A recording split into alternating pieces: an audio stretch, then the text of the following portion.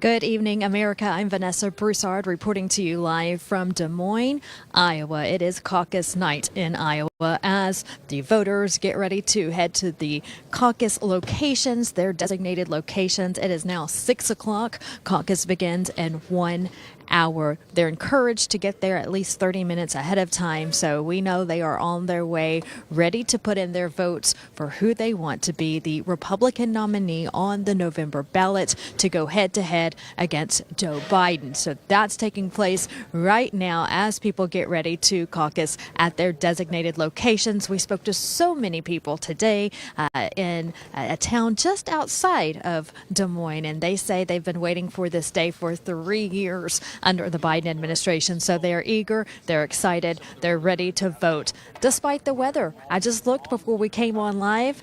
We are at -3 degrees here in Des Moines. The roads are slippery, they are icy, snow all over the ground, but that does not stop the people of Iowa. They tell me they're used to these conditions. They've driven in these conditions before, and that will not stop them from getting out to vote. These are historic numbers. This is the coldest caucus on record for Iowa, -3 degrees right now in Des Moines. But again, we're expecting a huge turnout for the Republican caucus this evening. Now, we're also watching New Hampshire.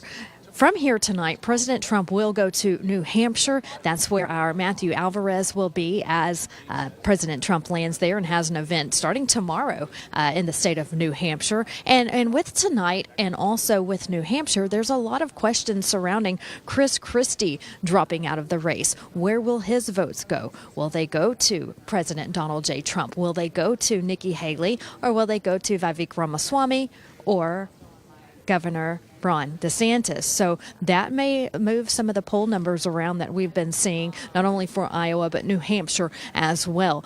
We are hearing that a lot of these Chris Christie voters may, for the most part, be, for whatever their reason may be, wanting to be a never Trumper and just go to another candidate. So we'll see how that plays out in the long run. But great night for President Trump last night as he picked up some key endorsements from Senator Marco Rubio, huge endorsement there, as well as North Dakota Governor Doug Burgum. Now, Doug Burgum was running against the president in this primary, and he dropped out of the race. He is the first candidate to do so in this situation. So we still have not picked up an endorsement or heard from Mike Pence or also Chris Christie. But just last night in Indianola, Iowa, Doug Burgum, the governor of North Dakota, threw in his hat and endorsed President Trump for the Republican nominee. So this is where we are tonight, a big night ahead. We are at the watch party in downtown Des Moines. You can see the stage set behind me. That's where President Trump will be speaking tonight. He'll have a lot of his top followers and staff members here watching the results as they come in. But there's also a war room where the Trump team will be, the campaign will be watching those numbers come in, and that's where Brian Glenn and Christina Bobb are. So we'll go back and forth all night long, showing you what it's like in the watch party room and also in the war room. We want to thank some of our sponsors before we get started tonight. I'll start with Tax Network USA. With Tax Network USA, you can rest assured that your taxes will be taken care of. They have years and years of experience. Now, if you're struggling with your taxes or just thinking about how am I going to get all my taxes together for this upcoming season? Well, they are there to help you. With over 14 years of experience, Tax Network USA has saved their clients over $1 billion in back taxes. No matter the size of your tax issue, they can help you. So definitely give them a call. Tax Network USA doesn't just negotiate, they also protect your assets. And they do that from the IRS seizures, and they manage your yearly returns for ongoing compliance. Well, the good news is they are licensed in every state, so no matter where you live, they can help you. So give them a call. You can do that right now, 1-800-357 1415. Again, that's 1-800-357-1415. That's their telephone number, but they're also online. You can use the website, also on your screen, tnusa.com/RSBN. Again, that's tnusa.com/RSBN. give Tax Network USA a call before those dreaded forms start coming in and you have to fill out your taxes. They'll do it for you. They'll help you with it, and they'll get you on the right path. All right, we are in the watch party room. We'll have lots of interviews coming up throughout the night. Excited to be here. In the meantime, we are going to toss it over to Brian Glenn and Christina Bobb in the war room. Is there Wi-Fi? All right, thank you, Vanessa. We are live here, back in the Trump war room, joined by no other than Kimberly Guilfoyle. Thank you so much for joining us on a very, it's been a busy and cold, couple of days for you, I think, right? It definitely has, but I'll tell you something, it's worth it. When you see the enthusiasm and the amount of support, and people are so passionate, they said, we're so grateful, thank you for everything you guys do as a family. They want to take this country back, and they know there's only one way to do it, and that's with President Trump. I'm super excited by it tonight. Everyone's been asking me, what do I expect, how he's going to perform or what's the margin be. I go, I don't care. A win is a win. I'm not even interested in how much the percentage points are. I just want to get through this. Let's go to New Hampshire. Let's end this ridiculous primary stuff and let him start focusing on head-to-head going against Joe Biden and Kamala Harris, for the general election. And I feel really confident about it. I mean, a lot of enthusiasm, the events that we've been doing, people are fired up. They're really excited. And, Iowans are tough folks. They're no joke. They're going to come out. Doesn't matter what the weather is. They're going to come out and support President Trump, because I think there's a real sense of urgency and a need to make sure that we're getting this country going back in the right direction. People have seen the juxtaposition, how far we've fallen under these leftist policies and by the Biden-Harris administration. And they're done with it. They're done. They want it over. They get it. You always hear people say this is the most important election. Well, guess what? I don't think anyone's going to disagree with me on both sides. I agree. That's how strong, the feeling and the sentiment is. And like I said, there's a lot of enthusiasm. The roads are paved well here. Everybody's making the calls. The room over there was fantastic with all of the Trump volunteers doing the caucus calls and trying to get everybody out and mobilize. Right. So, I'm excited. I don't expect Ron DeSantis or Nikki Haley, quite frankly, to do well. And at the end of the day, I'll just take the win for Trump. Yeah, you mentioned it earlier about enthusiasm. Like, you can look at the polls, and obviously President Trump has been dominating that poll. But what's really interesting, Kimberly, is the enthusiasm that supporters have for their candidate. I'll give you an example. President Trump is around 90% enthusiasm level. In other words, people are fired up. They're not going to sway. Pretty amazing. Pretty amazing. But the rest of the candidates are in the probably low 30s, high 20s, which means they're kind of lukewarm on how fired up they are to be a Nikki Haley supporter. So I only say that because conditions like we have today, you've got to literally want to walk on ice cubes to go caucus for him. Literally. And that's what they're going to do. Yes, you're absolutely right, but it's like worth it. I'm moving my little feet as fast as I can across the ice to get to each of the different locations. But it warms you up when you get there and you see how happy they are to see you, how fired up they are. And I know that this is going to be a great night, a big night for President Trump. And you're right, like his support and the enthusiasm people have for him is really baked in. Those are the people that line up at rallies and stand in thunder and lightning and, inclement weather to make sure they hear President Trump speak. So this is just similar in terms of their motivation to do what it takes to make it happen. So I think it's going to be pretty exciting. And then we'll have a nice, good bounce going into, New Hampshire, beat Nikki Haley in her own state, South Carolina. I think we're going to be pretty much wrapped up with this. I'm looking forward to Super Tuesday. I think so too. By March 5th is when you're really going to see the pack be separated, and we then go on, and I agree with you, go on to defeat the bigger purpose here of getting the Democrats on the defense, beat them, take back the White House.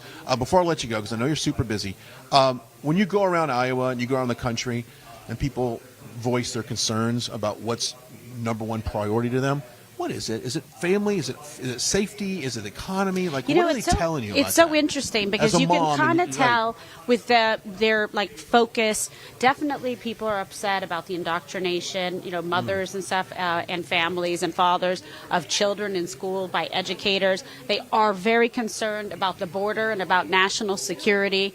And no one wants this whole, exporting of America instead of having jobs here, making sure that we have a strong and robust economy. People are tired of how expensive it is even to go out to eat or fill your car with gas. I mean, you really can see the difference. It's palpable.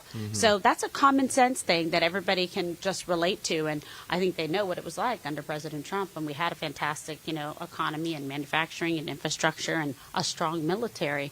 And we were respected in the world and perhaps feared a little bit too, but that's okay. That's okay. That's okay. And it's funny that you said that because there's two things I often talk about that get the most applause at a Trump rally. And there's two things. One of them is parental rights in schools. And then the other is the sexualization of our kids and stopping these transgender surgeries and that curriculum down to these kids.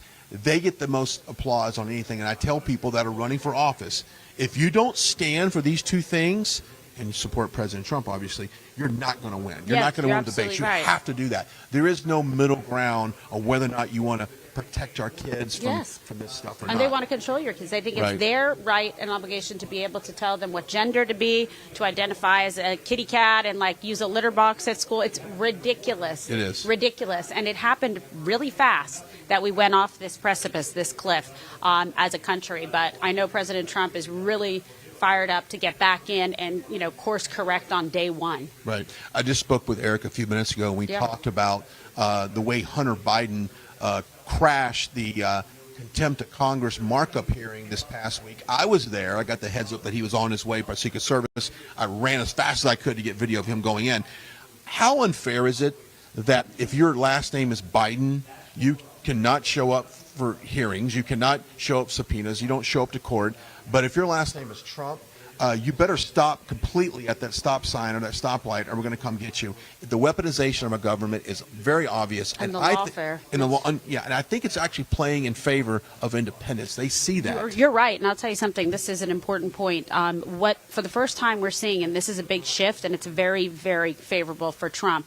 College-educated kids are actually moving now to Trump more than ever because they are seeing what's been happening with the lawfare, with the out-of-control governmental agencies prosecuting, persecuting, and they don't like it. And so they say, you know what, I'm going to go for Trump this time. And you also see people that had previously voted and supported Joe Biden abandoning him. So there's a few brain cells still left in this country to figure out the obvious. A few.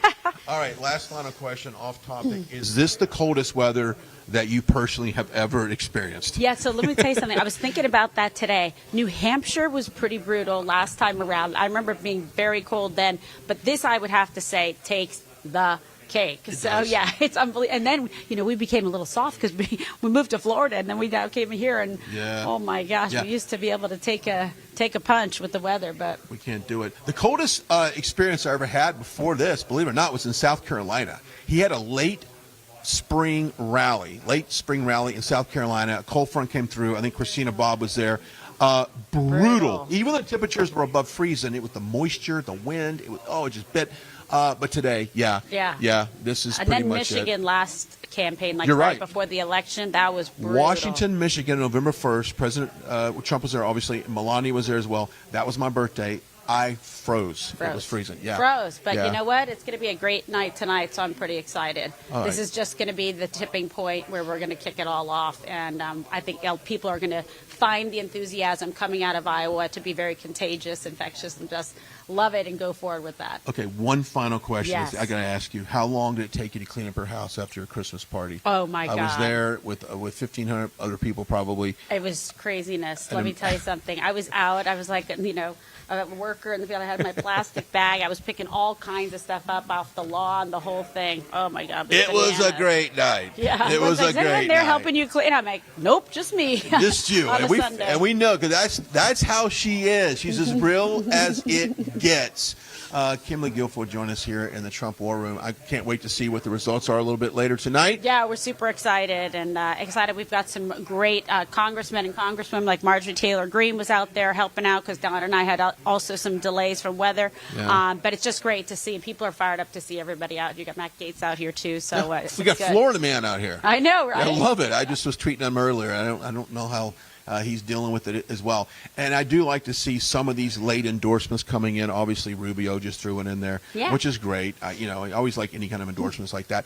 And if you're a Republican right now and you have not endorsed President Trump Get at this on it. point, Get I on don't it. understand what you're waiting for. What are you waiting for? Are you waiting for the results tonight? Because I can Seriously? tell you what they're going to be already. And he's going to remember when you do it. So, like, sooner the better, okay? Get on it. All right. Well, we appreciate your time. As always, Pleasure. you look beautiful. Always, I thank love you. the jacket. Yeah, let's show the jacket there, the 45, 47. 45 and 47. Mark my words. This is what's going to happen. Little Team Trump jacket. I Let's like go it. Iowa. Nice and warm. Let's go Iowa. Kimberly Guilfoyle joining us here in the Trump War Room.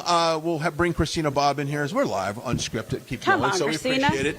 I warmed up the seat for you, sweetheart. did. You did it for me earlier. She did. All right, you guys be Great. good. I'm going out to Caucus, to more sites. There you go. She's going to go caucus some more site.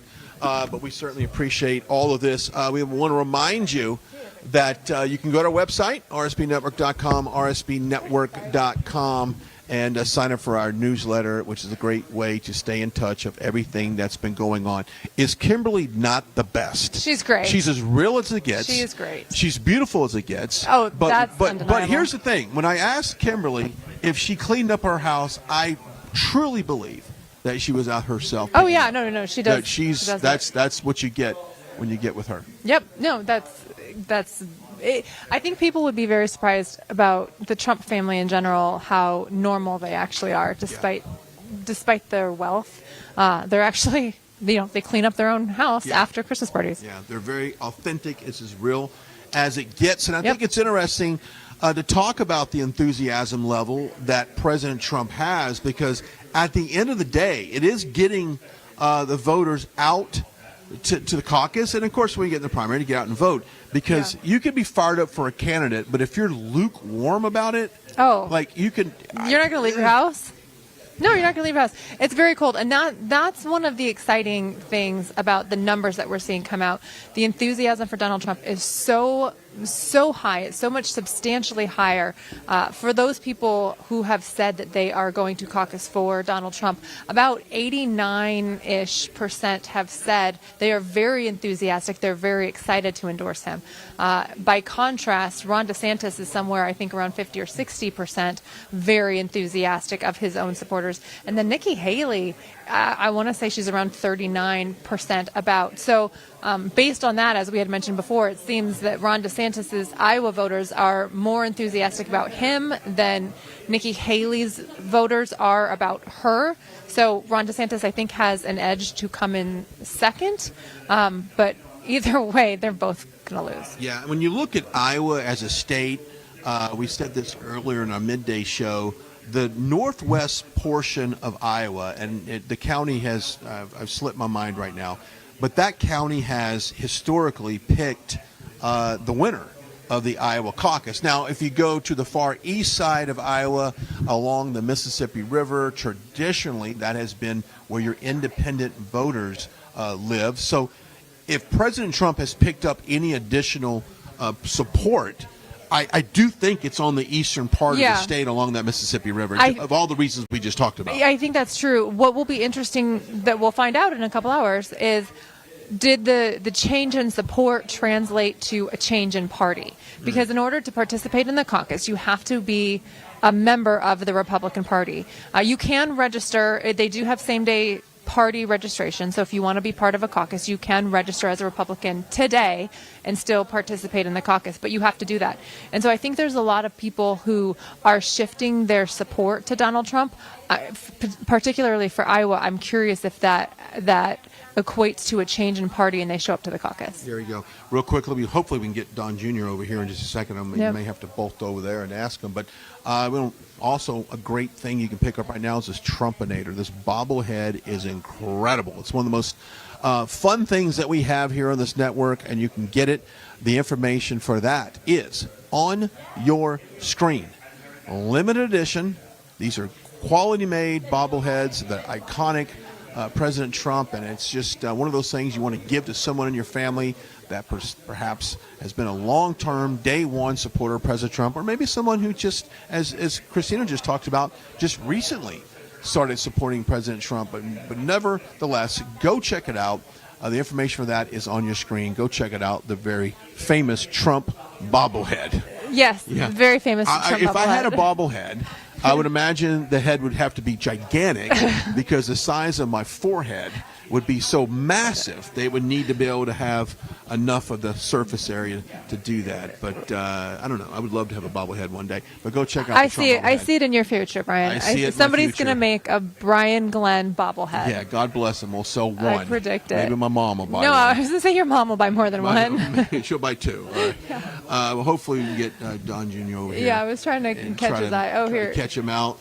We'll see if Let's we see can if we get. can grab him. Hang on. We'll see if we can. Awesome. Go see if we can catch him out real quick.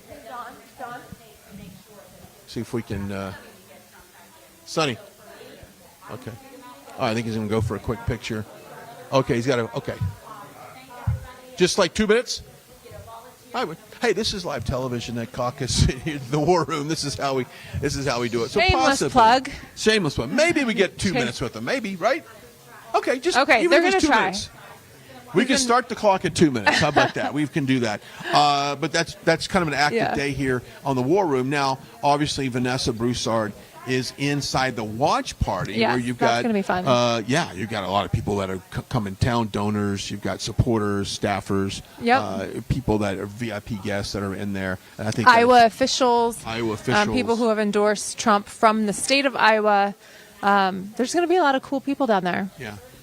But there's a lot of times cool there. people up here, too. Yeah, good times there. But when you look at Iowa as a state, that's what you're looking at as far as geographically and where the supporters can come from. Tonight, obviously, not as many candidates in this primary, this caucus rather, than historically. So they think the overall numbers will be lower because we don't have 19 people running for this caucus. It's much, much lower. But I think by the pure support numbers of President Trump, I think we could see that 150,000 plus turnout total in this caucus. I really do. No, I think it's very possible, and I think people are really enthusiastic about Donald Trump, and so I think that could equate to numbers. Can we go through quickly for folks that may not know what a caucus is? Yeah, let's go recap the caucus. So as we mentioned, you have to be Republican, over the age of 18, qualified voter, all of that. But a caucus is different than a primary, and we all know what a primary is. It's basically you go to a poll, you cast a ballot, and they count it. But for a caucus is run by the party, whereas primaries usually are run by the election office, by the state or some government official. But the caucus is run by the party, and the way they do it is they break it down by similar like precinct types. It might be just like when you go to vote in a primary, it could be at a church, it could be at a school, it could be at your neighbor's garage, it could be, at a library, something like that. And you all get there by 7 o'clock. It starts at 7. And you have caucus captains who basically speak to the group on behalf of the candidates. So President Trump will have Trump caucus captain. Say that real fast 5 times. Trump caucus captain. It's kind of hard. Trump caucus captains.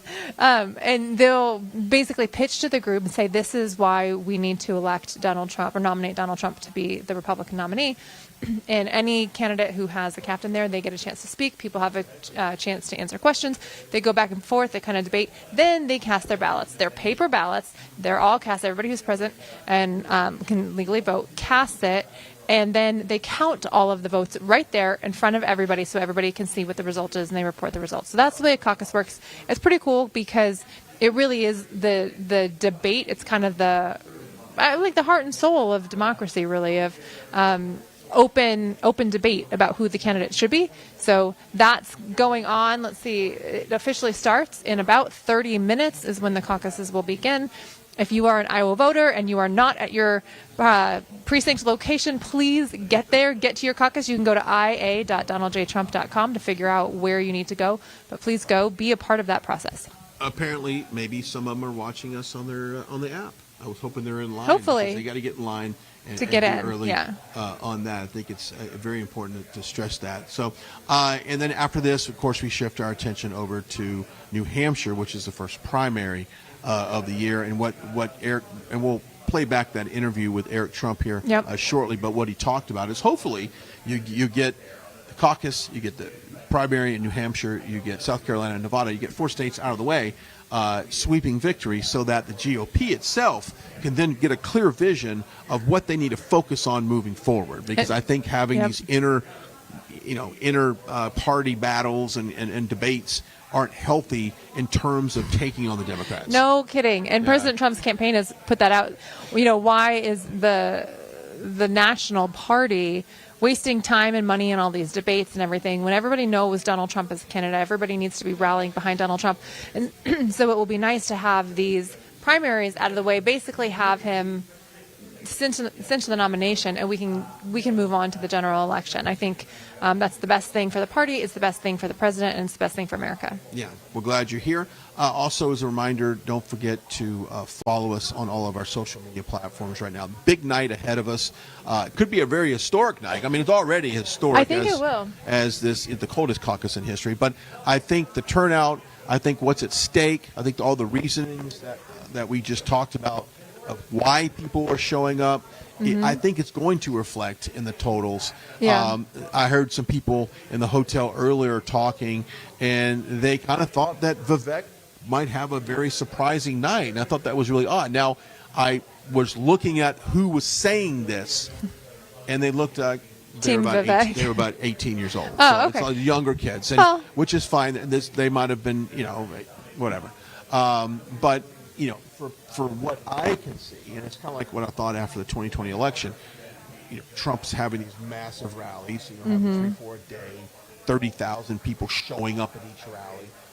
Joe Biden was having rallies in a middle school gymnasium in hula hoops, separated by 6 feet of distance.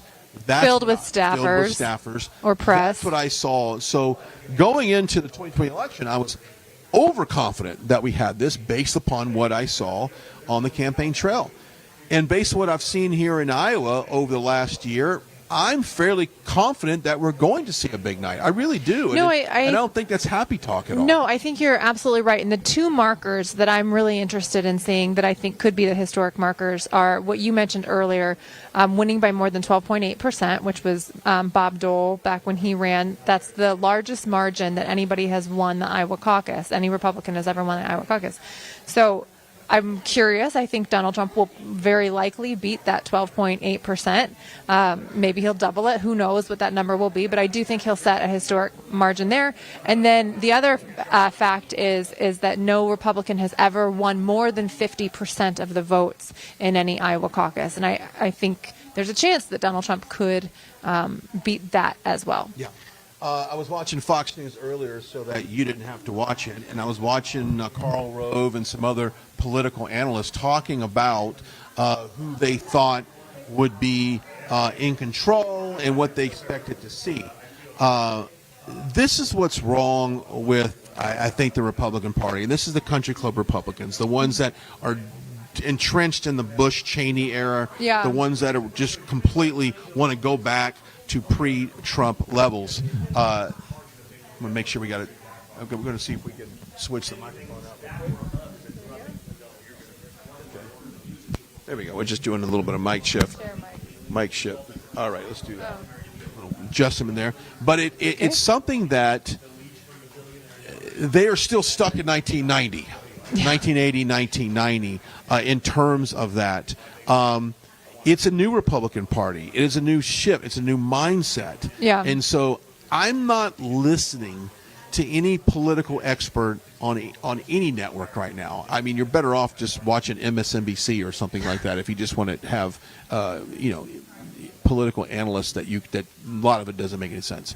One guy even said Larry Hogan, I think he's former governor of Maryland, I believe. Yeah. He's a piece of work. He was talking about President Trump was the worst presidential candidate that we could ever come up with. And I'm thinking to myself, how out of touch do you have to be with the American people to make a statement like that? It's not that they're out of touch. It's that they're filled with hatred. They are jealous of Donald Trump. They hate the fact that Americans love him. They hate his popularity. They hate the fact that he's a successful businessman. It is just hatred. I mean, that's the only thing I can come up with, because there are plenty of other politicians who I don't agree with their policies. I think their policies are bad. But the level of hate and vitriol that is targeted at Donald Trump takes it to a whole new level that it transcends politics. It transcends policy issues. It is just a pure hatred for who he is, what he stands for, and most importantly, the fact that he truly believes and intends to return the power of American government back to the American people, because that's where it belongs. And they hate that about him. They hate They hate that he is so successful and yet still willing. He's not he's not power hungry. He's doing it for the purity. He's trying to bring purity back to American politics, and they hate that about him. I think it's interesting when you watch any of these oversight hearings in Congress, it's often not about the subject they're talking about. Rather, it's all of stop Trump, but Trump, stop Trump, but not. He's on their minds. It's constantly. And you see these floor speeches from these Democrats where they could be out solving problems in our country and coming up with solutions to do that. But instead, it's stop Trump. But what? He's what the about threat Trump? to democracy, so we need to take him off the ballot. We need to do everything we can to prevent the American people from having the opportunity to choose who they want to lead them. We know better. This is how arrogant their whole position is of, we have to stop Trump because it's bad for America. They have the mentality of, we know better than the rest of America. We have to stop this. We, the few that are currently in control of the government, have to stop everybody else and deprive everybody else of their right to choose the leader that they want to govern this nation, because we're smarter, we're better, we are the right people to do this. You little peons, just get in line and do what we tell you. But don't you think it's interesting how the Democrats, they're like, go back with the Hillary, whenever Hillary was running like Bernie, and then Hillary had these super delegates that she can pick up, where it was mathematically impossible for another Democrat to get the nominee back in 2016. I think how unfair it was to the Bernie Sanders of the world that had a sizable following, respectable for who he is, but because their system's set up to basically they select who they want to win. Of a selection, not an election of who they want to live. He didn't have a chance to win, and of course Hillary Clinton became the nominee and then got crushed in 2016. So it's insane how one party always says that the other is a threat to democracy, but yet the Democrats are always the ones that are pulling something, some type of shenanigan that is actually a threat to democracy. Because they can't win on policy, and especially right now, their policies are so bad. Americans don't like their policy, so they can't talk about their policies. They can't push policies. They can't win on policies. Looks like we might be able to get Don Jr. over here for just 2 minutes. I would love that. We're live on the air. So far, I've had your brother. I've had your beautiful Kimberly over here, and now it's time for you. And I want to talk fishing. I'm not hunting, as beautiful. to be honest with you. So would I. I honestly, just for a second. Yeah. By the way, if you're watching this right now, quit watching and go Caucus. Yeah, we're gonna go to hunting 101 and fishing 101 for the next couple minutes. It's so much more fun. What are you hearing around the state? I mean, massive turnouts, obviously, for you. Well, I'm hoping so. Though I think the problem is you have the media doing what they do, right? Oh, Trump's by so much. Like, basically sit at home. Mm-hmm. You heard the other people, from the DeSantis campaign were calling elderly Trump supporters, no, it's not safe for you to go out. It's like, well, listen, if I can get up here from Florida, even though I dealt with all sorts of delays in travel, but with this weather, I got up here anyway, and I'm a little softer now. If you're from Iowa, you're tough enough to be able to go out and caucus, go cast that vote, make a difference. What I want to do is I want to end the nonsense right now. The rich consultants, rhinos in Washington, D.C., they want to drag the primary out forever because they know otherwise they stop getting their paycheck this month. They're the ones that are sucking the donors dry. The billionaire donors that are funding, warmonger Nikki Haley, they don't want Trump to win. They'd be fine with Biden, or they'd be fine with Haley, which is basically Hillary Clinton pretending to be a conservative for Halloween. They don't care. You even saw it with the Chris Christie call, the other day. Mm-hmm. Well, Nikki Haley has no chance she's going to get blown out, and Ron was petrified. I mean, it's like they're all literally working together just to try to stop Trump. Like they pretend they're all these things and there's these great fighters. It's all nonsense. Like they're literally just part of the swamp, and they're doing that thing to try to prevent Trump from getting in, because Trump's the only actual threat to what's going on in D.C. and the depravity and everything that exists there. Yeah, I was just talking before you came on that you can go to any congressional hearing. It's not about the topic on the table. It's all about stop Trump, stop Trump, stop Trump. They are terrified of a Trump victory in 2024. They know it. And I've said this. If you want to beat President Trump in 2024 and you got 81 million votes in 2020, then go to the ballot box. But they're trying to lock your dad up, keep him off the ballot, use the 14th Amendment. It's not going to work. How do you go from having 81 million votes to the lowest presidential approval rating in modern-day history, and probably in the low 30s, probably low 20s by the time this broadcast is over? It's almost like he wasn't the most popular president ever. It's almost he didn't. It's get almost the like votes. he didn't do it. It's almost like you'd have to be an imbecile to believe that he was more popular than Obama in '08, especially in Atlanta. Yep. And Philadelphia and Detroit. It's almost like it's all nonsense. I know that's shocking. I know that's terrible. Right. That makes me an insurrectionist or something like that. But again, when they're breaking down the fences at the White House and people are injured, as long as you're carrying a Palestinian flag, that's not an insurrection. It's just a little different. It's a little different. So we live in a country where if you're now an American, between whether it's how you're treated as an American citizen versus coming across the border illegally, you're a second-class citizen in your own country, and we got to take that back because that should not be the case. Okay, last couple questions. I know you got to go. The last greatest fishing trip you just had was where, and what did you catch? Ooh, well, I mean, last great one. I took a couple of my boys up to Alaska, and we do a couple adventures like that a year. And we went up to Alaska this summer, doing some fishing, just living way off the grid and out in the middle of nowhere. And so, that's the kind of stuff I love. Just That's your escape. That's the hunting and fishing stuff, and especially where there's no cell reception. Yeah, I know there's maybe bring a satellite phone for an emergency purposes, but it's that's where I escaped. So we had a good one up in Alaska this summer. Saltwater, freshwater. What's your first go-to? It depends. You know what I love about all of it, and whether it's hunting and hunting and fishing, is the seasons, right? You come out of deer season, it's like, okay, I'm done with that. You get into turkey, and then you get getting kind of back into the fishing season, and then there's always something. So I just love the adventure aspect of all of that. Did you get any deer this past season? I did. Good. Yeah, I did. Meet your expectations as far as the size and the... Yeah, more of it's about the experience. And for me now, like as a dad with some sons that are super into it, it's about there's a point where I may never get on the trigger again because these guys are so into it. So and I, by the way, I have more enjoyment watching them doing and seeing the sort of incredible joy that it brings them, and when they accomplish something and they do it, and they it's just awesome. So it's better than actually being the guy behind the scope. I love it because you can't get time back, and the time you spend with your sons doing this is invaluable. And I love following you on Instagram because you do get those pictures. If you're an outdoorsman, Marjorie and I went down to Costa Rica.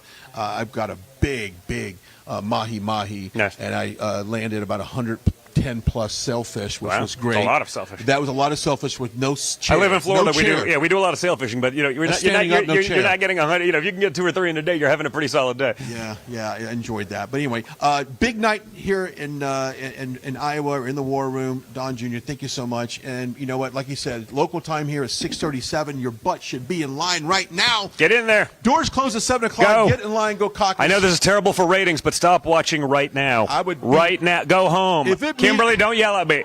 Just stop watching right now. Go Caucus. Bye. Go Caucus. We're out here. Mic drop on that. Thank you very much. Thank you so much. Appreciate it. Good. See you soon. I want to go fishing with you sometime. We'll make that happen. We'd love that as we are continuing our coverage here. I do want at 6:37. We did have. Do they have that interview queued up? Let's go ahead and toss. This is the interview I did earlier with Eric Trump. Let's listen in. We are honored to have a few minutes here in the Trump War Room with Eric Trump himself. And I tell you what, I've been across this state with your father for about 22 times since 2023 started up until now. I'm seeing a huge groundswell of support. And I think tonight people in Iowa are going to show up. Yeah, I really do too. I think people are incredibly thankful for everything he's done. People know exactly who he is, what he stands for, what he believes in. And, he's fought like hell for really all of them. Right? You see America that's in total demise right now, and it's sad. Right? There's no family that loves this country more than we do. We fight every single day for it, but our economy's lacking. Inflation's through the roof. Prices on everything is going crazy. We just had a American tanker a couple minutes ago. You probably saw this that just got hit by a missile over in the Middle East. Sitting there in flames. You see what happened in Israel. You see what happened in the Ukraine. We're funding senseless wars all over the place with hundreds of thousands of people dying. We've got a southern border that's an absolute wreck. Possibly 15 million people. We don't know who they are coming into our country. And, we've got real problems. People are getting crammed down. Inflation's outpacing wage growth. People in this country are finding it harder and harder and harder. And it's a mess. And last but not least, we no longer have a cheerleader for this country. We have an administration that barely shows up. And they really wanted Donald Trump back. The enthusiasm across the state is incredible. You literally drive around, you see Trump flags all over the place. You see Trump signs all over the place. You see barns that are painted, Make America Great Again 2024. This is serious effort to do that stuff. And I really think he's going to be rewarded. I think so, too. When you look at the polls, he keeps going up and up. But one of the things that's really interesting, Eric, is that he's pulling independents into the Trump camp, typically people that were not engaged in politics perhaps back in 2020, but due to all of the things you just mentioned, they're now paying attention to who's running this country, and obviously independents are going towards President Trump.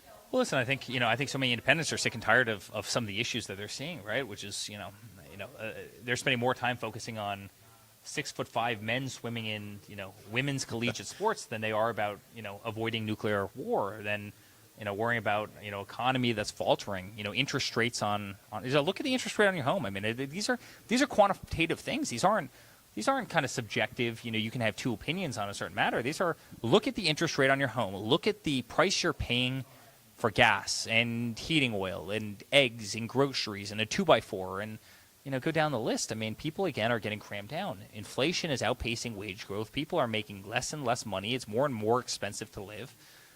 This isn't the America people, believed in.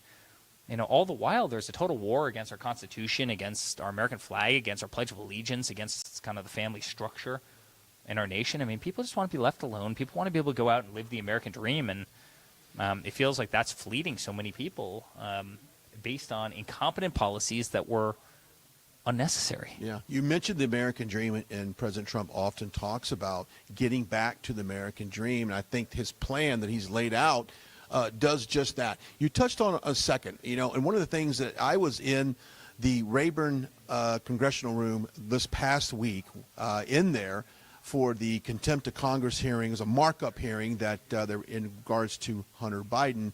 You probably know Hunter Biden decided he would just abruptly show up, unscheduled, unannounced, to this markup hearing, and then bail whenever Representative Green started to question him. No one has probably spent more time behind subpoena and questioning than you.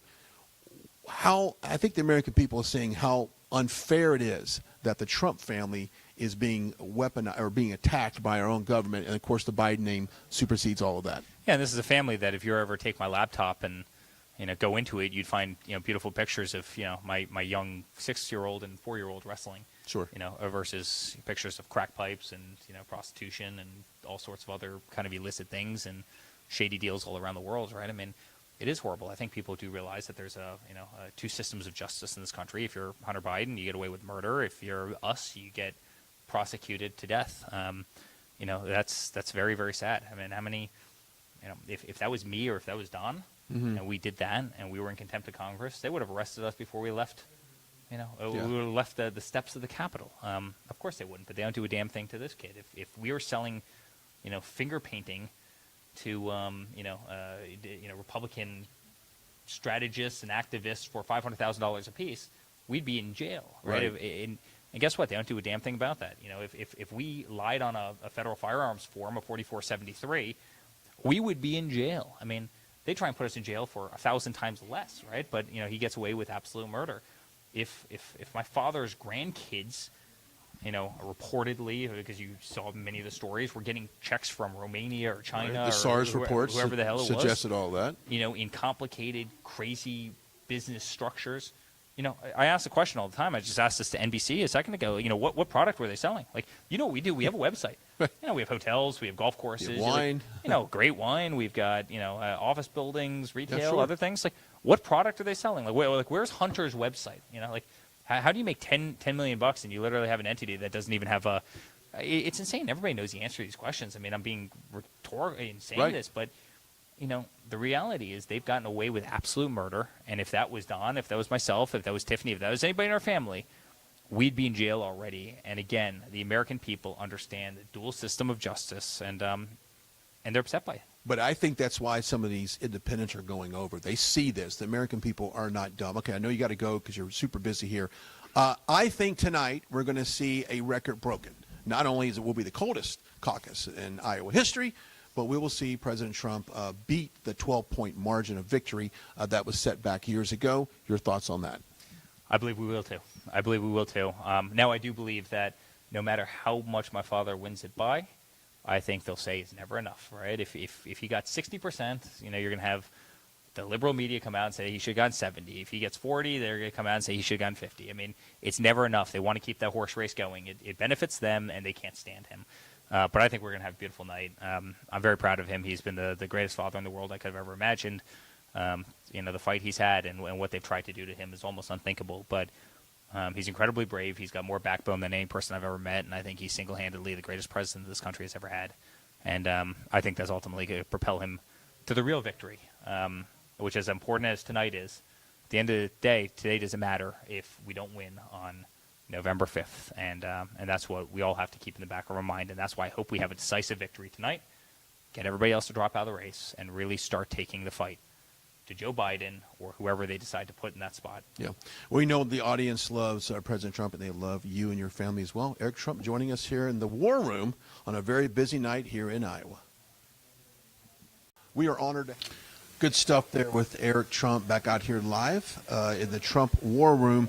Vanessa Broussard is in the watch party, and when people start to fill in there, which they will, we'll go to her for a little bit. Migrating from here down into the party. Everyone, yeah. And plus just getting people in. It might take people a little bit more extra time to travel in because of the roads. Okay, so let's talk about Colorado. Let's talk about what is happening in Colorado. We've got these handful of states in the country right now, Maine being one of the latest ones, with his attempt to take him off the ballot.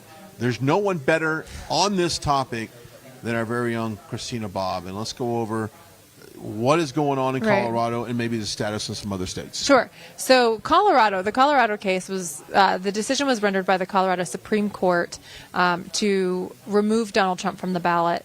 However, for the primary, for the purpose of the primary, he is still on the ballot. That decision has been stayed pending the Supreme Court's decision. So Donald Trump will be on the ballot.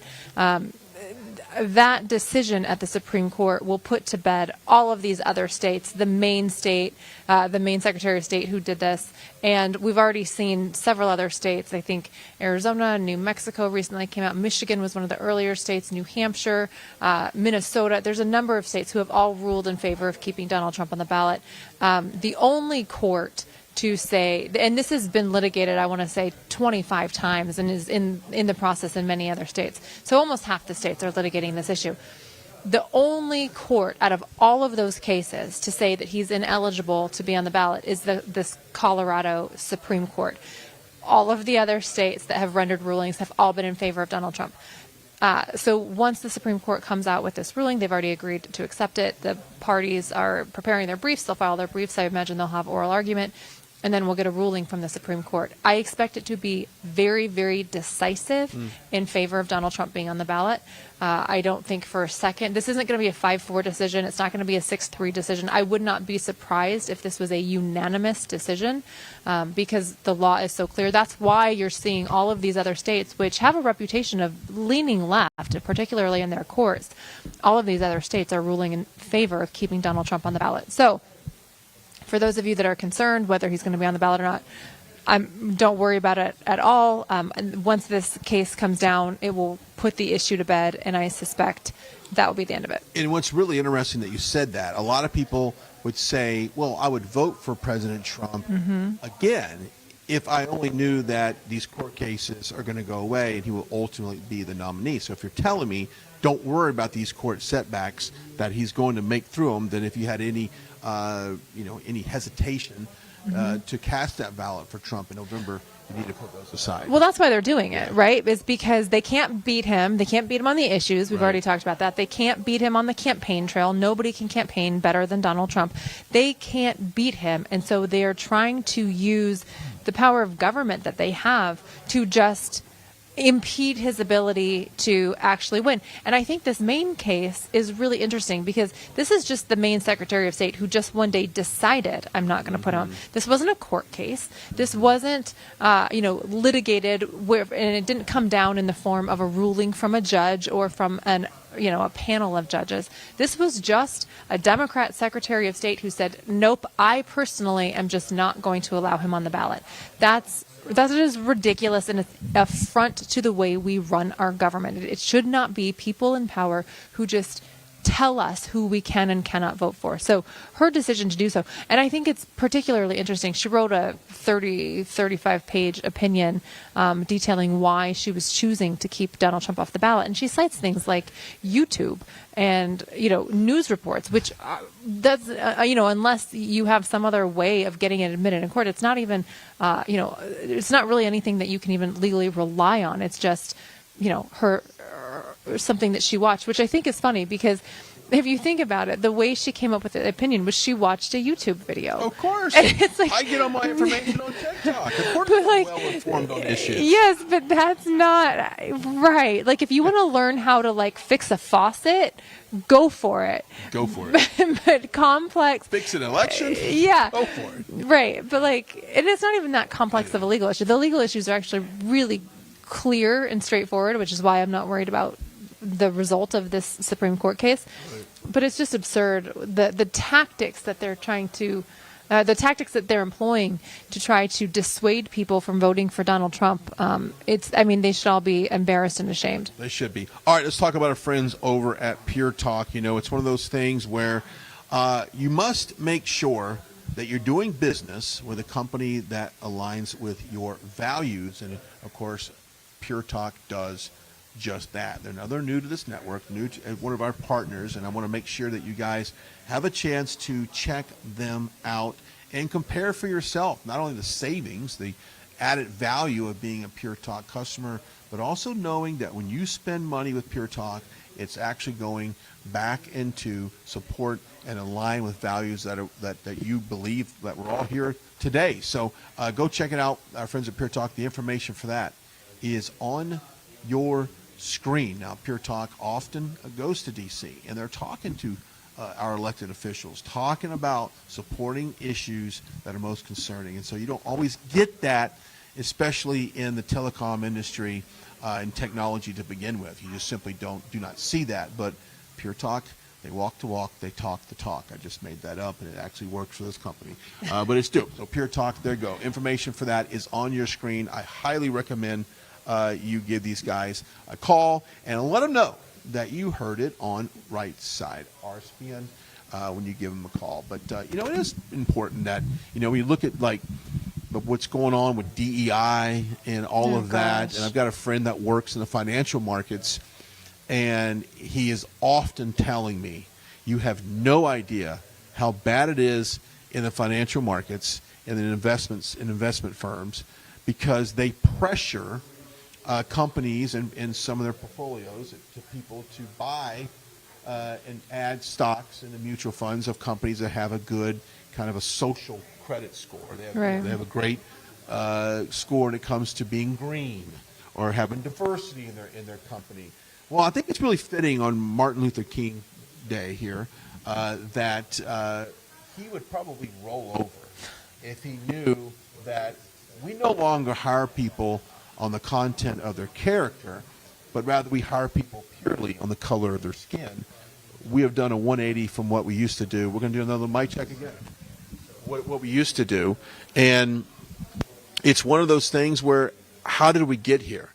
And companies have allowed, big business has allowed, thank you very much, has allowed that to happen. We didn't push back on it. We enabled them to push all this stuff on us. So that is why this election is so important, because President Trump has been very vocal in standing out up against this DEI mindset. One of the things that's most frustrating for me about all of this DEI stuff, you're seeing these mistakes, like the aircraft door blowing off, and some of these other serious mistakes being made, and then you see all of these social media posts and memes coming out about it being an all-female flight crew or an all-female engineer. And I don't know how true that is. I don't know That's either. That's the video that you're talking about. I don't know how true it is either, but the point that bothers me is that's the discussion that's coming out of this. It's setting back, and don't get me wrong, whether it was an all-female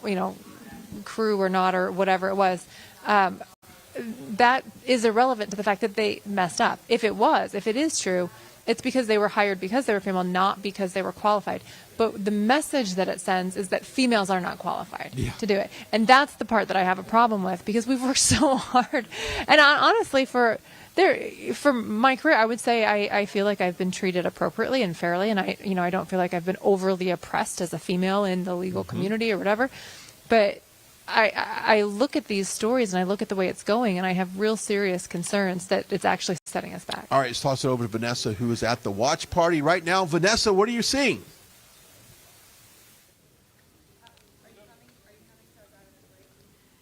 Hi, it's pretty quiet right here in the room where the watch party will be held. You can see the stage behind me where President Trump will take that stage after the results come in during the Iowa caucus. No one is here yet because they are at these caucus locations stumping for votes. The president also on the ground here, undisclosed location.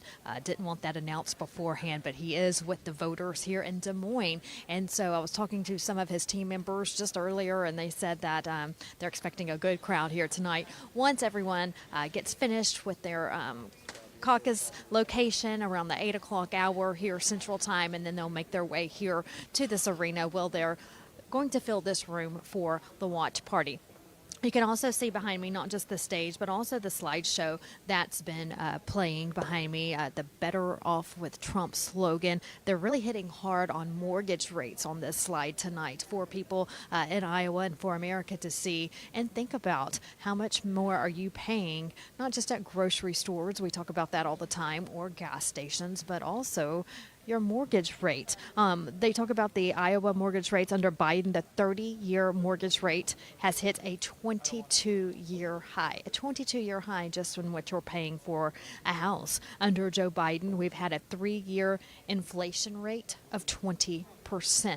We all know about inflation. We all struggle with it. You and I both do. And that's a big topic as these people of Iowa are going out to their locations today. They want a change. They want their America back, and they want lower prices so they can afford the cost of living, which has skyrocketed under Joe Biden. Now, President Trump has picked up some key endorsements in the last couple of days. Just last night, on the eve of the caucus, he picked up the endorsement of North Dakota Governor Doug Burgum. That was huge. That was a big surprise coming on stage yesterday at his caucus event in Indianola, Iowa. Burgum, the governor again of North Dakota, came on stage and gave a great speech for the president, throwing in his endorsement behind him. Also, Rick Scott out of Florida and Marco Rubio have also endorsed President Trump. And just moments ago, President Trump posted this on Truth Social. I wanted to read this to you because even though he is campaigning right now in Des Moines, he's also on Truth Social. And this is what he says about those endorsements. Quote, "Thank you to Senators Marco Rubio and Rick Scott of Florida for the great endorsements. Nice when both highly respected Republican Florida senators endorse Trump over the missing from Florida Republican Governor Ron DeSanctimonious." That is his nickname for Ron DeSantis. They know something that others don't. So that's coming from President Trump just here within the hour. So he's expected to win by double digits tonight. But just be careful with what the outcome is tonight in watching other outlets and what you see on TV or what you see on social media, because what may happen is if he doesn't win by this 20% or more, these outlets will say he didn't get the momentum that he needed in Iowa, and that's not the case. A win is a win, and he will get that momentum heading into New Hampshire and the primary there starting tomorrow is when he'll start campaigning. RSBN will be there as well. So a win is a win. We're expecting that tonight for the former president, and we're expecting a win in double digits. Also, just want to let you know something I've seen down here as they're getting ready for the night. The workers are bringing in the sodas and the drinks and the food, and right behind me is a bunch of bowls of popcorn. And that just lets me know that they're saying grab the popcorn. This is going to be a great show. It's just beginning, and we have a long election season ahead. And make sure you grab your popcorn at home tonight and watch this show unfold. Before we go back to Brian and Christina, I want to remind you to give Birch Gold a try. Birch Gold is great. I actually, when I started with RSBN, sent them a text, the word Trump to 989898. And before I was even done with the broadcast, a representative from Birch Gold was calling me to get me in the right path to preserving my future finances, my future for my family, and everything that I want to do to save money for my future. So give them a call, invest in gold. They will come up with a plan that's perfect for you. It doesn't have to be a lot, but they will help you get on the right track. I know that times are tough right now for so many Americans, and this is a group that you need to turn to help you and put some ease on your mind before you go to bed tonight, and know that you have help on the way with the Birch Gold Group. All you have to do is text the word Trump to 989898. They will also send you a free information kit. And again, whether it's IRA, 401k, just saving for the future, they can definitely help you out. Again, text the word Trump to 989898. Talking to the campaign, they said it'll be a little bit before some people start arriving here in the watch party room, but it's going to be a party night for sure here in Des Moines. So stay with us as the people start coming in here in about an hour. We're expecting them at 7 o'clock on the dot.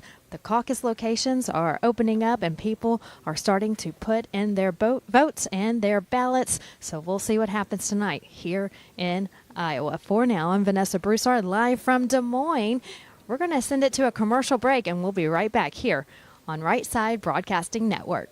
Parents and grandparents, the 2024 Kids Guide to President Trump is here, and it's free. As a bonus, your child gets a free issue of Everbright Kids Magazine and Activity Book, and a free video lesson. Order now at freetrumpbook.com. That's freetrumpbook.com. Right Side Broadcasting is known for panning the crowds, showing the packed arenas, and allowing you to see the truth. We've covered hundreds of rallies, briefings, marches, CPAC, and the historic overturning of Roe v. Wade. Right Side Broadcasting was created in 2015 by our founder, Joe Seals, creating a unique broadcasting experience that allows you to make your own decision rather than force-feeding you an agenda. We don't cut or edit people's words or twist them to fit a particular point of view. We allow our correspondents to be open about their opinions while maintaining journalistic integrity. Your donations and support allow us to continue to be the gold standard in live, unedited event coverage. Your monthly or one-time contributions on our website are crucial in our fight for the truth.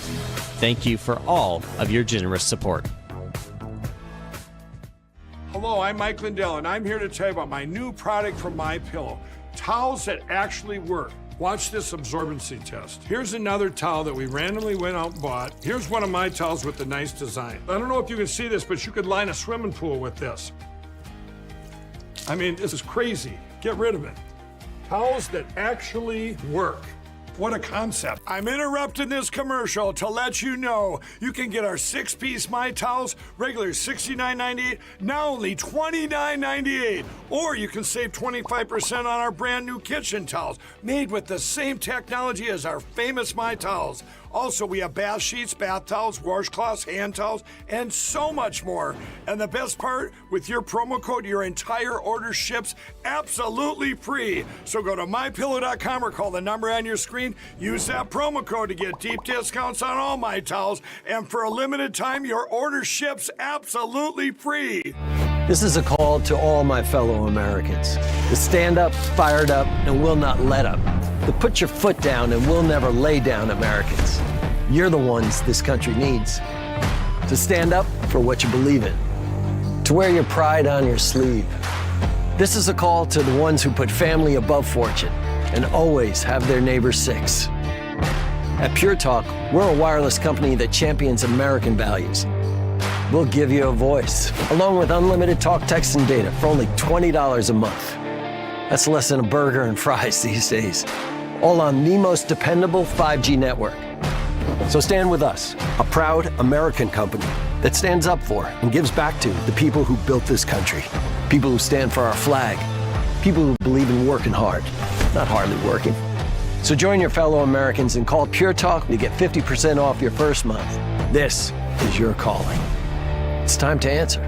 What's up, guys? My name is Jaden Hurd, and I have a Christian show called Let It Be Heard, where we analyze culture and current events from a biblical perspective. I highly recommend you guys check us out. We now have episodes every Monday, Wednesday, and Friday. And basically, what happens is we react to videos, we have talking points, we have on guests, and it's very exciting. Come check us out on Rumble on the RSBN channel. God bless you guys.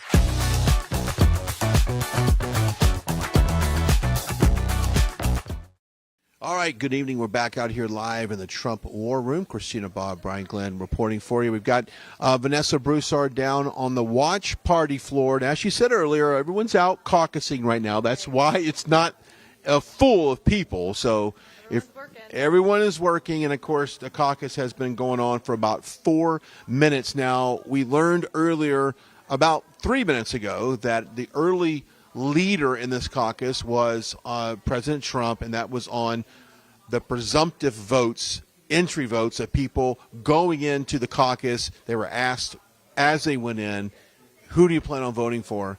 And overwhelming at this point, it was President Trump. It was President Trump, and I just think it's funny because I overheard the news report that was playing on that, and they said, but you never know, they might switch their vote. Yeah. Which is true. You can always change your mind, but I have a feeling the Trump voters are not changing their minds. No, tonight. Trump voters are not changing their mind. They're there because they want to vote for Donald Trump. So the guy basically drove to the caucus, put on his jacket, put on his gloves, put on his hat to go vote for Trump. But he might just change his mind. Right, I'm sure. Hope springs eternal in the leftist media. Yeah, they're very optimistic, aren't they? But we're glad you're joining us. And we had a midday show today. If you missed it, I encourage you to go back and watch that on Rumble. Or any one of our streaming platforms is a great way to do that. We've been talking about what a caucus is, who they caucus, what does it mean in the grand scheme of things, historically what has happened. But you can look at the history of the Iowa caucus, and quite honestly, you can just rip up the history books and throw it away, because the caucus with President Trump is an entirely different caucus than what we're used to, and the margin of victory being 18 points. Quite honestly, we might see that broken tonight. I expect to see it broken. I think he will win by more than 12.8 points. I think he will have a much stronger victory than that. That said, it doesn't mean the media is not going to attack him and say he should have won by a greater margin. Or, we've been talking about this new record that could be set. No Republican has ever earned more than 50% of the votes at the caucus. It's all been divided by a number of candidates, and they're already starting to plant the seeds of, well, if Donald Trump doesn't win 50% of the votes tonight, it means people really aren't supporting him, or people are voting for other candidates besides Donald Trump. We've heard some of that commentary already from some of the leftist media. Mm-hmm. The reality is, no candidate has ever won more than 50% of the vote in Iowa. So if Donald Trump comes in at 49%, he's within normal. It's normal. However, as you mentioned, this is not a normal election cycle. It's not. And so I think he's going to set new standards. Personally, I do think he will beat the 50% mark, but if he doesn't, he will still be the decisive victor in this, and he's still on par with everything. Basically, if they want to come out and say, oh, but he didn't hit the 50% mark, they're basically saying, oh, he hasn't set a new world record. Yeah, he hasn't shattered the new world record yet. Right. We heard Don Jr. talk about that when he first came on, about that. Like, there's never happy. They're never going to be satisfied. They're never going to admit that Trump has the lead in all this stuff. And of course, their attempt to take him out is not at the ballot box. And I've often said, if you want to beat President Trump, go to the ballot box and beat him. But you don't have the votes because you don't have the policy, you don't have the support. And it's what's interesting. And I was listening into a news report to kind of get this stuff before we came on, and they said that this is really funny, that we're election deniers, that we feel like the 2020 election was stolen. Of course, John King said quickly, it wasn't. It's like, and you just have to take my word for it. Just take my word for it. It wasn't stolen. That's how they drive the narrative. Right. But you know what? That's what I expect from them. Yeah. That's what I expect from them. Don't question the elections unless you're Stacey Abrams, and you can question all the elections you want. You still think she won the governor race in Georgia. it is going to be. Look, if you've been following elections for a while, a lot of people just within the last 5 years have been politically minded. Think about that. I mean, you kind of woke up, right? This election in November could be absolutely, will be historic in a couple numbers. Of course. But imagine if Trump sweeps it like I predict he will. The left is going to lose their minds. They're going to say, for whatever reason, the election was stolen. And if it wasn't Russia, even though they're in control of the election, they'll get a dart and they'll just throw it at a map, and whatever country it lands on, they were responsible for President Trump winning in 2024. Right. No, I think that's right. I agree with your assessment. But let's break it down for a second, because when I say, oh no, I think Trump's going to win in a landslide in 2024, a lot of times people look at me and go, how can you say that? Everything's so divisive. It's all an illusion. It's all an illusion. And yes, even while there may be polls that are, reasonably close, 10 points apart, just think about what has to happen between now and November. They still have 4 cases against Donald Trump. I don't think they'll make it to trial before the election. The January 6th one might make it to trial before the election, but I don't think Georgia will. Maybe the Florida Mar-a-Lago documents case will. Maybe. But in order to push through that and push past that, it will be so enlightening to the American people. So I'm not saying today that even today I think Donald Trump would win the election. Even if you're just looking at the polls, I think he would decisively win. But I'm talking about a massive landslide victory. That's what I think is coming. And the point that I'm trying to make is you can't look at what's happening today. You have to look at all the steps we have to go through to get to November. And once we successfully get through those, once Donald Trump successfully gets through those, there's no stopping him. I do think it is a huge just swell of support for the president, and that's how he gets that landslide. So don't look at us saying, oh, they're crazy. No, there's actually a method to it. It's not what the polls say today, and the polls still have him in the lead today, but it's going to get even greater. Yeah, I've heard Christina talk about this before, and she says once we clear these court cases, and there's people that are probably sitting on the sidelines going, well, I feel like my vote might be wasted if I voted for Trump, assuming all these court cases, come to conclusion or whatever. Once that option gets removed from the table, it's like a NASCAR off the starting line. Yep. It's full throttle, fifth gear. It's Trump unhinged is what it is. Unhinged on that. And that's one of the reasons why a lot of the media and the Democrats are so scared, because they know exactly how weaponized the Department of Justice has been. And that's why they need so many cases, because they know, well, if he beats one, we need another. They have 4 cases out there because they're so concerned that he's going to win. And so they have to have layers of obstacles for him. Is probably, you're not going to hear this from any other network, I would think, that type of analysis. So that's really great that you're saying that, because they know they don't have the support. And yes, that's correct. And my big thing on this is, because obviously I'm very committed to election integrity. I wrote a book about it. You can check it out on Amazon, Stealing Your Vote, the inside story of the 2020 election, what it means for 2024. But the reason why it's encouraging, in a sick and twisted way, it's encouraging what they're doing, is because they know that they don't have the election as rigged as they need it to be to beat Donald Trump. Don't sit back on your laurels and go, great, the election's not rigged. There's obviously still problems with the election, and we need everybody involved. Everybody watching needs to play a role in some way to clean up the election at their precinct level, at their county level. Please get involved to help clean up your precinct in your county. However, take a look at what they're doing and go, if they actually knew that they had totally, completely rigged the election and they controlled the outcome and there was nothing that we, the people, could do about it, would they be going through all this crazy madness? Right. No, you're they wouldn't. Absolutely right. They're doing it because they know they don't have a complete control. There are very serious problems with our election. I don't doubt that.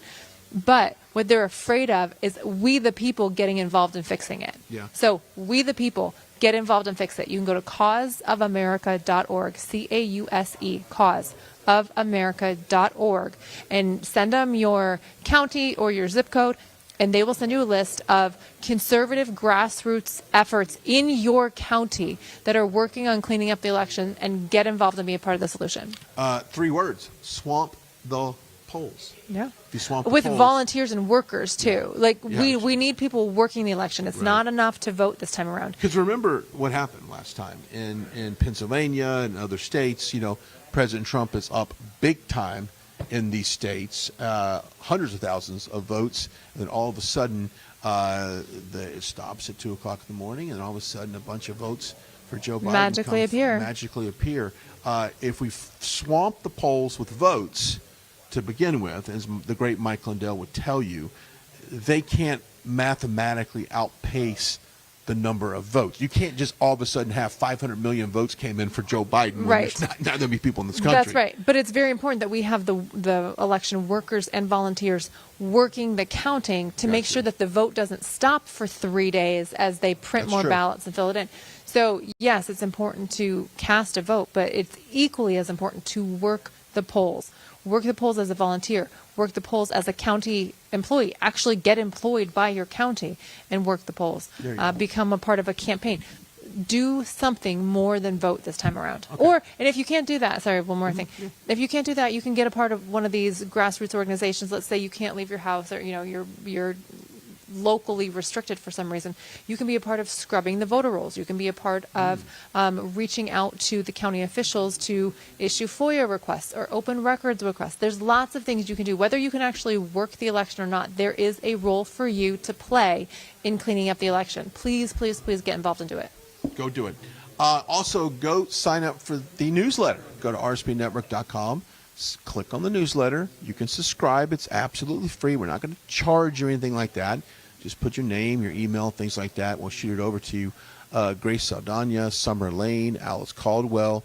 They are consistently getting reposted by the president on their articles, and they're even getting letters, signed letters in the mail from the president. He's great about that, isn't he? He's one of the best. Cool. It's so cool that he does that. He'll print out your article and sign it, and it's just really neat that he does that. That's what he does, and we're so happy that he follows Right Side, and we're so blessed to have our editor-in-chief, Grace Saldana, on there as well. So go subscribe to our newsletter. It's, like I said, it's absolutely free. And plus, there's exclusive offers on the newsletter. So things with shopping and products that you can't get anywhere else on our site. So we kind of want to get you the information, and we want to give you some savings as well. So go sign up for our newsletter today. Good thing. I've never, ever really been a kind of a newsletter subscription kind of guy. But I will have so many people. I mean, obviously I do now, but a lot of people, because I get it a lot on my White Side app. But I've had people come up to me and say, "Hey, I learned about this information because I signed up for the newsletter. I'm not making this up." And so I'm like, "Okay, cool." That kind of push notification and email works. So much going on right now. If we look at the time, it's 7:16 here local time in Iowa. So caucus has been going on for 16 minutes. I was told by someone that has caucused for a while in the state that historically, maybe perhaps we might be able to have some results by 8 o'clock. Now, I don't know how realistic that would be. That would be 45 minutes from now. Perhaps if it's a decisive lead for President Trump and it looks like he's got it wrapped up, maybe they'll put that in the bag. We'll get some totals quickly, and we'll perhaps hear from him. I think we will hear from President Trump tonight at the victory party, where Vanessa Broussard is down there for that. But we've been talking about all of the issues. One of them, obviously, when Eric Trump was here, about the weaponization of the DOJ. You've been talking about the court cases, obviously, on that. And it seems like almost every single week there's some type of development or some type of, discovery found in these cases. That's their plan to do that. But it's not working. And I remember being with President Trump up in New York for that court case, for that court hearing in New York City. And then, of course, he flew down to West Palm that same day to basically announce that he was going to run, or to have a press conference, rather, down there in Mar-a-Lago. And it just seems like every time they do a lawsuit, approval ratings go up, polling goes up, donations go up. Well, it helps people understand the craziness of what's happening. You get indicted once and people go, some people go, I don't like that. That's not good. We shouldn't be indicting our political opponents. But a lot of people might not be paying attention, and a lot of them might think, well, if he did something wrong, he deserves to be indicted. You hear that argument. But then another one comes down, and then another one comes down, and then another one comes down. And they're all from very leftist politically active prosecutors. So then you have to go, hang on a second. Are they using the power of government to target their political opponents, meaning they're using the power of government to solidify their own power and their own authority? That's not okay. And the more they do this, and the more they try it, people are starting to recognize that they are abusing government office. They are abusing the role.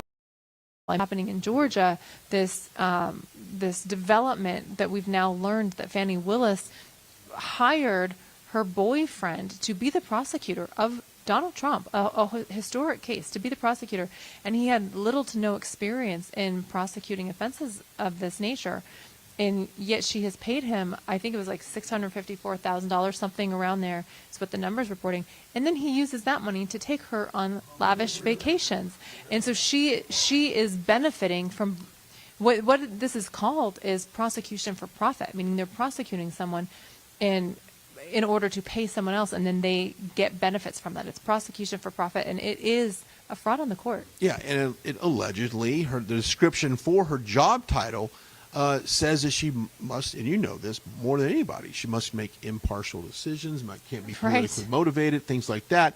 Which, by the way, apparently, the prosecutor there, the boyfriend, the alleged boyfriend, submitted an invoice, a work invoice, and you're an attorney, that you know a lot about this, that he worked 24 hours in one day. He was billed 24 hours of his service. Double billing. He's a hard worker. He is a really hard worker. And how many hours did he bill the next day? I don't know. Probably another 24. I don't know.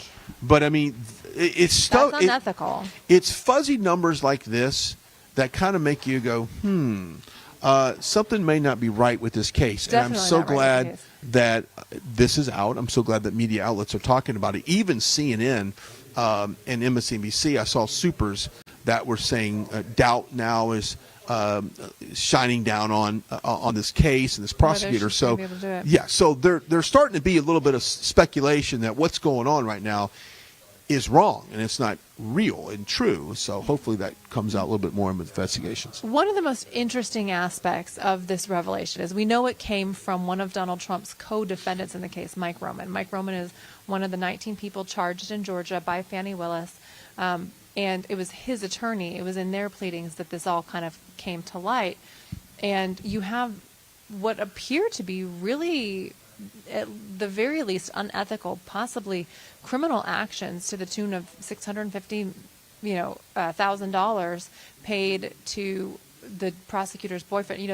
This really kind of sick and twisted scheme on the part of the prosecutor. The thing that I find really interesting about this is Mike Roman, the defendant whose attorney submitted this, what she has charged him with, and I know we talked about this before, she has charged him as a co-conspirator in the RICO case in Fulton County because he shared a phone number. A phone number. That's the only action he took. Somebody asked him, said, hey, I'm trying to get in touch with so-and-so. Do you have their number? And he said, sure, and gave him the phone number. And suddenly that makes him a co-conspirator of someone who's supposedly trying to overthrow the United States government. That's how ridiculous the charge is. And it was his attorneys that said, okay, she's charging him, with sharing a phone number. Look at what she's doing. So when you compare the actions to the people she's charging with the crimes versus what she herself is doing, it's a very, very bad picture for Georgia, really. And where the heck is Christopher Carr, the Attorney General, the Republican Attorney General, who is supposed to be overseeing the prosecutors in the state of Georgia to make sure that they're all following the law and that they're all not abusing their authority? Where is he on this? And why has he not come forward and said, we need to investigate Fani Willis and make sure that she's not abusing the office for which she was elected? The silence exactly. Where's Governor Kemp the silence is deafening. Yeah, the silence does speak a lot, actually. It speaks a lot. It speaks a lot.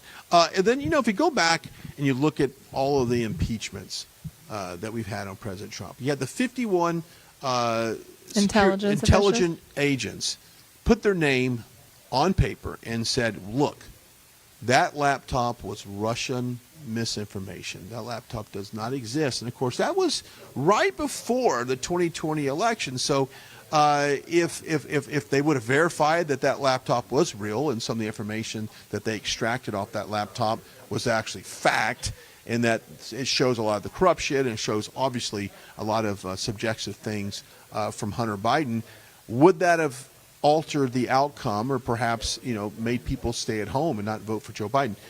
We can all speculate that would have worked, but we've been told to believe every single thing these intelligence agencies are telling us, and that's right. And don't question them, Christina. That's right. And the thing that's so egregious about what they did is they had zero information upon which to base that assumption.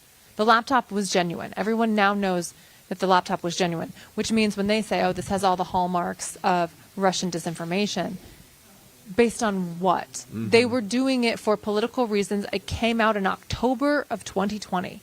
You don't think that was a really pivotal time to Right. try to sway voters? Right. And so they covered for Hunter Biden, and they knowingly deceived the American people. These are current and former government intelligence officials who were intentionally American disinformation spread to the American public to try to sway the outcome of the election. Yeah, It's and then egregious. It is egregious, and of course, the perfect phone call with Zelensky, which President Trump calls it. It was a perfect phone call, and here's a transcript. Read it for yourself.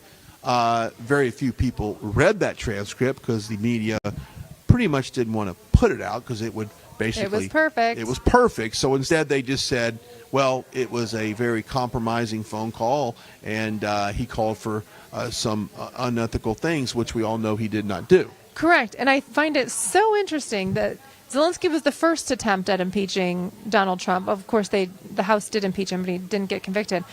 But isn't it interesting that now that Donald Trump is out of office and Joe Biden's in office, Zelensky's getting a lot of money. Ukraine is getting a lot of money for our government. And yeah, they can say, oh, it's for the war, it's for the war.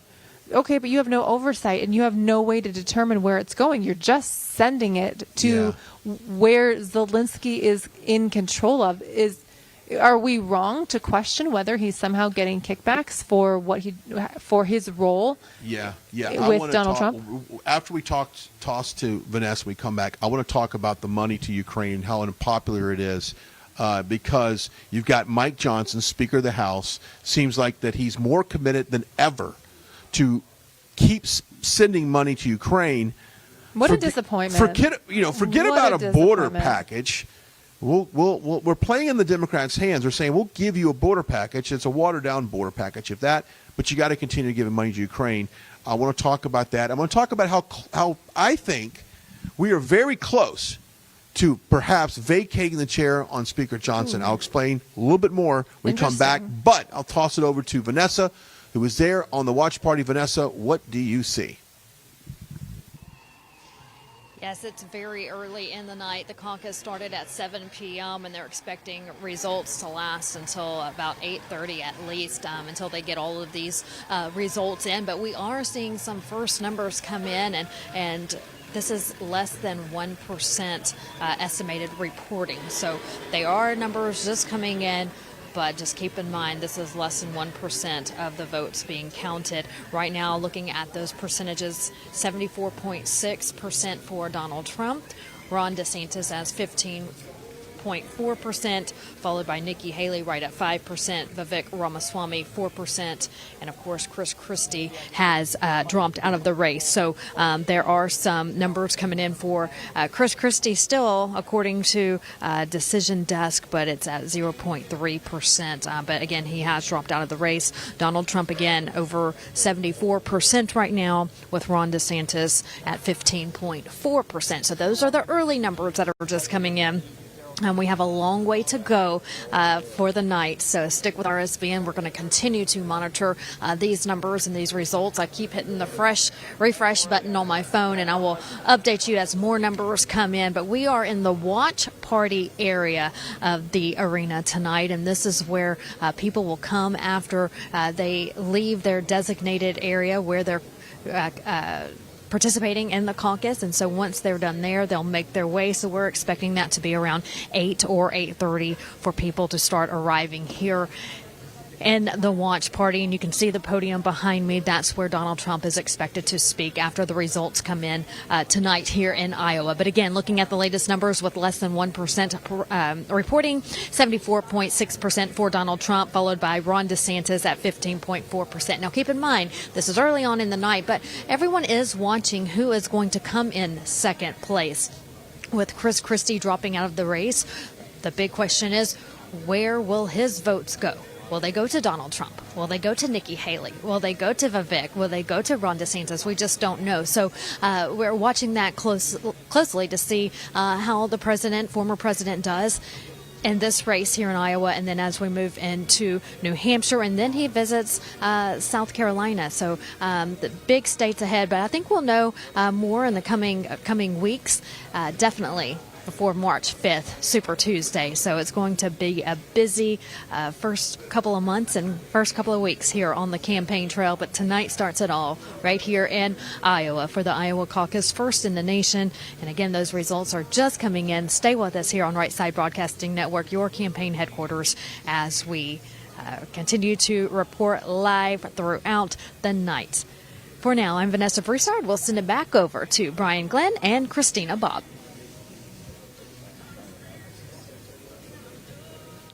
Okay, thank you, Vanessa. And as those results are starting to come in, it looks like at this point, President Trump is absolutely crushing it. Let's go over some of the numbers, and I apologize if they're duplicating what we just heard from Vanessa, but as we he can go a little continues to deeper. come in, we'll go a little deeper. Yeah, so we'll go a little deeper. So this is coming from the Iowa GOP. There's about, it looks like 5 or 6 counties that have already reported. And thus far, Donald Trump has 74.6% of the votes counted. That obviously is just what's been counted thus far. So for the votes, Ron DeSantis has 49. Donald Trump has 238. Ramaswamy has 13. Chris Christie has 1. Nikki Haley has 17. We'll go through by precinct. So, for example, in the Benton-Huron area, you've got 10 votes for Ron DeSantis, 3 for Nikki Haley, and 40 for Donald Trump. In the Tama precinct, you've got 8 for Ron DeSantis, 3 for Haley, 2 for Ramaswamy, 55 for Donald Trump. See if you can find some of the bigger ones. I know that there's 99 counties, by the way, so this is here's one with 90. Small. Okay, so here's one. It says Larchwood is the precinct. Ron DeSantis has 11. Haley has 8. Chris Christie has 1. Donald Trump has 65. Ramaswamy has 5. Okay, so these are smaller caucus totals, but this is kind of what you're going to see across all of these counties, and so when some of these bigger ones get reported. Yeah. But that's very interesting that what's been reported right now. He's got a very commanding lead. If you statistically hold that percentage of victory or margin across the other 94 counties or 93 counties that's remaining, that's going to be a pretty big. That's going to be a nice little victory. Nice little victory there. And it could be over, relatively quickly, sitting at That's what it looks like. And if you look at the counties that are coming in, I don't know if we have the map or not, but they're all across the state. It's not like it's concentrated in one particularly MAGA part of the state. It literally goes. It's like a line that goes from the northwest corner down to the southeast corner of the state, and it's sprinkled in there. So we'll see. We'll see how it goes. We'll see how that keeps going. There's a lot of votes left to be counted. So this is just the first look. But you figure we're 32 minutes into it, and I would imagine that just about every 10, 15 minutes, another batch of sites will be concluded, and those results will be kicked down. We'll continue to monitor that. Before we went to Vanessa, I was talking about Speaker Johnson and just what is in the future in Congress right now, and now that our margin of majority is so slim that we said this earlier, there is no wiggle room at all that Republicans have in order to if you want to meet with him real quick, go over some numbers, I'll do this. There's no wiggle room at all to get things passed. We don't really have an option at this point in order to, we have got to show up as Republicans. We've got to show up collectively, and we've got to basically be on the same page, because if we don't, we're not going to pass anything. And, of course, if we don't have the attendance and we don't have the quorum, we don't have the attendance, Democrats very well could, if they show up on the House floor and 100% participation and we don't, they could call for a vacate the chair on Speaker Johnson, and then that opens up a whole nother can of worms. Let's just hope that doesn't happen. Let's get an update here. Okay, it is 7:33. The caucus has been open for 33 minutes. CBS News has already projected Donald Trump as the winner. We're 33 minutes into the caucus, and we've already had a projected winner. That's correct. They say Ron DeSantis and Nikki Haley are still battling for second place. So the fight. Thank you very much. The fight is for second place right now. It's over, folks. He's already won. This is like watching a NASCAR race, and Jeff Gordon has already won the race, but everyone's back on the track 3 laps behind, trying to find out who's going to battle out for second and third. Now, I mean, technically they've just projected it, but for CBS News to do that, I think it's pretty clear that Donald Trump is the decisive. So now the question is, by how much? Okay, we knew he was going to win, but now it's by how much, and that's why we'll keep it here for the next hour or so, and we'll find out exactly what those totals turn out to be. But going back to Johnson real quickly, and getting back to the agenda of Ukraine. Okay, very unpopular issue with the base is funding the war in Ukraine, this proxy war that we've had with Russia through Ukraine, and so the base doesn't want it. You and I don't want it. Nope. Most Republicans don't want it, but the military-industrial complex, they want the Nikki Haley's of the world, the warmongers of the world, they want it. They want it more than ever. So this is something that he's going to have to really address before he finds himself in a very negative light with the base and with voters, and you can't keep funding a war in Ukraine and not close the border. You have more updates on that? CNN has called it for Donald Trump. Okay, CNN has officially called it for President Trump here. In 30 minutes. In 30 minutes. 30 minutes of caucusing. There you go. All right, we're going to talk a little bit more about that. If you want to learn about President Trump, there's a book you can do that. freetrumpbook.com is a website. And I often like to say this. You're not going to see it on the University of TikTok. You're not going to you're not going to see it on social media. They won't even talk about the absolutely destruction of the Iowa caucus by President Trump. You're not going to read about that, and not going to hear about it in schools. You may hear that he won, but not by how much and how dominating it is.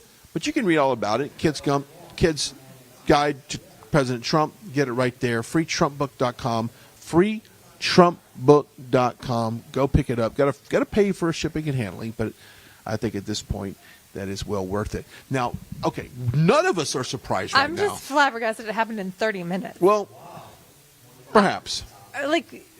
Perhaps. That's pretty fast. I mean, we all knew he was going to win. But let me ask you a question. How huge would it be if at 8 o'clock we get some results that say he won by 70%?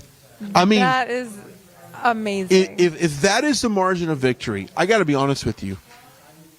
And he would have to lose ground from where he's at to just be at 70. I think he's you're right. at almost 75%. But think about this for a second. If you're a political consultant and you're a fundraiser and you're going out there and getting money for a candidate who just got smoked in Iowa, shame on you. You know what? Tomorrow will be the day I want my money back. I donated to so-and-so. I was told they had a chance, and they got smoked. They just got destroyed. That is what's wrong with our political with elections. They're misguided. And misguided. That's a nice way to put it. Or they have really corrupt the fundraising motives. around. Well, they have. Yeah, of course, they all make money, just like Don Jr. said. Making money and keep them in the race. Keep them in the race. Fundraise off them. Get the donors. Make your money. Make your percentage. Ride that horse down the track until you can't, and then you get rid of the horse. That's what's happening right now with these other candidates. It's just a matter of time before their political gas runs out. Well, and I think, and it so pains me to say this because I think it's absolutely disgusting, and it's not going to happen. But these other candidates are the only hope that they have to keep their campaign alive is Jack Smith, which means their only hope is that the establishment wins, that they can be a part of this corrupt political establishment that the entire MAGA movement is trying to dismantle. But if they can hook themselves into that establishment, and Jack Smith and somehow is able to do some voodoo magic, which I don't think he's going to be able to do, to somehow remove Donald Trump from the race, which he's not going to be able to do, they're hoping to be the savior that comes in. America doesn't want them. America, clearly, Iowa, does not want any of these other candidates to be the president, to be the nominee, to be in control. And so they're banking on going against the will of the people to save their race. It's really tragic that this is where these candidates are at, but there's no other explanation for them remaining in the race at this point. There's not. There really is not. And what a great, it would be very noble of them, very humble, if tomorrow morning they would, or even by the end of tonight, like after we get the results, immediately say, you know what, as effective now, I am suspending my run for president, and I'm backing President Donald J. Trump because clearly the people have spoken. That's who they want. Will it happen tonight? No, because they're still going to go into New Hampshire because they all feel like there is a swinging chance that they could possibly, do a surprise victory in New Hampshire. So will it come in South Carolina? Maybe. Does it come by the end of the fourth state that we go through? Likely. I think if we go 4 states and Trump smokes them all, I think it is the right thing to do. Oh, it's the right thing. It's the right thing to do. It's absolutely the right thing. In the eyes of a voter, because we might just forgive some of these people if we see that they're humble and they're willing to say. I'm sorry. I know. Well, I didn't mean to spit on you. Yeah, well, I'll take that spit all day long because I know it's true. I want them to humble themselves and know that this is not the time for you.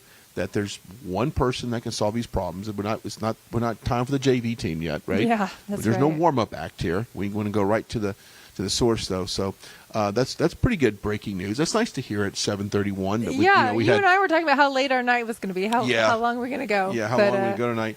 It might be an early night. It might be an early night for us. But it takes longer to cast the vote and count them than it does for the all of the campaign staff and everybody who's partying with them tonight. But I will say to get this, back though. to the party. I know that Matt Gaetz and Marjorie Taylor Greene are typically the first congressional races to be called because they win by such huge margins. Yeah.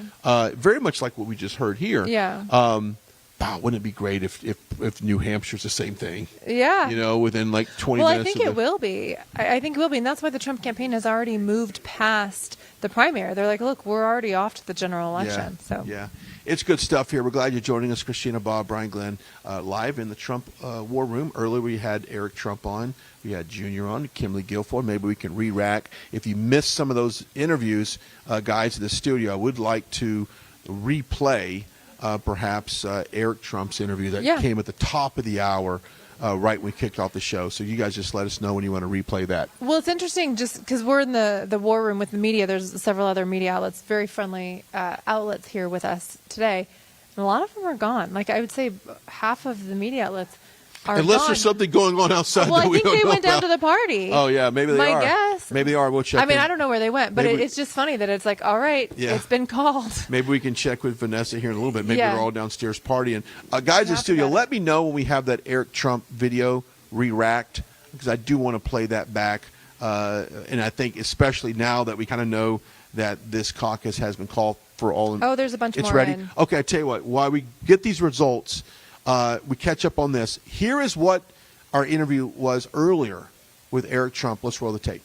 I have a few minutes here in the Trump War Room with Eric Trump himself. And I tell you what, I've been across this state with your father for about 22 times since 2023 started up until now. I'm seeing a huge groundswell of support. And I think tonight people and I were going to show up. Yeah, I really do too. I think people are incredibly thankful for everything he's done. People know exactly who he is, what he stands for, what he believes in, and he's fought like hell for really all of them. Right? You see America that's in total demise right now, and it's sad. Right? There's no family that loves this country more than we do. We fight every single day for it, but our economy's lacking, inflation's through the roof, prices on everything is going crazy. We just had a American tanker a couple minutes ago. You probably saw this that just got hit by a missile over in the Middle East. Sitting there in flames. You see what happened in Israel, you see what happened in the Ukraine. We're funding senseless wars all over the place with hundreds of thousands of people dying. We've got a southern border that's an absolute wreck. Possibly 15 million people. We don't know who they are coming into our country. And, we've got real problems. People are getting crammed down. Inflation's outpacing wage growth. People in this country are finding it harder and harder and harder. And it's a mess. And last but not least, we no longer have a cheerleader for this country. We have an administration that barely shows up. And they really wanted Donald Trump back. The enthusiasm across the state is incredible. You literally drive around, you see Trump flags all over the place. You see Trump signs all over the place. You see barns that are painted, Make America Great Again 2024. This is serious effort to do that stuff. And I really think he's going to be rewarded. I think so, too. When you look at the polls, he keeps going up and up. But one of the things that's really interesting, Eric, is that he's pulling independents into the Trump camp, typically people that were not engaged in politics perhaps back in 2020, but due to all of the things you just mentioned, they're now paying attention to who's running this country, and obviously independents are going towards President Trump. Well, listen, I think so many independents are sick and tired of some of the issues that they're seeing, right? Which is, they're spending more time focusing on 6'5" men swimming in, women's collegiate sports than they are about, avoiding nuclear war, than, worrying about, economy that's faltering, interest rates on look at the interest rate on your home. These are quantitative things. These aren't kind of subjective, you can have two opinions on a certain matter. These are, look at the interest rate on your home. Look at the price you're paying for gas and heating oil and eggs and groceries and a 2x4 and, go down the list. People, again, are getting crammed down. Inflation is outpacing wage growth. People are making less and less money. It's more and more expensive to live.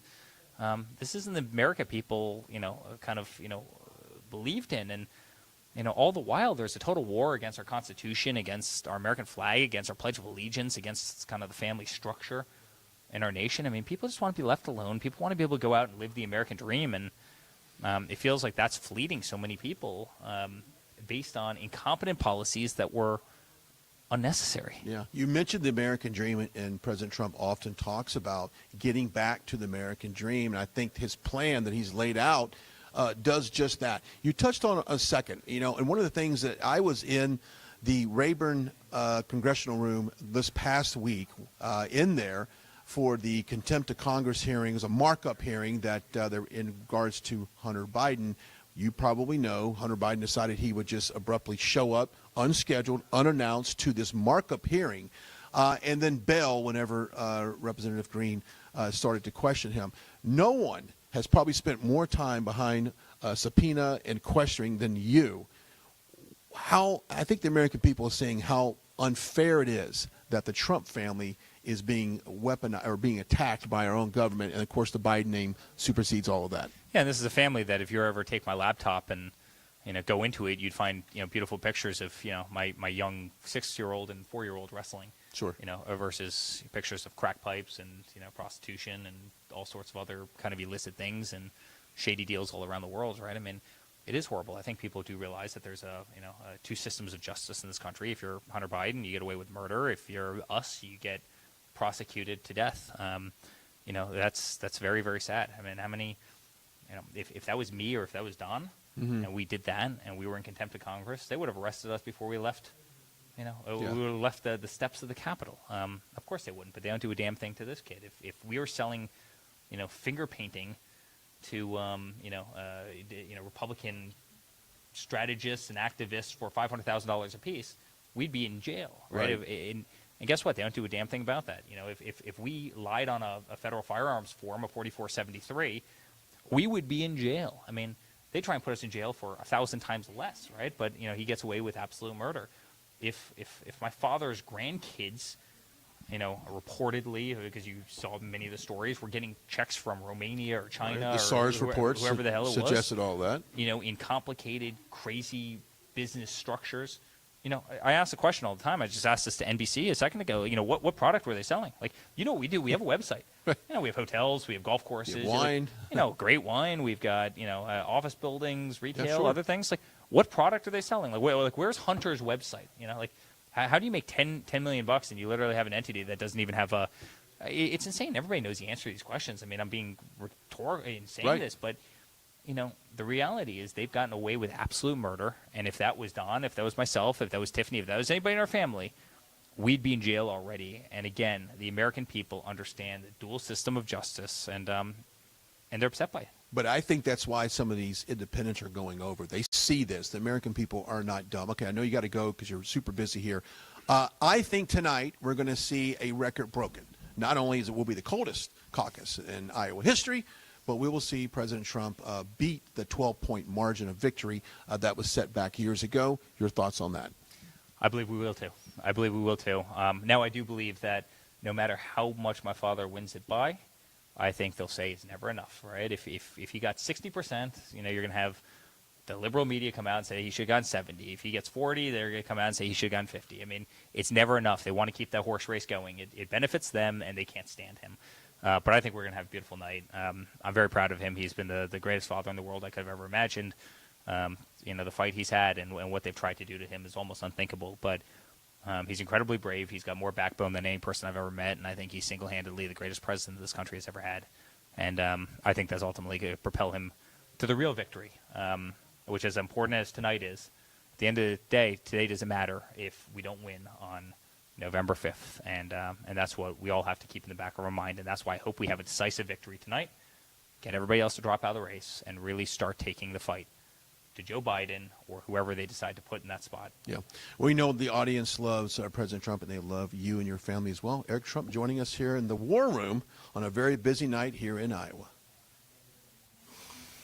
That was a great interview, a lot of fun. And of course, now when you look back at what the numbers are coming in, all the things that we talked about really start to add it up. Let's quickly, before we toss to Vanessa, let's go over some numbers here. So total votes counted. There's only 1% of the votes in right now, but Donald Trump has 54.7% of those votes.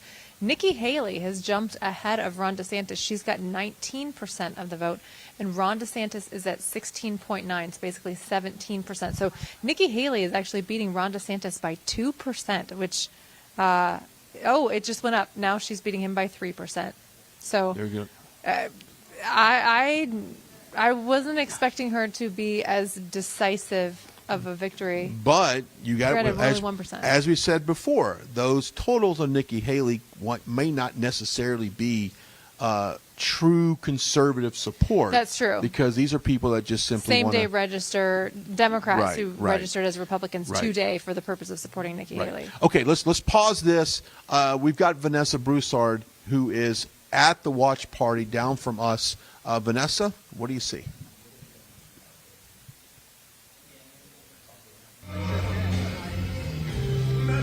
With 40 delegates up for grabs in Iowa, President Donald J. Trump is the projected winner in this state. The campaign celebrating already tonight this win, thanking the state, thanking the volunteers, thanking the caucus captains, and of course the voters, the people of this great state.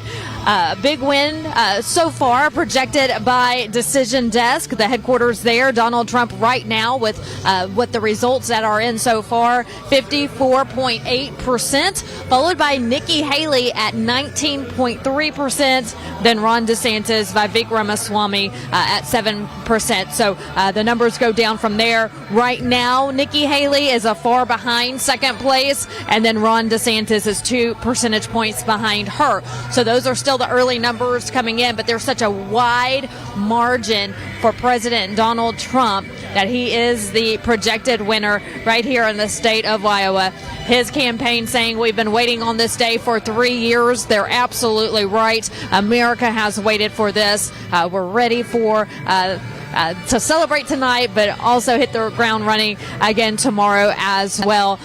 Focusing our attention on New Hampshire, but tonight, a celebration of sorts. This is kickstarting the campaign for 2024 and a great win for President Donald J. Trump at the starting line. The watch party will be kicking off here shortly. Some people are starting to arrive, but they haven't made it out to the floor just yet. But they are well on their way to celebrate tonight. And then, of course, President Trump will take the stage behind me. But for the meantime, again, the Decision Desk projecting President Donald J. Trump, the winner of the Iowa caucus on the Republican side. And we'll keep you posted here in the election night watch party room as people start to arrive and make their way in. We'll talk to some of these people as they celebrate a little later on.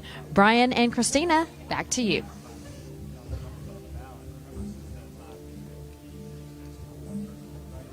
Parents and grandparents, the 2024 Kids Guide to President Trump is here, and it's free. As a bonus, your child gets a free issue of Everbright Kids Magazine and Activity Book, and a free video lesson.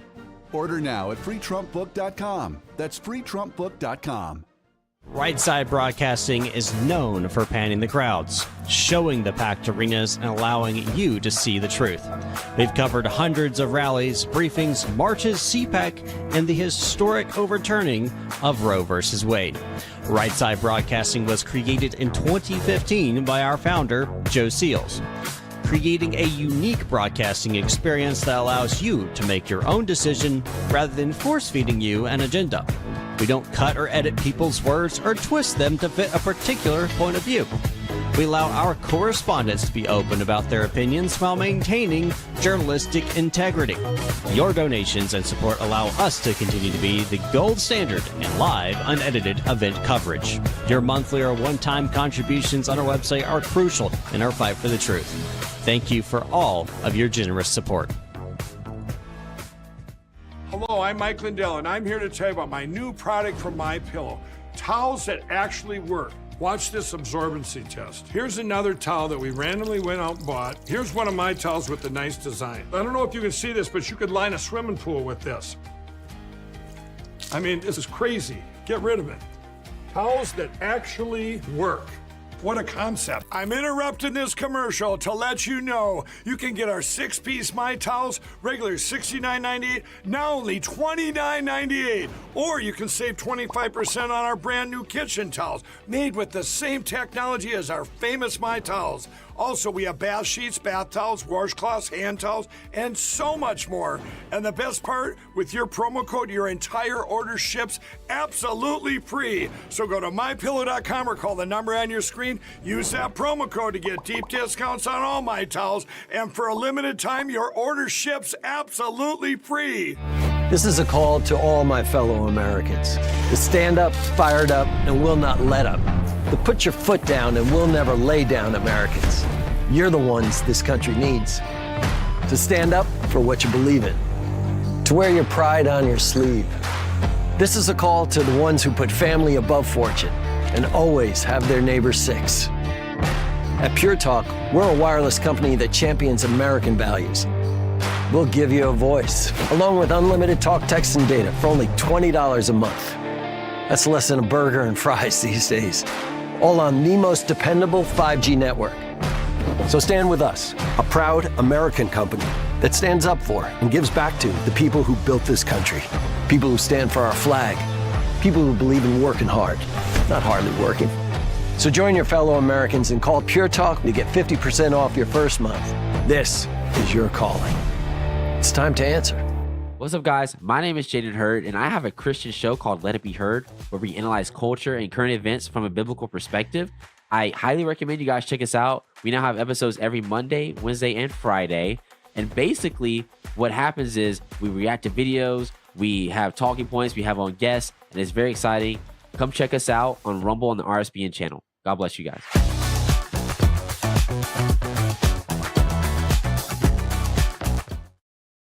Okay, we're back out here live now. We are going over some of the poll results. The numbers are increasing, obviously, the number 99 counties, so obviously it is going to take them a while to count all this. Yep. If you want to go over the very latest here, we got that. Yep, we've got 2% in. 55.4% is for Donald Trump. 18.5% is Nikki Haley. And 17.4% is Ron DeSantis. So that gap has closed a little bit between Haley and DeSantis. But Donald Trump is far and away. It just updated again, relatively close. 54% for Trump, 18% for Haley, 18%. So now Nikki Haley and Ron DeSantis are less than a point apart. But it's fluctuating, every few minutes. But basically, still President Trump has a commanding by a lot on that. 54%. There might be a possibility that we get a drop by. The president might stop in here momentarily, so we're going to kind of keep an eye on this room where we're at right now. But until then, I should say, the Trumpinator, that nice bobblehead that we're so used to seeing, we're so used to for you guys to really jump on and buy. That is one of the most popular things we pretty much promote here. on this network, and I want you to get that. The information for that is on your screen. Makes for a great gift for that Trump supporter in your life. Makes a great gift to put on your desk, at home, at work, or if you're on Trump Force One, just stick it in the cockpit there Right. on the There's window. one there. There is one there. I know the great Dan Scavino Yep. has shown that before, but go check it out. The Trumpinator Bobblehead, limited edition, well made. It's not going to break. And I think that's something it makes for a great gift. So Yeah, it's coming just out of the something fun. holidays, if you didn't like what you got for Christmas, then why not just get a Trumpinator, right? Get the Bobblehead. Why Go not? check Go it out. for it. Go for it. Information for that is on your screen. But we're going to be on an extreme standby here, as Yes. we don't know if we could get a brief impromptu stop by Hopefully. President Trump. I know we have some eyes and ears that are out there checking the halls, making sure that is Hoping the case. he's joining us. And if that does happen, if we're not able to get him here in front of the camera live with us, we will definitely go and get some video of that. And at that point, we'll just toss to Vanessa. Vanessa will take it, and then we'll give you the video a few minutes later. Yeah, we'll come back and get you the video on that. But obviously, if you're wondering, the weather has been a huge topic. This is going on the record as the coldest caucus in history. Just looking at the weather right now, it's probably sub-zero. I'm thinking probably -5 with the wind chill Nice. of negative 25 on the windshield. So despite those temperatures, we're seeing Trump supporters come out. Yep. Without a doubt. And we Coming out. always knew that the enthusiasm level for Trump is much higher than anybody else. Because if you just kind of go by common sense, Christina, and I feel like I have a PhD in common sense. I got it young when I was in school. That even the events that we cover for President Trump, compare that to what you see on the campaign trail with Vivek or with DeSantis or with Haley. They look more like small restaurants. They look like we all got together at a Papa John's restaurant. We handed out some pizza. We had some supporters there, and we talked to them. Trump is filling up these conference rooms. Oh, yeah. And like the Simpson College yesterday in Indianola, Iowa, it was packed to capacity. 500 people probably shoved in this room. You don't see that at these other events No, these you people, don't. candidates are having. And that reflects in the numbers. The numbers just went up again. Trump's at 55.4, Nikki Haley 18.3, Ron DeSantis 17.7. So it looks like this margin is about what it's going to be. Well, only 2% of the votes are in, so we've got to see more coming in. But I've got to ask you, what do you think is going through Donald Trump's mind right now? Now that he knows, kind of where things are at least to start, what do you think he's thinking? That he was right the entire time. That he Told knew you so. he knew. It told you so. He knew he had their support. He's on point. His campaign is on point. He's talking policy here. Yeah. He's talking. Here's the problems. Here's the solutions. And better yet, this is what I did back in 2016. This is what I did through through my 4-year administration. So I think he knows he's running a really clean campaign that's Yep. based on policy driven, not based on personality attacks. Yes, we can talk about Sleepy Joe. Yes, we can talk about beautiful Hillary, as he calls her now. Not crooked Hillary. That's beautiful 'cause Hillary. Crooked now is Crooked Joe. Crooked Joe. So he had to remanufacture Yes. that one. So it's Recycle interesting it. because he's running a very smart campaign because it is based on policy and solutions to problems. And I think that is what's resonating with so many Americans. And obviously the independents, it is crystal clear to them, even people who were not, have not historically been politically engaged, they see the difference in a Biden America and a Trump America. So it does not surprise me that younger voters, are now heading towards the Trump camp because they Right. see a better America with that. Well, and it's really funny that all of these indictments and all of these accusations that they're throwing at him is making him more popular with people who identify that way, who maybe are counterculture, who maybe feel that they have been wrongfully persecuted by the government, by the police, or whoever. They're causing more people to identify with Donald Trump. When you have the more affluent MAGA crowd that supports Donald Trump for his policies and who he is, and they don't care about the charges. They don't care, Right. you know, that they just recognize that, you know, that's just an attack. But then you've got the other spectrum of the lesser affluent portion that now looks at Donald Trump and goes, I can relate to that. I know what it's like to be targeted by the government. So they're just broadening his base is what they're doing. And you know, and to that point, the base is not going to come off of their conviction for him. You know, Right. it's interesting because you might see a DeSantis voter might all of a sudden walk in. He might have intended to vote for DeSantis walking into a caucus, but he might change his mind because some of You sound like CNN. yeah, because he might change his mind because he might look at some of the stuff that goes on and some because they do have discussions there. That's what's interesting to point They do. out is the discussions that they have at these caucus events, and if some person thinks that Nikki Haley is the best choice, then they have an opportunity to listen to other. Let's debate. Let's debate it out. That's what's the way that you and I like it. Let's talk about the wellness company, and I need to. They've got a couple things here. They got their emergency kit that they have, which is awesome, and of course, this time of uncertainty when you don't really know when the next pandemic will happen, it's good to have this emergency kit at home, in your car, at work, ready to take on anything. And Dr. Peter McAuliffe, world-renowned doctor, and his staff has developed this emergency kit, this emergency wellness kit for you. Now, it's everything from like ivermectin that you might use for a virus, and it's everything to like if you get bit by a tick or perhaps you have some type of a burn or a cut. It's all in there. It's one of these combined kits that you can literally throw in your car, especially if you're going on a road trip that you might have to need in times of emergency. Go check it out. The information for that is on your screen, and I certainly appreciate the wellness company for coming in and partner up with us for this broadcast with this very important product, because it is definitely something that can save your life. Information to order that is on your screen. Don't forget to use RSBN at the checkout to receive discounts. Ron DeSantis just overtook Nikki Haley.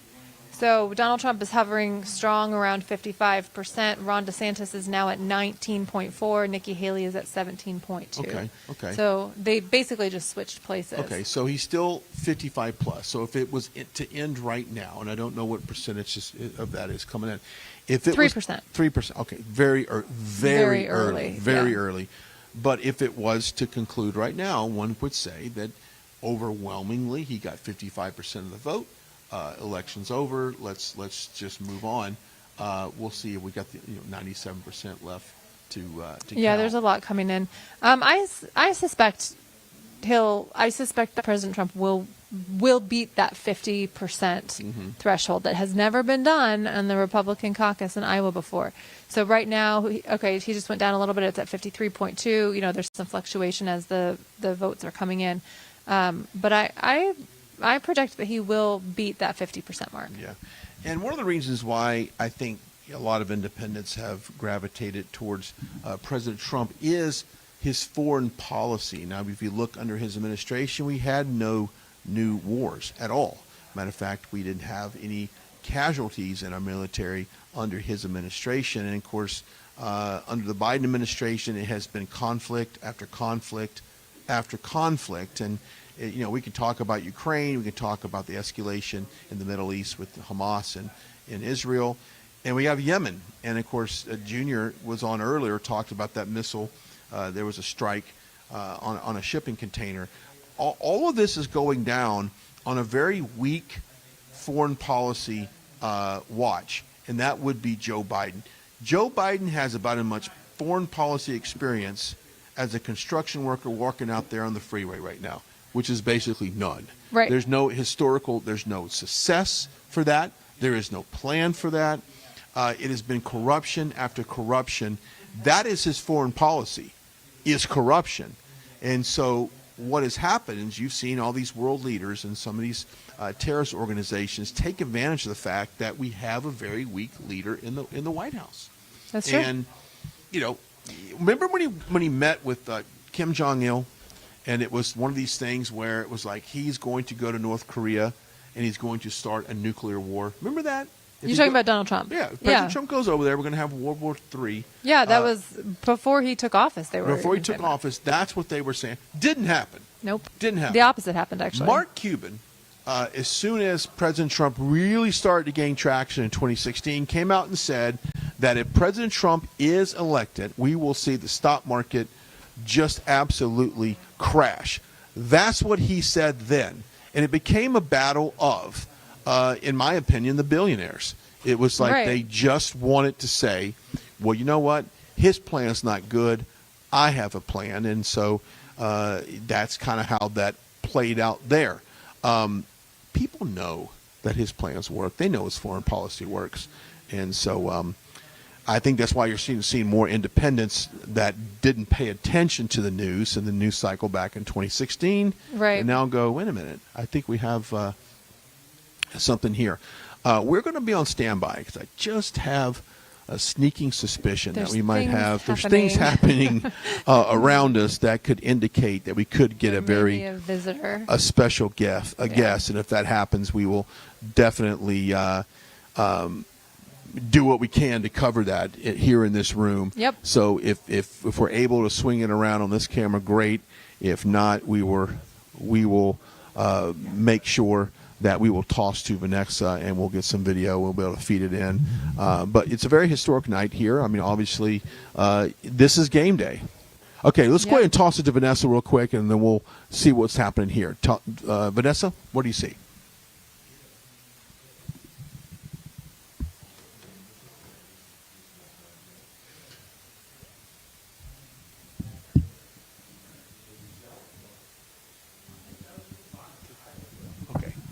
Okay, well, we're not going to toss to Vanessa. Well, we'll give Vanessa on standby. Vanessa, it's a very tight media circle up there on the risers. But what we want to do is kind of get this camera in position that if indeed we do get a visit, that we're able to take that live quickly for you, which is great. But, this is one of those things where, President Trump had about 37, 38 rallies after the 2020 election. And he went around the country and he talked about his policies, talked about how destructive Joe Biden's going to be. This was right after the election. And, of course, you fast forward 3 years from there, we do know that everything he said would happen happened. He told us exactly we'd have $5 gas. Trump was right. Trump was right. We heard it. Do we have $5 gas? Yes, we did. Do we have a broken border? Yes, we do. Do we have international conflicts? Yes, we do. He told us what was going to happen. So, today is really day one of Game Day 2024, and I think it's incredible how we are able to come to here. Okay, we're going to toss to Vanessa, who is at the watch party, and we'll keep you updated on what's going on here. Vanessa, take it away.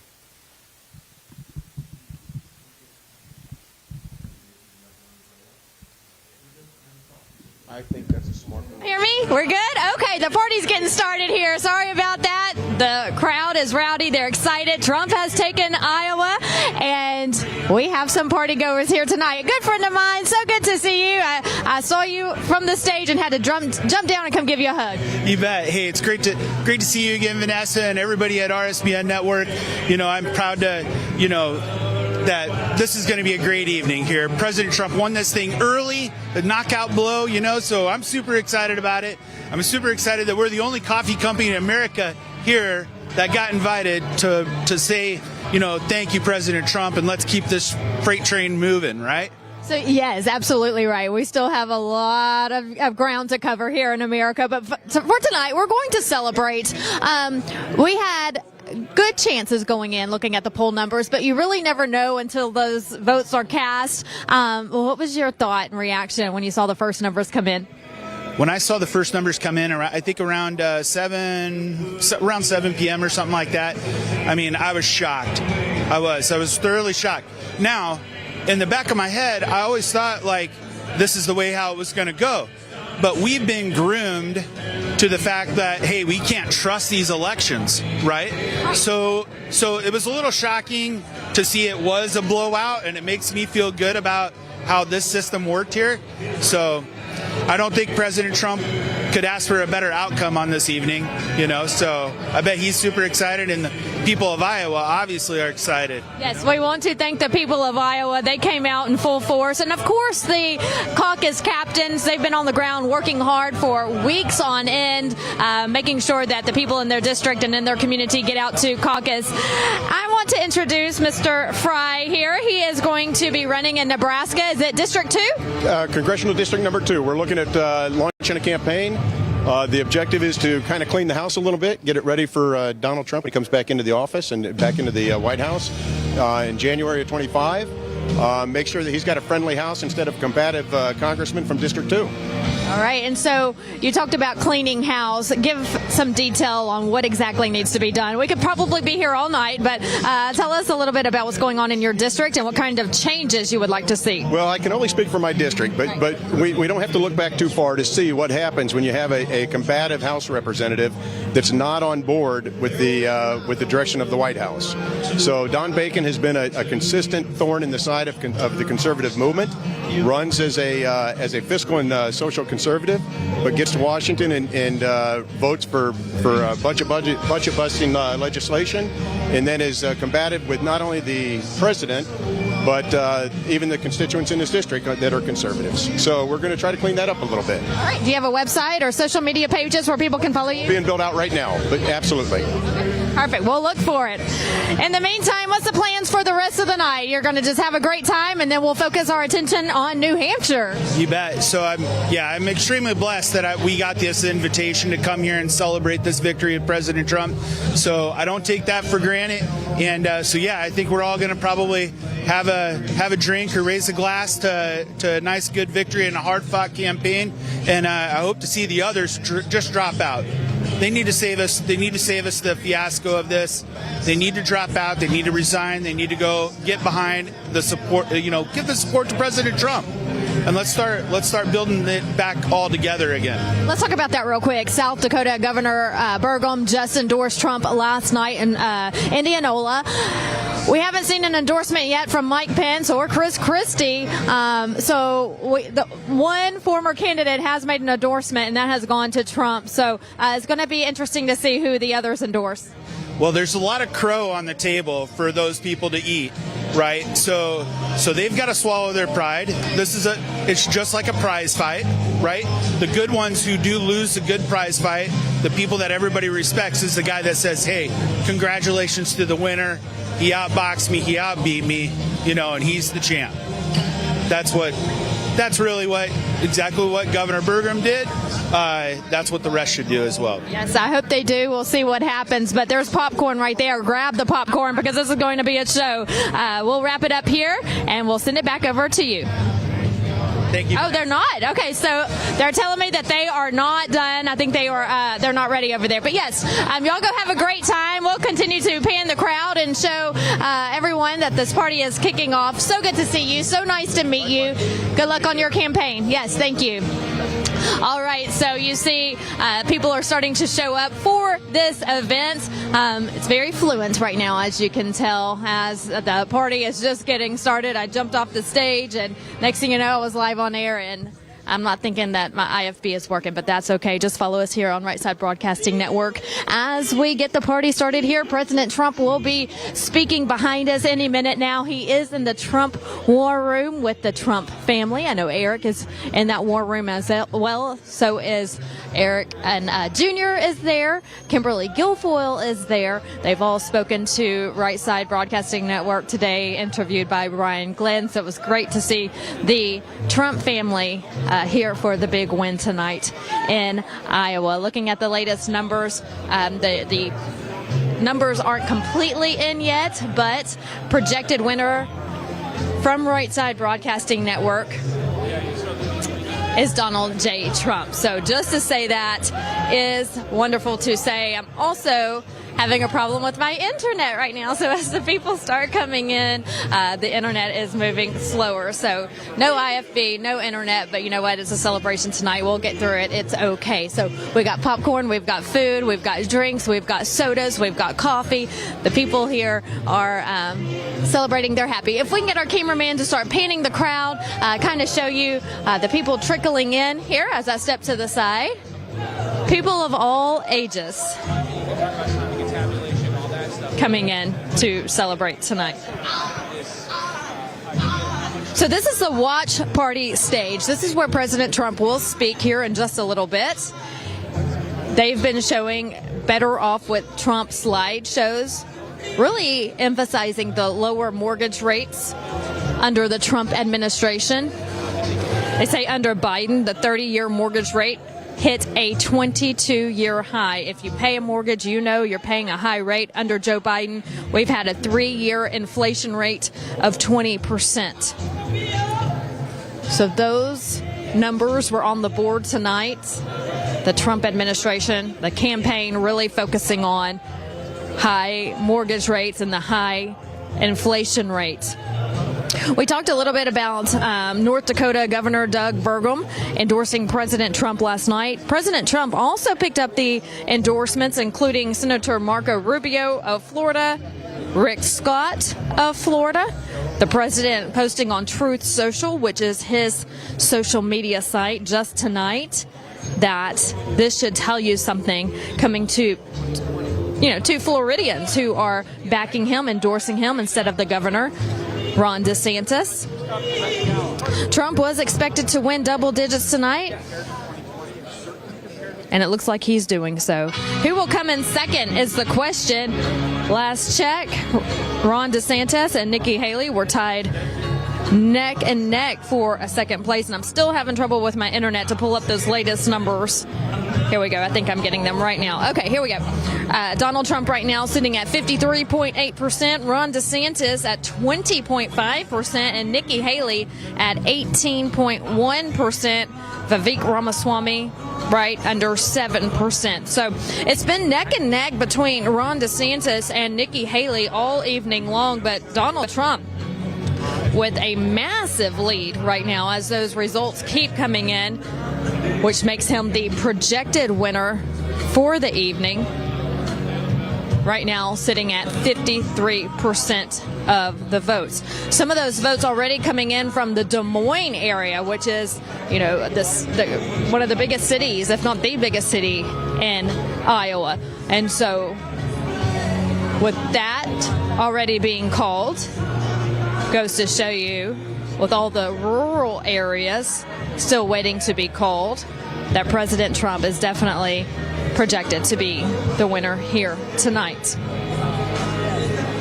40 Republican delegates are up for grabs in Iowa. So this is a huge night straight out of the gates. Donald Trump has campaigned on the fact that he kept America. When it came to who was going to vote first, he kept it at Iowa. First in the nation caucus. First in the nation primary will be New Hampshire. And that's where we will turn our focus to tomorrow. But tonight we celebrate. We thank the people of Iowa for voting for President Trump. And of course, the Iowa caucus captains. There were over 2,000 caucus captains here in the state. Also, the volunteers. The Trump campaign couldn't do it without all of the volunteers who spent hours on end, day and night, at the campaign headquarters, making phone calls, putting together signs to put in people's yards at their businesses, mailing letters, and just doing a great job to get the word out of why they believe President Trump should be the Republican nominee come November. So good job to all of the caucus captains and also all of the volunteers who have helped Donald Trump get this win tonight in Iowa. All right, we are still reporting live to you from the watch party. President Trump will be speaking here in just a little bit for this crowd.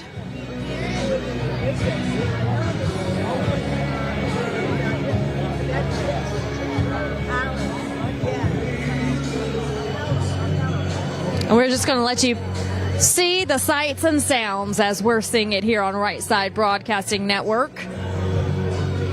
A lot of happy people ready to celebrate. You can see on the big board, Trump wins Iowa. As we campaigned across the country and across the state of Iowa, the people of Iowa have the same problems as the people in the other 49 states. They are concerned about our economy. They are concerned about immigration.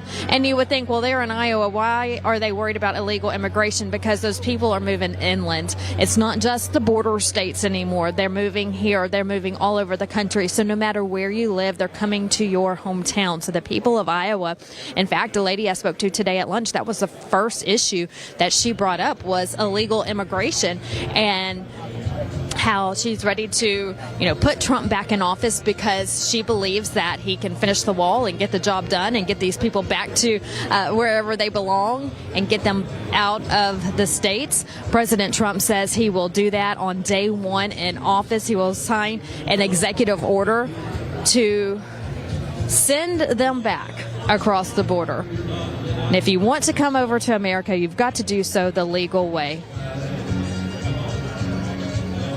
And so that's what a lot of people here in Iowa are concerned about. The same issues as the rest of the country.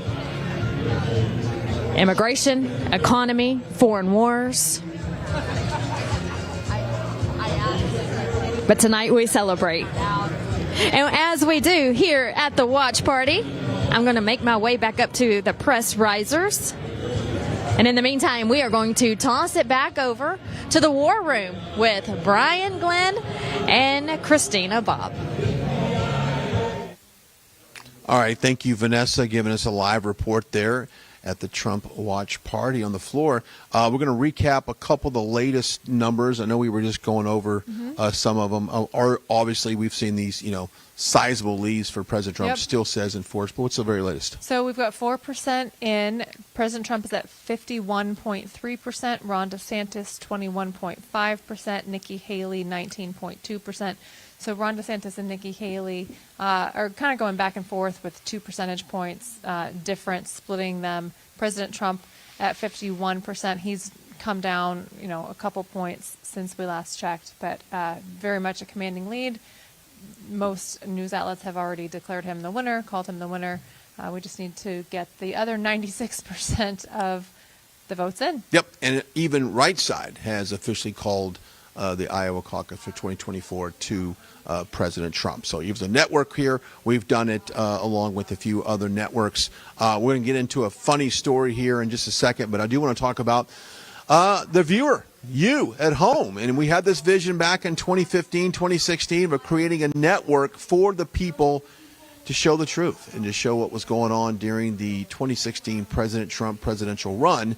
And we were the first to the market to show the crowds, to show you what was going on with the Trump camp. And, of course, we were, did what the people wanted to. We panned the crowds, we showed the speeches. Yep. And we did that by the generosity of our viewers at home right now. So if you go to our website, rsbnetwork.com/donate, you can donate to our company through the website, safe and secure. You can do a one-time donation. You can do a reoccurring donation. It's all up to you for what you feel comfortable about giving. But through the generosity of our company and through our viewers, we've been able to really build something substantial as a network. So we do appreciate that. Go to our website, rsbnetwork.com/donate, rsbnetwork.com/donate. I had a source tell me that they were at a caucus here locally, I say in the Des Moines area. And when it was time for Vivek Ramaswamy's speaker to step forward and say a few words, like all the other speakers, the caucus speeches, Captain Caucus do, say that 5 times, they ran out the door. They didn't speak. They were there for the previous speakers of the other candidates, but we've got their time to do it. They couldn't handle it. Couldn't quite do it. Well, couldn't quite doing it. Vivek is only at about 7% right now, so it's time for him to drop out of the race. It's time for all of them to drop out of the race. I mean, Donald Trump has a decisive victory, up by at least 30 points at this point. So, But yeah. that's not a good look when you're out there. Well, quite honestly, you're out there recruiting a lot of younger people to get on board. And, of course, when it came time to belly up to the bar, so to say, and to give your speech or why you think Advocate Vivek for your Ramaswamy is the one for you, you don't do it and you run out. It's not a good look. It's also not a good look to only have 7% of the vote. No, but, Not a good look. that's what it is right now. Okay, so we will keep you updated if there's any surprise guest that will pop in here in the Trump War Room. We'll definitely keep you updated on that. We will recap what happened last week on Capitol Hill during the contempt of Congress markup that was done by the House Oversight. Leader Jamie Comer, Minority Leader Jamie Raskin had basically planned a hearing to kind of go over the details of holding Hunter Biden in contempt of Congress and not complying to a subpoena and supplying for Congress to bring him in for some questioning. So it was about 9:20 the other day, and I had gotten a message that says, hey, at about 9:35, we expect Hunter Biden to walk into this oversight meeting in the Rayburn building. Well, then I quickly ran like Forrest Gump in the movie down that dirt road, down the street in that country lane to go chase and find Hunter Biden. Well, I was successful. I made it to the Rayburn building. I was able to get video of him walking in with his attorney and with a filmmaker. Apparently, he's in the filmmaking business. Not only does he paint artwork, but he's also making a documentary, which is interesting. Can't wait till that comes out. Man of many talents. He's a man of many talents. Knows a lot about laptops too. Knows how to do that as well. Not enough, apparently. He keeps losing them. There you go. But he made his way into this hearing, and I suspect that Dan Goldman is the one that basically orchestrated this PR stunt. That's exactly what this was. This was an unplanned visit. Wanted to disrupt what was going on.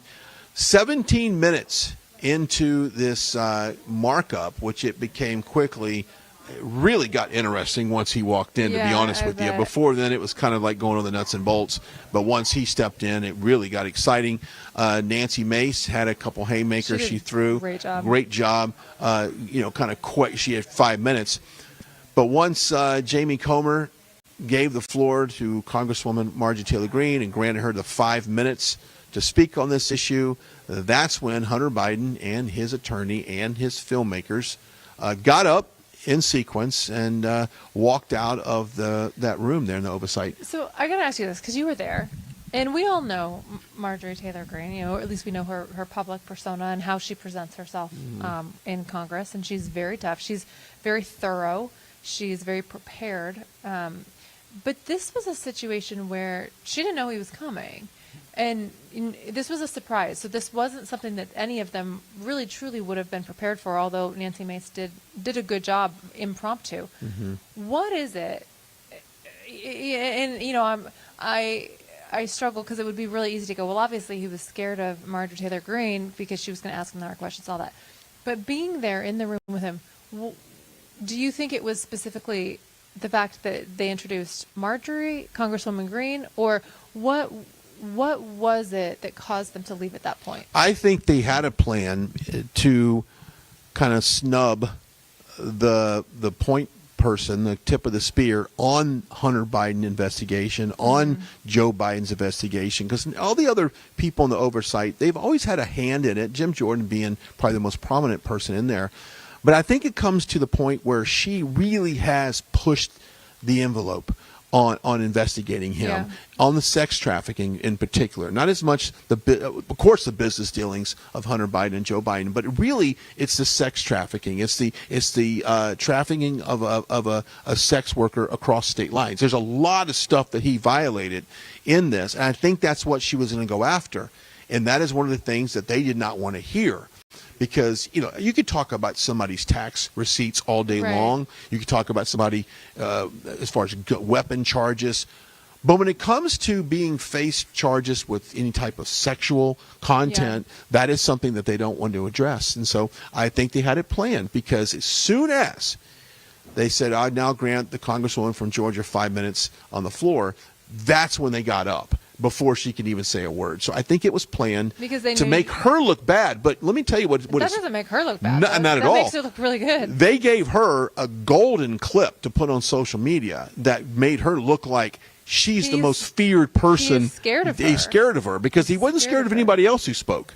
But just Right. when she spoke, Yeah. they got up. So he gave her a gift, I think, that she'll be able to not only use on social media to push her points, but he didn't. He left the room, went outside the hallway, and of course Fox News and all the cameras that were there to cover this event, they got up too and followed him outside. And he did have a few words with the press outside, and that's when someone did kind of in a fun way said, "What type of crack do you smoke?" That was kind of interesting when someone said that, because there was kind of a gaggle going down the hallway there in Rayburn. So very interesting moments there on Capitol Hill last week, and I think it's one of those things that that's what this year is going to be about. They are going to bring Hunter Biden back, and you know this more than anybody. We talked to Eric Trump about this earlier. They are going to get him in a deposition behind closed doors. So there'll be a transcript. They will ask him questions. It'll be a very kind of a casual interaction between Hunter Biden and I would think that Jamie Comer and maybe an attorney there on staff will do that. And then they'll go to public hearing, right? That's usually the format, right? Because Eric Trump has spent more time, and Don Jr., more time in deposition for hours behind closed doors. Yeah. But for whatever reason, if your last name is Hunter Biden, you don't have to do that. From a legal standpoint, you're an attorney. This is not out of the ordinary right now. I mean, this is extremely out of the ordinary if you not comply to a subpoena to begin with. Yes. Okay, but having him do a closed door deposition with transcript followed up by a public hearing, that's customary. Am I right? Yeah, I mean, most of the time when you depose someone, you don't put it on primetime news. For normal investigations, they subpoena people. I've been subpoenaed by Congress and testified behind closed doors. That's in the January 6th stuff. Everybody can see it. But for example, for the January 6th investigation by the unselect committee, as President Trump likes to call them, the vast majority of those interviews and interrogations and depositions were done behind closed doors, and now they've all published the transcripts. The only ones that were done publicly were the ones for primetime show that the unselect committee wanted to air and wanted the public to see. The rest of them were all done behind closed doors, because that's how you do an investigation. You don't necessarily air everything you're doing. You don't want everybody to know exactly what you're doing at any given time. So it's not uncommon, and it's actually very normal to do it behind closed doors. What's not normal is Hunter Biden and his attorneys demanding that Congress do things the way that they want to do them, and saying, if you don't do what I want, we're not going to comply with your subpoena.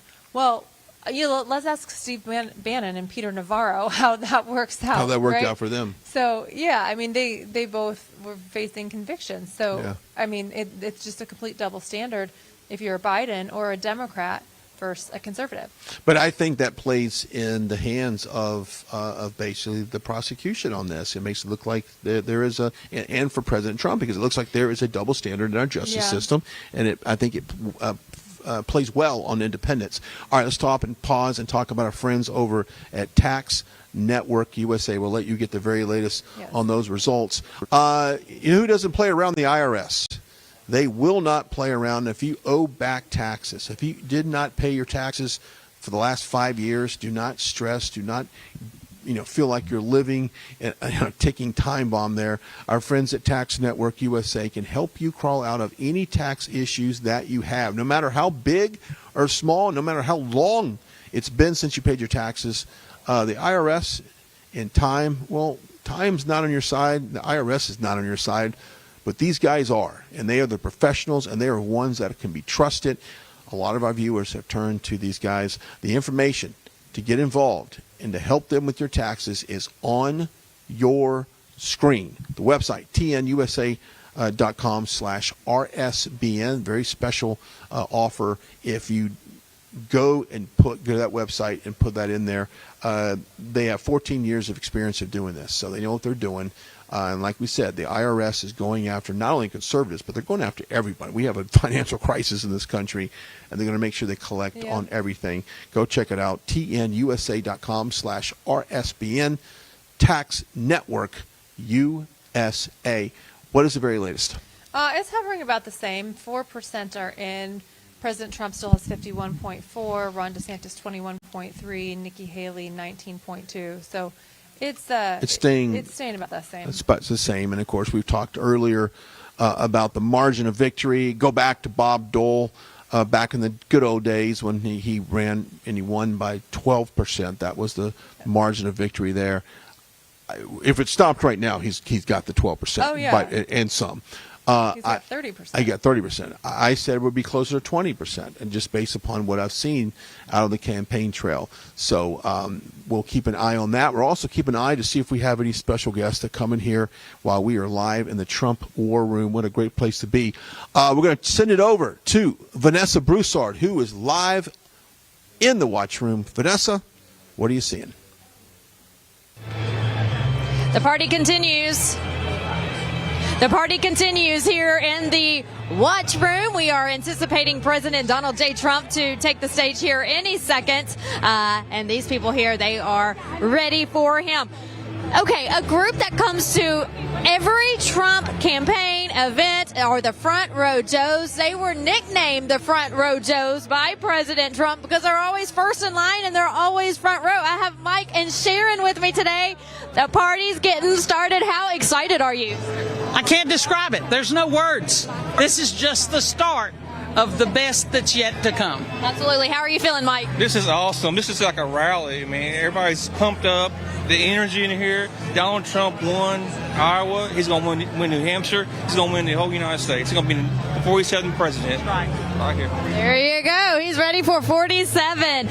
So we're looking at New Hampshire. Does that concern you at all, or you think it's going to be a clean sweep as we keep going?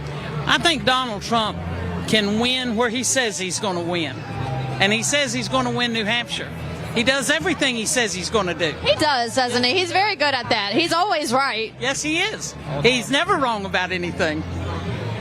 And so let's talk about, the campaign trail. This is straight out the gates of 2024. At midnight on January 1st this year, it was a different New Year's than years past. I felt like as soon as the clock struck midnight, I was thinking, here we go. We are in 2024. We've been waiting for this a long time. So let's talk about that because you've been on the campaign trail with the president. This has been a long time coming. Yes, it has. I went to my first rally when he was running in 2016 in North Carolina, and it was wonderful, and I knew he was my president. So I'm supporting him. I've never wavered a breath. He's my president. What makes him your president? Because he's working for me. He's working for me, my kids, my future, my goals, my morals, my standards. He's working for my lifestyle. And he delivers on his promises. Every promise, and you see it every day. You don't wonder what he's doing. You know he's putting America first. And I always wonder too. We know he's putting America first, but does he sleep? Because every time I see him at an event or I go home after an event and I'm tired because I have another Trump event the next day, he's on Truth Social posting and posting and posting. And I think, when do you sleep? But he does it because he cares about this country so much. He's ready to save it. So what's sleep? I know. I don't think he knows what that is. But his work ethic is beyond compare. And as a female, of course, I'm older than you a good bit. I'm 67. But I still notice looks of guys. Donald Trump's always been good looking. I think this campaign business makes him better looking. He just gets better looking every rally. Like a fine wine? Is that what you're saying? Okay. You would think that the strife and the turmoil would wear on him, but it doesn't. Okay. She thinks Donald Trump is getting more attractive by the day. He's got brains and he's got the looks, right? So he's the perfect man. Exactly. We love Trump. We love Trump. Definitely love Trump. Back in. He's been working behind the scenes ever since he got out of office. He's been working behind the scenes to get back in. He's going to get back in. Yes, he is. And any words to the people of Iowa, because they really came out and supported him. He has been campaigning the state, his volunteers, the caucus captains, they've been working hard. What's your message to them tonight about doing what they were supposed to do? They got out in these frigid temperatures to go vote for Trump. We actually drove in on Friday and during the blizzard, and we volunteered a couple of hours on phones at the phone bank. And I'd just like to tell every Iowa resident, thank you. You are putting this country first, just like Donald J. Trump is. Yeah, thank you, Iowa. Thank you for the big win. New Hampshire, you're on deck. I'm sorry? New Hampshire's on deck. That's exactly right. I'll be there next weekend. I'll be in Manchester, New Hampshire, and Rochester. Right Side Broadcasting will be there too. The Front Row Joes, everyone. We have Sharon, we have Mike. So good to see you again, and I'll see you at the next event. Yes, thank you so much. You're welcome. All right, we're going to toss it right back over to Brian and Christina.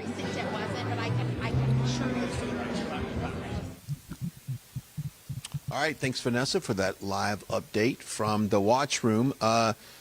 Going to go over some numbers here real quickly. Very latest, we got, 34% were being reported? Yeah, the numbers are starting to pour in now. We've got 36% of the votes in. President Trump is at 51.9%, so he's got a little bit of a boost. Ron DeSantis is at 20.1%, and Nikki Haley is at 19.4%. That's 36% of the votes in. So now that we're seeing these bigger chunks, these bigger numbers of votes coming in, and the margins are staying pretty much about the same, I suspect this is probably what the final will be, but we still need over half of the votes to come in. There you go. And we were talking about how important not only this presidential election is in 2024, but the congressional race as well. Important. Very important. We have a very slim margin in the House. Of course, we need to take back the Senate. But I think what we want to talk about real just for a second is the fact that the Trump tax code that was implemented during his administration, that is set to sunset January of 2025. So whoever's in control of the House in January of 2025 will be responsible for rewriting the tax codes, or quite honestly, extending, if it's us, extending them. That is, if they were to change it, we know exactly what the Democrats are going to do. They're not going to lower your taxes. They're not going to lower your capital gain taxes or the death tax. And they're going to reverse all of that. That's why every race matters. That is why every race matters. And I think what's particularly important for 2024, I think the primary elections for Republican areas is really, really important, because we have got to clean out the Republican Party. Yes, we need to win seats. We need to flip seats where we can. But we also need to flip rhinos to MAGA patriots, because the biggest obstacle, the absolute biggest obstacle that President Trump and his administration and everybody pushing the America First agenda has come up against is Republicans. Republicans are the biggest obstacle. If Republicans would get out of the way, this America First policy that President Trump wants to institute would be so much easier if they would just be America First. The problem is you have so many Republicans that end up siding or trying to collaborate or coordinate with Democrats that it impedes what he wants to do. So it's so important. If you don't know who your member of Congress is, if you don't know who your state representatives and your state senators are, look those up, because it's very, very important that you understand who your representatives are, both in federal Congress and in your state houses, state house, state senate, because we have got to make sure that they are people who are America First, because without that, I don't care if there's an R behind their last name, it's not working. It's not working, and I'll give you a great example. You got Bob Good serving as the House Freedom Caucus leader. Well, guess what? Bob Good would block every single Trump agenda that he would want to put in place, and that would put the House Freedom Caucus in kind of a turmoil, because, yes, there are some very patriotic, America First people in the Freedom Caucus, but when you head it up, or the person that's in charge of it, the point person, when they are an outspoken Trump hater, then I don't know what you expect to happen through all of this. And I met a gentleman yesterday who was going to try and primary Bob Good, and I said, well, you know what, good luck. I mean, I just, sometimes it's hard to beat an incumbent like that. Mm-hmm. They have the finance, they have the campaign, they have their name recognition, But that's why it's so important for the voters to be informed. know who the people are that you're voting for. It's not enough to say, oh, they've got an R behind their name. Oh, I recognize their name. Oh, they've been in office for a while. It doesn't matter if they're not voting the way you want them to vote, if they're not America First. And we talked about, what is it, Liberty Scorecard. Liberty Scorecard. Check it out. It's actually fun to play around with it and see how the various members are voting. But check it out. See how they're voting. And you might be surprised because some of these members who may have great name recognition are not, quite honestly, this is a senator, but Senator Langford in Oklahoma. I think he's a great example. He is not MAGA. He's not on board with America First, but he has name recognition and he is popular in Oklahoma. But I would bet that the Oklahoma voters don't realize all the things that Langford is voting for and working towards. Like right now, he's working with Chuck Schumer to come up with a border policy that allows 5,000 illegal immigrants to come in a day. Well, so you're basically saying 5,000 people just get to break American law, and you're going to write that into law? That's like saying you can shoplift up to $750 a day. As long as you don't go over that, we're not going to arrest you. Just come back tomorrow and steal another $750. This stuff is a joke. And let me tell you something. Any House Republican can get on the floor and do this flaming hot 5-minute speech on C-SPAN, and you clip it and you put it out on your social media and you try to get you fundraise off it. Let me tell you something right now. That's what they do. They get these 5-minute floor speeches, they push it out for clips, they push out their email list, they fundraise, they bring in the money. I'm America First, I'm for this, I'm for that. But at the end of the day, when it really counts, their vote, it is not matching up to what their messaging is pushed out. Yep. Now, if we were to go to Bob Good's, and I don't want to pick on Bob Good exclusively, but let's do it because it's fun. If I was to go to his district and ask the very questions that say, secure the border, no more funding to Ukraine, right? All these fundamental issues that the conservatives have, I would be willing to bet that the majority of them are going to vote the way we would want to vote. But will he vote the way they want to vote? And so you really got to do your homework on this. And I do think this election is so important that we get the right people to support President Trump, assuming that everything goes as planned for victory. So it's important, and down on the local level, because let's not discredit city council members, school board officials, mayors of cities, election officials. Look, we need it. We need transparency down to the, and no one knows better than this than you. I would never have thought that I would say one of the most important races that you will ever vote for in 2024 at any point in time. One of the most important races is for your county clerk. Yeah, because they run your election. And sheriffs. And sheriffs. But how will your county clerk run the election, or your county recorder, or your county supervisor? They're called different things. Those are all different positions, and they also have different titles depending on what state you're in. But these county officials are so important. You need to make sure you know who is running your election in your county. Okay. Yeah, I agree. And, of course, I would go down to if your dog catcher is base, then dadgummit, vote for that base dog catcher. Right. Why not, right? I mean, you know, and it's funny because I have a house in North Texas, and it's a very populous area. A lot of people, Dallas Cowboys are right down the street. PGA headquarters is right down the street. You have all these companies moving in.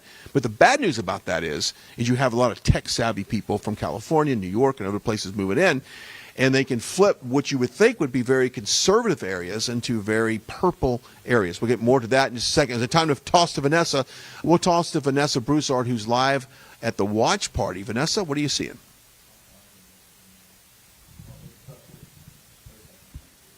The MAGA movement is excited tonight. The party is underway here in the watch party room as we await President Donald J. Trump to take the stage and have a speech here in Iowa, in Des Moines, and talk to the people of Iowa and thank them for their vote. You know, it takes a team. The campaign does a wonderful job.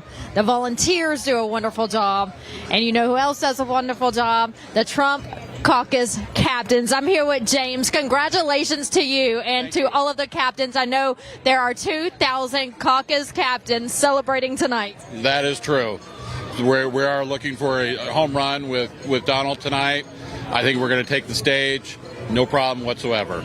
So talk about the process. How long have you been a caucus captain? Several weeks? Actually, yeah. I mean, they asked me, a few months ago, and then there was some training that we had to go through, just on the procedures that are allowed by the GOP. So just had to learn those, and it was quick and easy. It really was. It was painless. And what about tonight? Was it painless as well? Was it as smooth? There was a little bit of confusion, but got it all worked out. And now, when you say confusion, is it because people don't really know how to caucus, or just in the counting? Both. Just a little confusion on, what that you can't start until 7, so that means no starting, no caucusing, no talking political stuff whatsoever.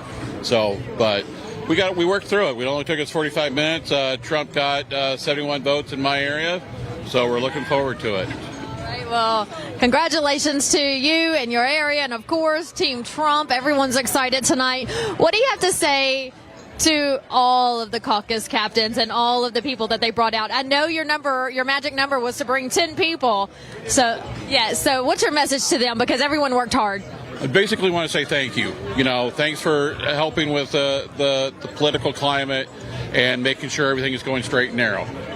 This is just the beginning. Iowa is the first in the nation caucus, then we turn to New Hampshire, then South Carolina, Nevada, and then we have the March 5th primaries, but this is a good start, straight out of the gate. So good job, Iowa. We have to look forward to the November election. What do you think about the candidates who are still in the race? Do you expect any dropouts after tonight? I think everybody's going to, put their own show and, go for what they believe in, and that's what they're entitled to do. So I'm not going to speak ill of any one of the candidates. I think everyone has their right shot. And when the time comes, the time will come, right? The time will come when the voters can go vote. Sounds good. Well, tonight they voted for President Trump to be the nominee here in America Great Again. Absolutely, MAGA all the way. So good to see you, James. Thanks for all of your hard work, and we'll see you down the road. Thank you. Have a good evening. All right, the caucus captain's doing a wonderful job. Again, the Trump team had 2,000 caucus captains throughout the state. James says he was brought in several months ago, so that's how long they've been working this state, all across from the north to the south to the east to the west. They covered every corner. No stone was left unturned. A victory party here tonight. We'll come back here in just a little bit. I'm Vanessa Broussard reporting to you live. Now back over to Brian and Christina. All right, thank you, Vanessa, as we're back here in the Trump war room, just kind of looking at the numbers like Vanessa is doing as well, and probably seeing a little bit more activity down there. We were just looking at the map, and interesting enough, some of the counties up in the northwest part of the state have not reported yet, and some of those counties historically have kind of been a little bit more of the bellwether. Yeah. So we'll see exactly as that reports on that. Let's go over some numbers real quick. Sure. We're at 39% of the votes in. President Trump is at 52.8%. DeSantis is at 20%, and Nikki Haley is at 18.7%. So the numbers are pretty consistently staying the same within a point or two fluctuation. Yeah. As each one comes in. I just had an article that was forwarded to me. It looks like John Solomon is reporting that the DeSantis campaign says that media's early Iowa caucus Trump victory call was, quote, election interference. That is from Just the News, John Solomon. And I said that, and you said, well, actually, we really shouldn't be calling the race right now. Right. So if it were a poll, like an actual primary, like a poll, that is very true, because the whole point of the media reserving calling an election is so that you don't dissuade voters who are in line who haven't had a chance to vote. In principle, it disenfranchises voters who have not yet cast their ballot if the media calls the race too quickly. Remember how a lot of conservatives got upset when they called Arizona before most of the votes were in. The real problem is having a media call it before polls close. And in this case, it was so decisive within the first 30 minutes. They can complain about it, but the problem is it wasn't the media that caused Ron DeSantis to lose. If anything, it was the media that gave Ron DeSantis as many points as he got. Let me argue, if it was closer, Yeah, if it then was closer, no it'd one be a would be bigger calling problem. it right now. Yeah, Okay. If it yeah. was in a 5-6 points margin, they Yeah, would you not shouldn't be calling Okay. that. Okay. I but think it's just so decisive. It's like you can cry about it, but you're down by 30 points. I mean, it's not, that's not going to change anything. But I think that's interesting. John Solomon on Just the News reporting that on the DeSantis camp. And if you missed it earlier, we had heard sources say that someone was at a caucus location and that someone asked for Vivek Ramaswamy, speaker, to come forward, and they just ran out the door. They didn't, and they were there to speak. They saw the other one speak, and they didn't do it. This is really fascinating to me because I know we've gone over this before, but a caucus, the whole point of a caucus that's different from a primary is you are supposed to debate and discuss which is the best candidate for your area. And so all of the candidates send someone to these caucuses called the caucus captain. President Trump had caucus captains at all of these different caucuses. So when they got up to discuss it, he or she, whoever it was that was appointed by President Trump to make that, would say, these are all the reasons why we need Donald Trump. And then, Nikki Haley's caucus captain would do that. Ron DeSantis' caucus captain would do that. And I think it's so funny that that goes to show you the atmosphere of the caucuses. Nobody wants to hear about Vivek Ramaswamy. Nobody wants to hear about what they have to say because the only person people care about right now is Donald Trump. And it was so strong that Vivek Ramaswamy's captain was embarrassed to speak and ran out. I mean, I think that's very telling. Yeah, it kind of is in this world, and it does show the influence, because we've been covering this for a while. We've seen the crowds at these events, and we've seen the crowd show up at the other events, and we saw what happened in 2016 and in 2020 during the COVID restrictions. We saw that Joe Biden would have a rally in a middle school gymnasium. He'd have 5 people standing in a hula hoop, all for safety, and it was all because of to be on the safety side of things. But really, I felt like the enthusiasm was not there for Joe Biden. Right. I mean, really, when he shows up to cities for some type of, he's going to talk on farmers, or if he's going to show up, talk about manufacturing, or whatever the topic is, there's more people shouting, "Let's go, Brandon," out in the streets than he would have at these events. And so there is no enthusiasm at all. No, that's absolutely true. I'm hearing from the Trump team that President Trump hoping right now that he'll be speaking around 9:20. 9:20 tonight. Declare his victory. So at 9:20. So we're sitting 20 minutes left. About 20 minutes left, and we might be hearing from him. Let's hear from our friends over at the Birch Gold Group. Of course, investing is a very risky thing, and we see what the economy is doing. I'm personally thinking that we're going to see a pullback in the market. Fox News has been rinse and repeat an article since December 8th talking about this market crash that is imminent. So whether or not that comes true or not, if you want to talk about investing in gold, silver, and precious metals, our friends at the Birch Gold Group has the product for you. They'll show you how to convert a traditional IRA into a gold-backed IRA. Simply text the words Trump to 989898. That's Trump to 989898. That is the Birch Gold Group. All right. So potentially a speech at 9:20 from President Trump. We'll see exactly what that entails. And, of course, until then, we'll keep monitoring the results coming out. We're probably up to maybe 40% reporting at this point. Roughly, we're probably getting into that.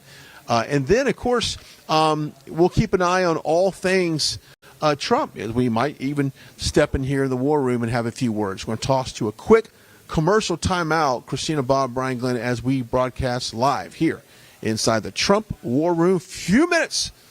We will come right back. Stick around. We'll be right back. Parents and grandparents, the 2024 Kids Guide to President Trump is here, and it's free. As a bonus, your child gets a free issue of Everbright Kids Magazine and Activity Book, and a free video lesson. Order now at freetrumpbook.com. That's freetrumpbook.com. Right Side Broadcasting is known for panning the crowds, showing the packed arenas, and allowing you to see the truth.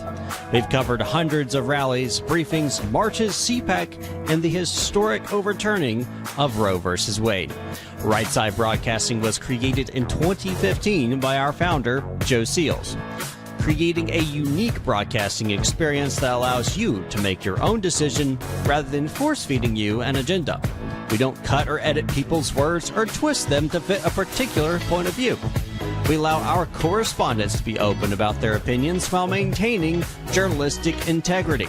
Your donations and support allow us to continue to be the gold standard in live, unedited event coverage. Your monthly or one-time contributions on our website are crucial in our fight for the truth.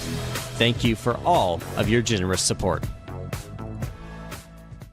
Hello, I'm Mike Lindell, and I'm here to tell you about my new product from MyPillow, towels that actually work. Watch this absorbency test. Here's another towel that we randomly went out and bought. Here's one of my towels with the nice design. I don't know if you can see this, but you could line a swimming pool with this.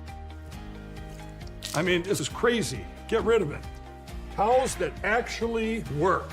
What a concept. I'm interrupting this commercial to let you know you can get our 6-piece My Towels, regular $69.98, now only $29.98. Or you can save 25% on our brand new kitchen towels, made with the same technology as our famous My Towels. Also, we have bath sheets, bath towels, washcloths, hand towels, and so much more. And the best part, with your promo code, your entire order ships absolutely free. So go to mypillow.com or call the number on your screen. Use that promo code to get deep discounts on all My Towels. And for a limited time, your order ships absolutely free. This is a call to all my fellow Americans to stand up, fired up, and will not let up. To put your foot down and will never lay down, Americans. You're the ones this country needs. To stand up for what you believe in. To wear your pride on your sleeve. This is a call to the ones who put family above fortune and always have their neighbors six. At Pure Talk, we're a wireless company that champions American values. We'll give you a voice, along with unlimited talk, text, and data for only $20 a month. That's less than a burger and fries these days. All on the most dependable 5G network. So stand with us, a proud American company that stands up for and gives back to the people who built this country. People who stand for our flag. People who believe in working hard, not hardly working. So join your fellow Americans and call Pure Talk to get 50% off your first month. This is your calling. It's time to answer. What's up, guys? My name is Jaden Hurd, and I have a Christian show called Let It Be Heard, where we analyze culture and current events from a biblical perspective. I highly recommend you guys check us out. We now have episodes every Monday, Wednesday, and Friday. And basically, what happens is we react to videos, we have talking points, we have on guests, and it's very exciting. Come check us out on Rumble and the RSBN channel. God bless you guys.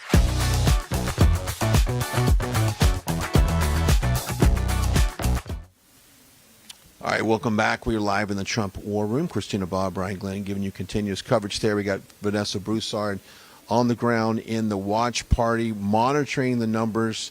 What's the very latest? Yep, I'm still showing 39%. Donald Trump's right about 53%. He's got 52.8. Ron DeSantis 20. Nikki Haley 18.7. So it looks like that's about the spread. I expect a big dump to come in because we've had a couple large batches, and I think the next big dump will be the decisive blow. I think it's interesting to point out that he is hovering over the 52%. That's so that's great. Yeah. If he can hold that this is a historic caucus. It's already a historic caucus. He's going to beat the 18%, no doubt. There's a large media presence, and I'm very thankful in this room. We have some good select conservative, friendly media outlets in here, which is always nice to be around. I usually have to broadcast around a bunch of Dennis snakes. All due respect to some of my friends that work over there, but I don't necessarily like the messaging that you see from these companies. And as we get deeper into this election cycle, one thing you're going to see is more foreign press show up to these events. And I think today was a kind of eye-opener. I've seen more foreign press at a Trump event than I've seen in the last, let's just say, 13 months or so. I've not seen it at all during the rally cycle after the 2020 election, after 2022 midterms. Yeah, I see them now. There really has been an uptick. I saw the German news station outside doing their reports, but the foreign press is getting involved and interested in this earlier than they typically do. And we talked about this before. Obviously, this election has international ramifications. But the foreign press has kind of amped up or ramped up their involvement in these Trump events. But I wish they were here to promote the America First agenda. I wish they were here to promote the greatest leader of the free world. I wish they were here to promote, patriotism. I wish they were here to promote nationalism, but they're not. And if you spend any time around these people, you'll understand that they're not interested in promoting Donald Trump. They're not interested in promoting America and freedom and our Constitution. They come here to fabricate lies about President Trump, and they sell those lies to their people and their countries, because we've got enough media here in this country to spread the lies. But now we've got companies around the world that want to spread those lies. So if we get the whole world hating President Trump, and we get this country to hate President Trump, then maybe they can win. They being the globalists. The globalists. Who often own the media outlets. That's correct. Doing the reporting. That is correct. And so that is my biggest issue with these international press coming to handle and cover this election. And I saw it back in the last election, and it really bothered me, because I would listen to their reporting, but I sure noticed them dancing and enjoying the music before Trump came out on stage. They love dancing to Macho Man. They love dancing to all that stuff. But when it comes to President Trump, they'll turn a blind eye. They'll put on their headphones, and they'll write the same wicked stories they always write about President Trump. So my message to the international media that wants to come over here and tell us what to do, they want to come over here and report for their own agenda back at home. I say get on that plane and get the hell out of here, because we don't care what you think about our country. We're going to honor our forefathers, we're going to honor our Constitution, and we're going to do what's best for the American people. So go back to where you came from, report on the stupid stories that's going on in your country, because the last time I checked, a lot of those countries were a dumpster fire due to your policies and due to your leaders you put in office. Stay out of our business and go back home. And that's my final thoughts on the international media. I think there's a lot of people that are very interested in your thoughts. That was quite fiery. Because I'm telling you, if they would see how they report, they wouldn't like it. Let me ask you a question. If I went over to Germany, France, Spain, Europe, if I went anywhere over there and started promoting kind of their candidate for president that was kind of a nationalist, a populist, someone that they would run me out. They would say, "Why are you here promoting them?" Because that's not what they want over there. Yeah. They want a very socialist, globalist government. I don't necessarily know that that's fair to say either. I don't know that. I think there's a lot of conservative people in Europe. We're talking about Europe right now, but around the world, and looking over at Argentina, what's happening there. I think there's a conservative resurgence, and I do think, going back to Europe, I do think that there is an undercurrent of conservatism rising, and I think we're starting to see more of that. The media, that's different than the media. It's the same problem we have here in the United States. What the media is doing, what the media is saying, I don't think totally reflects what the American people think or feel. And I think that's the same problem we're seeing in Europe. You've got a media, a bunch of peons who are owned by globalists who are willing to sell their souls so that they get to be on TV or whatever it is. And as a result, they're making it look like they're more socialist in views than they actually are. No, you're right on that. I don't know, but that's kind of my perception. You're right on that. All right, let's talk about our friends over the wellness company. We don't know what's going to come around the corner as far as the next pandemic or the next medical or health crisis. We just don't know. But we do know that you can be protected, and Dr. Peter McAuliffe is a world-renowned doctor. He has developed this emergency medical kit that you can leave in your car, you can put it at home, put it in your office, to help you deal with anything that might come up. I'm talking about a scratch, a burn, a cut, something like that, all the way up to COVID. You got ivermectin in there and hydroxychloroquine's in there as well.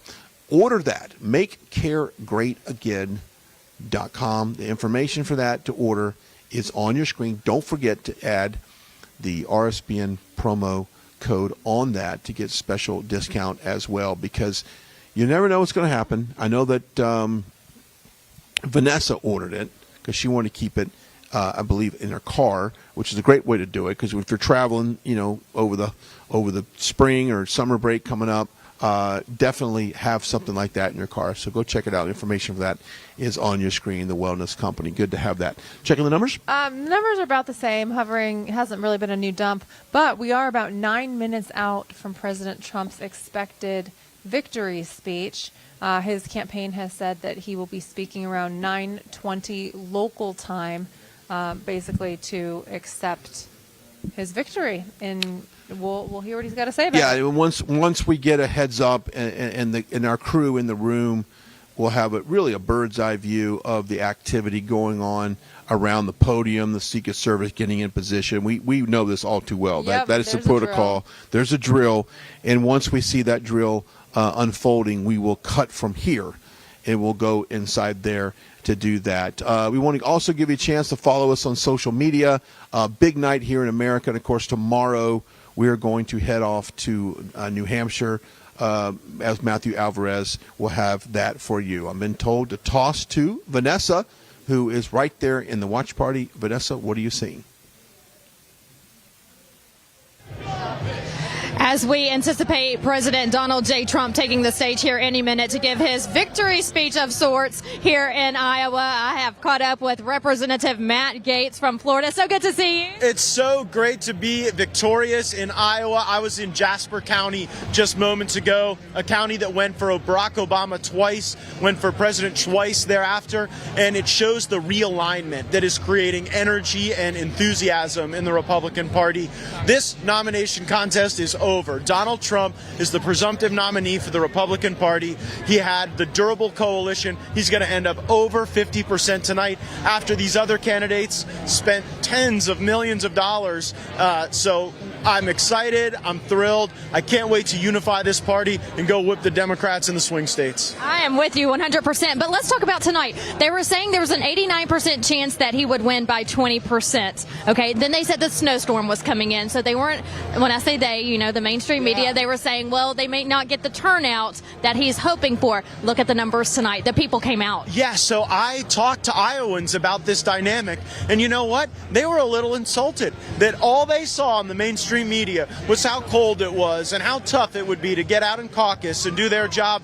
And I think that narrative drove these people to prove the mainstream media wrong, to get out and vote and participate in this democratic process. And they did so with love of country, and that's what inspired me. It was a remarkable thing to participate in, and it's a culminating moment for these primaries and caucuses. You're absolutely right. I've traveled Iowa in the last couple of months from every end of the state. I think I've been in every county in the last couple of months. The people do the talking. When you talk to the people on the ground, it's different than what you see on social media and on the mainstream news media. The people are what will get Donald Trump elected, and they proved that tonight. And I think people are eager to see a general election contest where we directly compare the 4 years under President Trump to the 4 years under President Biden. Right here in the state of Iowa, you saw President Trump with a policy that created 22,000 new jobs in his first 3 years, 10,000 manufacturing jobs. Already under President Biden, the state's lost 2,000 manufacturing jobs. We're going to be able to do that time and again to show people they were better off under Trump, and it will be the centerpiece of our general election strategy. At what point do you think that these other candidates need to back up and say, you know what, there's no close call here, let's get behind the man that the people want and put him in November, and then fight what really matters, the left? A few hours? Look, the clock strikes midnight. Stages of grief, everyone goes through them. I've gone through them. I'm sure every human being has. And the first stage is denial, and you kind of get past that to ultimately acceptance. And I would encourage the other Republicans who ran to get to acceptance pretty quick that Donald Trump's our nominee, and we have a historic opportunity to restore power to we the people by putting him back at that resolute desk in the White House. All right, and so let's talk about New Hampshire. That's next up. They're on deck. What do you have to say for the people of New Hampshire? Because, again, we're looking at the polls, and the mainstream is saying Nikki Haley's, increasing in the polls, but I'm not sure what poll numbers they're looking at, but that's their way to twist the narrative. Well, I mean, Nikki Haley has to ask herself what she's still doing running for president, having come in third with all of the media and donor energy trying to get her into that pole position. It didn't happen for Nikki Haley. The voters weren't there for her. I can tell you, when Nikki Haley's name was mentioned at the caucus site I was at, there were like sneers and jeers among the Republicans. Some of the most voluminous feedback I got from Iowans is, you go tell President Trump not to pick Nikki Haley for vice president under any circumstance. I've heard that a lot, yes. So I don't think that showcases any yellow brick road to the nomination for her in New Hampshire or elsewhere. And also, I want to ask you this one last question. You, along with Rick Scott, Marco Rubio, all this backing for President Trump from Florida, what's that say about the future of Governor DeSantis? Well, Ron DeSantis is going to come back to Florida. I think he will be a terrific governor. He will have my support as the governor of Florida, as he always has. And, you know, sometimes people run for president and they get a different verdict than they'd like. But Ron's got a great future ahead. Florida's got a great future ahead. This is just a time for President Trump, and we're excited about it. 2024 is his year. Representative Matt Gaetz, so good to see you. Love the hat. Thanks. Yes. All right. Hi, how are you?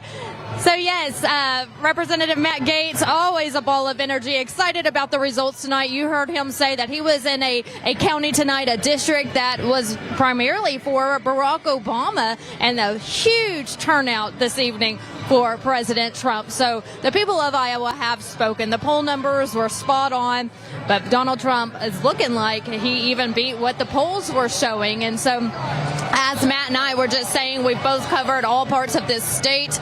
And when you really start talking to the people on the ground, when you really start talking to these farmers and these workers and these moms and these grandmothers who are leaving their small businesses for generations to come, or maybe they're running a small business that was left to them by their great grandmother, whatever the case may be, they're worried, they're concerned, and they didn't have this concern under President Trump. So with 3 years of worry and stress and the fear of the unknown, they went tonight to caucus and said, we can't stand for this anymore. We are Americans. We will back our nominee to be on the November ballot. And we hope that the rest of the country sees what we did here, giving him the momentum to keep fighting as he heads into New Hampshire. Again, we have South Carolina coming up, and we have Nevada coming up, and then the March primaries are coming up after that. You heard Matt Gaetz just say just now that when are the other candidates going to realize, hey, maybe this isn't my year, maybe I should drop out. So we'll see what happens after tonight. Of course, there's a lot of rumors that circulate. I don't like to report on the rumors that are circulating, but there is some word that we may see some more candidates start dropping out of this race here pretty soon. At least, you know, in the next couple of weeks, maybe after New Hampshire as well. So, yes, big celebration here tonight. I'm going to have my photographer, if you want to, pan the room so you can look at the crowd and see all the smiling faces. A lot of white hats. If you see white hats, that means they are a Trump caucus captain. They have been working for months. They were trained by the Trump campaign on what to do at a caucus event. And they have been working for months getting people out to caucus, making sure people showed up, and they did tonight. So if you see the white hats, that means they are a Trump caucus captain, and they're having a great time tonight. They're going to kick up their feet, have a good time. We're expecting Donald Trump to come out here any minute. I'm hearing maybe within the next 5 minutes or so. So, yeah, great time here this evening inside the watch party. You could hear when the first numbers came out this evening, the celebration of people clapping, yelling, throwing their hands in the air, just excited to see those numbers come in. And it didn't take long for RSBN to call President Trump the projected winner of Iowa. Right now sitting at about 53%. Ron DeSantis and Nikki Haley have been going back and forth for second place. So we'll see what the end results are there tonight, but not even a close second place. Seeing around 18, 19, 20%. President Trump's intro music has been playing, so we're expecting him to come out to the stage any minute. as this crowd awaits to hear his message to Iowa, the voters, the people who went out in these freezing temperatures and caucused tonight. Let's see. I'm going to check the temperature real quick and see what we're looking at right now in Des Moines, where we are. It's -6 degrees here in Des Moines, and that doesn't stop the people of Iowa. They came out tonight and they caucused just as we thought they would. So great night. We want to remind you, too, while you're watching and we're waiting for President Trump, that this book, you cannot go wrong with it. I have one at my house, and I love it. It's not just for my son, but it's for me, too. We look at the pictures together. Free Trump book, with President Trump leading the Republican candidates for 2024 by a wide margin. His chances of becoming president again are looking very good. So now's a good time to make sure kids learn about his achievements as president, as well as his vision for America and his plans to make America great again in his second term. But one thing you can count on is that public schools won't be teaching kids anything positive about Trump.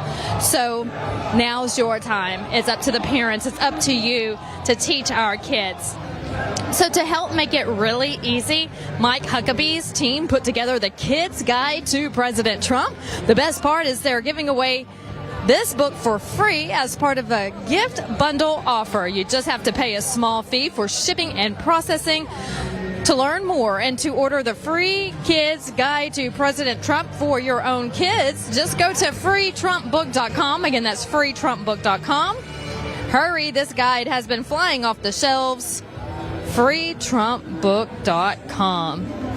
It's a great book. I keep it in my living room. I have a little 2-year-old at home, and so he can't read just yet, but he looks at the pictures and I read for him. So he's already learning about the great accomplishments of President Trump. You've got to teach them young.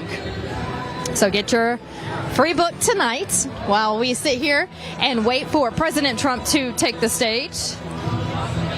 Thank you so much. Thank you. Talking to a couple of our viewers as they walk across, finding a place to stand. President Trump coming out here momentarily. We have seen Carrie Lake in the audience. Of course, Matt Gaetz. We've seen several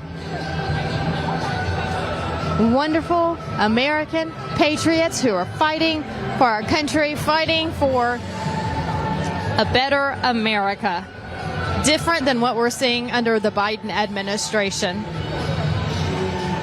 So a bunch of fighters here in this room tonight, people who are eager for 2024. They're happy that Trump won straight out of the gates, winning the Iowa caucus. And we'll see what happens next in New Hampshire. But tonight we celebrate here in Des Moines, Iowa. Again, President Trump, the declared winner for Right Side Broadcasting Network. Second place, DeSantis and Haley. It's a toss-up right now. 19%, 21%, 20%. They keep flip-flopping back and forth. So we'll see what happens there and what that means for their campaign in the coming days. Donald Trump just posted on Truth Social, which is his platform, his social media platform. He says, quote, "Thank you, Iowa. I love you all. Donald J. Trump." So Donald Trump, again, thank you, Iowa. I love you all. Donald J. Trump. And I think that's what people love about Donald Trump. They feel that he loves them. He works hard for them. He could be living a luxurious life somewhere, but instead, he's getting attacked by the left day in and day out. Bogus accusations, facing jail time, facing court cases, judges, attorney generals, prosecutors. And he continues to fight. He continues to stand up. He continues to say, I will not back down. I will not get off the path of making this country great. And America knows that. And so this was proof tonight that they went out and said, we want you back in the White House. We want you on the November ballot. So that was a Truth Social post just put out by President Trump. And he will be taking the stage here any minute. Carrie Lake also here in the audience. She says on Truth Social, "We did it, Iowa. We showed the world that the MAGA movement is stronger than ever." She says, "But this is just the start. No days off, no slowing down from here. We're going to keep working, we're going to keep fighting, and we will not stop until we take our country back in November." That's coming from Carrie Lake, who's also here tonight supporting President Trump. So just a few posts to read to you from Truth Social. If you're not on Truth Social, please join. That is President Donald J. Trump's social media platform. He came up with that platform after he was getting banned from Twitter and Facebook and other social media sites like that. I know that he has been reinstated when Elon Musk took over Twitter, now calls it X. That is the new name for Twitter. He reinstated President Trump's account, but President Trump really stays focused on his social media, and that is Truth Social. If you're there, you can follow me. I'm there as well at Vanessa Broussard. You can follow Right Side Broadcasting Network. They're there. And speaking of, sign up for our newsletter. Go to rsbnetwork.com, sign up for our newsletter. We're just in January. We just have Iowa down. We have a lot more to go. The road is long.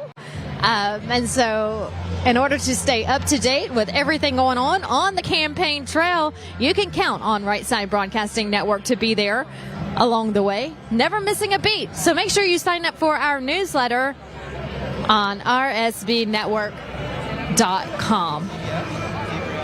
All right, we're still waiting on President Trump to take the stage. It should be any minute now here in Des Moines, Iowa. Now, if you're just now joining us, he is the projected winner for Iowa at 51% of the votes. Coming in second right now is Ron DeSantis with Nikki Haley close behind. Ron DeSantis sitting around 21%.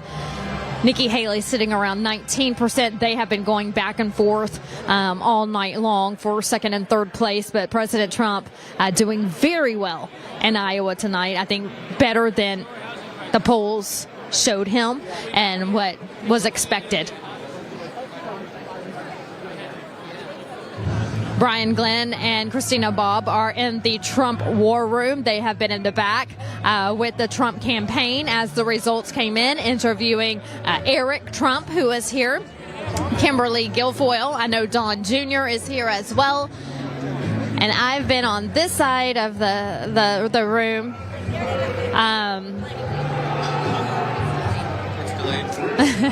I've been on this side of the building in the watch party area. So, full house here tonight, as we always expect at a Trump event.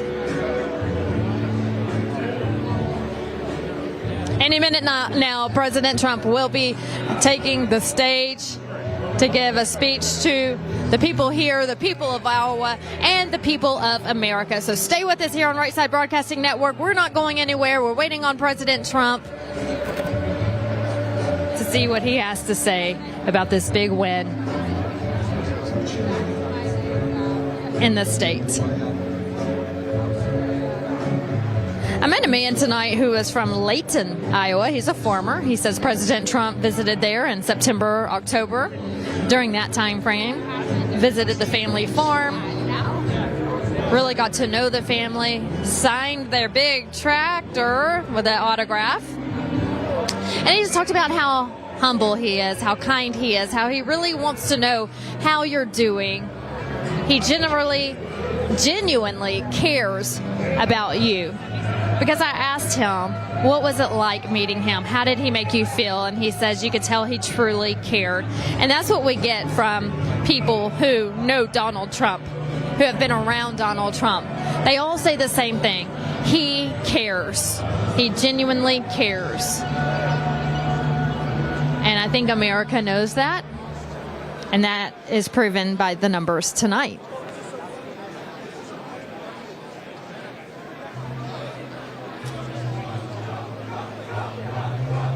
The crowd starting to chant Trump. I think they're ready for him to come out on stage. We were hearing it would be around 9:25. It's now 9:30 Central Time. The Iowa caucus started at 7 o'clock, and I think by 7:30 we started getting good numbers in to where those races were being, the race itself, I should say, was called. Didn't take long. It was fairly quick.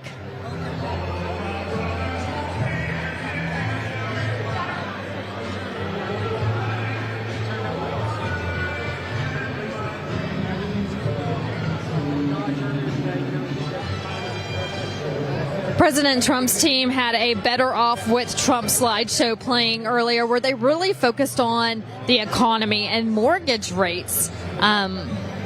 They were showing that the 30-year mortgage rate has hit a 22-year high.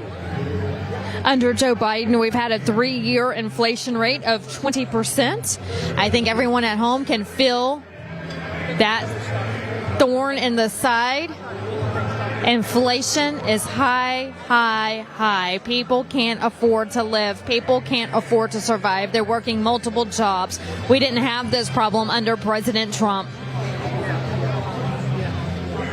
As we talked to Representative Matt Gaetz earlier, we talked about Matt Gaetz, who is a fan of Trump. Also getting great endorsements from Senator Marco Rubio, Rick Scott, also endorsing Trump. Lots of momentum heading into New Hampshire. That's where RSBN will be starting tomorrow. So we'll pack up here and head that way and get ready for the next state, New Hampshire. We're excited to see you. We hope to see you along the route. Come out to the events, come out and say hi. We're excited about it. A lot of talk about who's going to be dropping out in the coming days, if anyone. Also, there was a lot of talk about the votes for Chris Christie going to candidates like Nikki Haley. Well, if that was the case tonight, it didn't seem to show. We had an endorsement from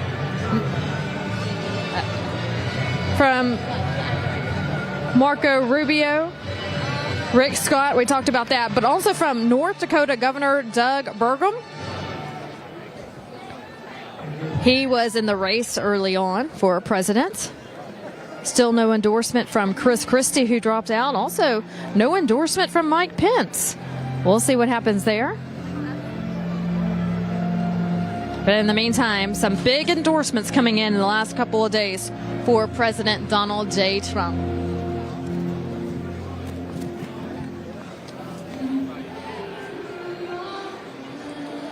When you look at the poll numbers from interactive polls for not just a matchup against the Republican candidates, Donald Trump's doing well against Joe Biden as well. And so those numbers keep getting better for President Trump when you look at the head-to-head matchup against Joe Biden. That's according to interactive polls. That's a polling site that the Trump campaign really watches closely as well. I'm seeing some of his campaign staff walking around, all in good spirits, of course, smiling, greeting these voters. Everyone in good spirits tonight.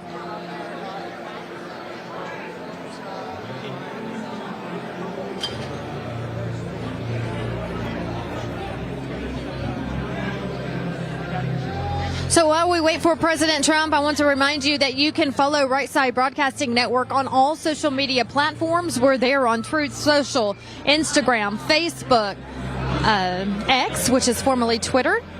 You can go to rsbnetwork.com, sign up for our newsletter. You can also download the RSBN app. That is truly, honestly, my favorite because it's very user-friendly. Just download the app. It's free.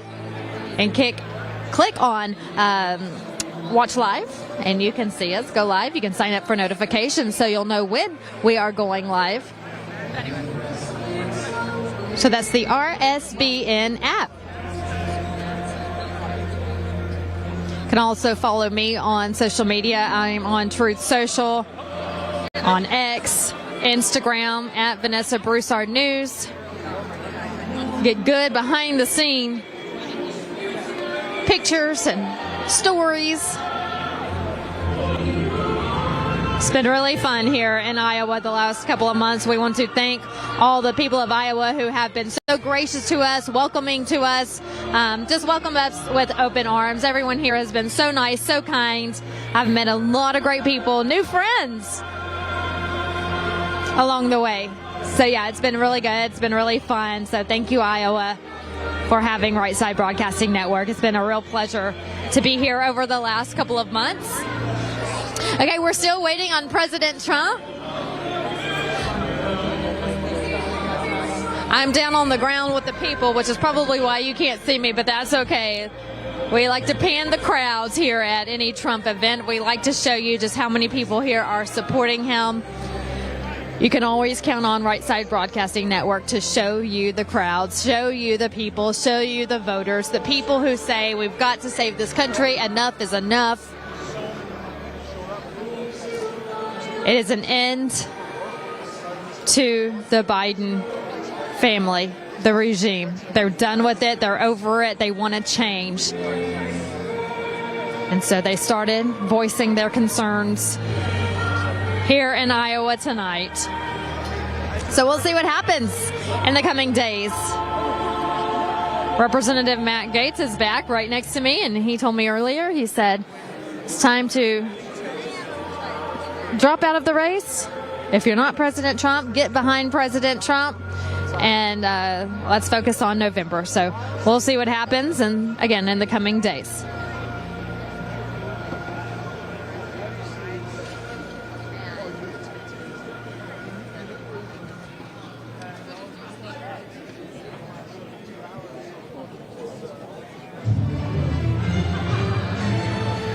Still having music playing. President Trump was supposed to take the stage about 20 minutes ago, 30 minutes ago, but we know he's in the back celebrating and talking to his team, his campaign, the people who have helped put him in the lead here tonight to be the projected winner of Iowa. Second place is still up in the air. We have Marjorie Taylor Greene coming to us right now, so we'll be prepared to come to her here momentarily. It's a packed house here tonight, so we'll see what happens in the coming minutes as we wait for the president. But we're good. Marjorie here, just a second. She's making her way to us.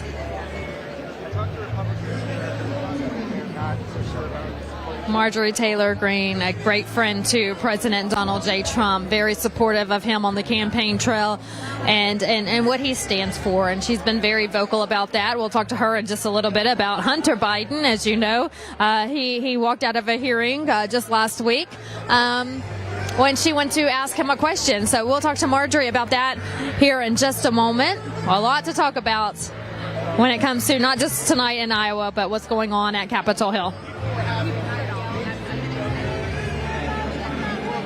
Marjorie, hello. How are you? I'm good. I'm doing great. How are you doing? Yes, doing good. I'm very excited. Yes. So this was expected and thrilled to see it happen. Absolutely. You know, we thought that Trump would win by double digits, but I don't know if we were really ready for this big win tonight.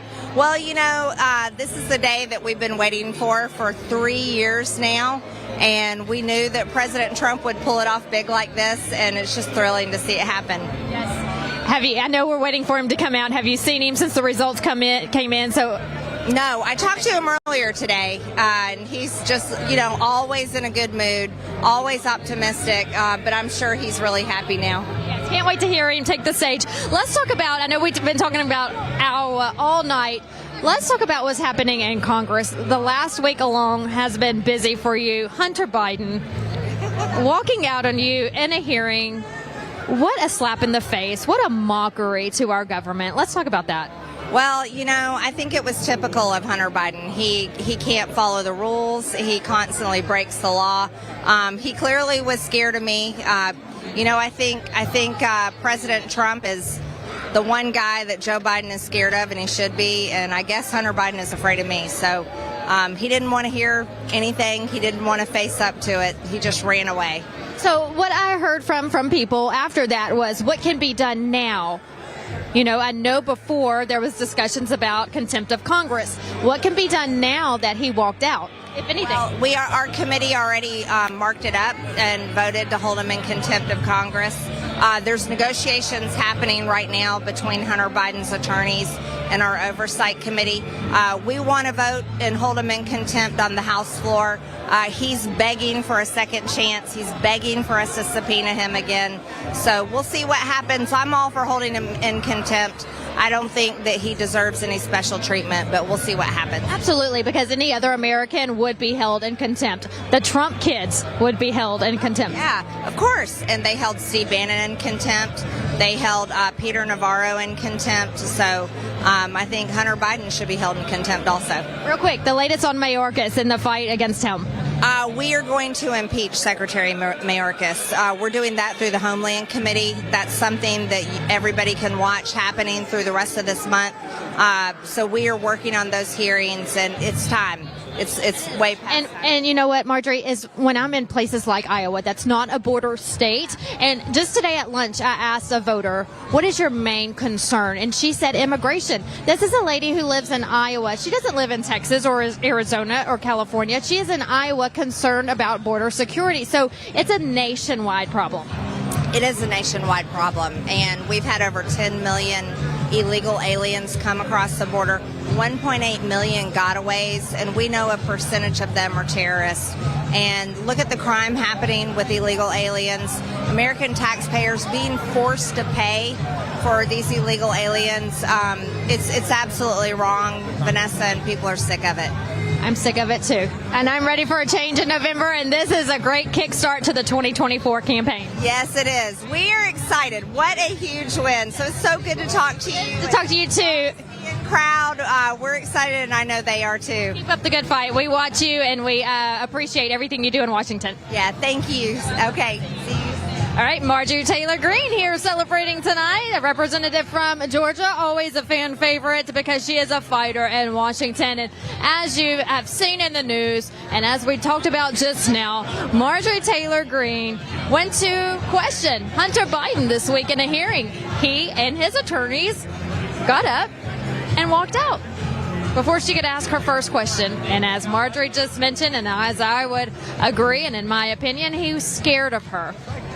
So instead of confronting her and answering her questions and listening to her concerns, he got up and walked out because Hunter Biden believes that he is above the law because his father is Joe Biden. So we'll see what happens in Congress as they try to hold him in contempt of court and continue the good fight against the Biden crime family. All right. The party's just now rocking. I see Byron Reynolds. I see all kinds of people here in the watch party. A lot of social media influencers making their way. Hey, look, I've been on my phone a lot tonight, and I want to tell you that the best way to go when it comes to your cell phone is a company called Pure Talk. Does social engineering from leftist corporations make you feel like you're living in the Twilight Zone? Well, you're not alone. Pure Talk, America's wireless company, knows the silent majority is fed up. Stand with a company who champions your values like always having your neighbor's back, pulling yourself up by your bootstraps, believing elbow grease and hard work can solve almost any problem. Pure Talk is for you. Join the masses who have fled their old wireless company for something better. Pure Talk gives you phenomenal coverage on America's most dependable 5G network for half the price of the other guys. With unlimited plans starting at just $20 a month, the average family saves almost $1,000 a year. I think right now we could all use that $1,000.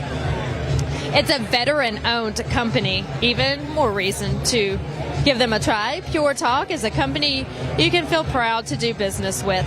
Dial 8448-PURE-TALK. That's 8448-PURE-TALK. Their U.S. customer service team is waiting by to help you make the switch. Again, that number is on your screen. Call 8448-PURE-TALK right now. You'll save an additional 50% off your first month with Pure Talk.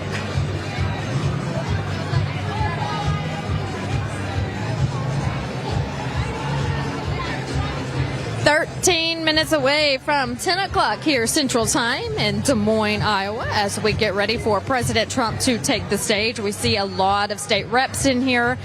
Just spoke to Marjorie Taylor Greene. We spoke to Matt Gaetz earlier. He's here. Byron Reynolds is here. I see him in the distance.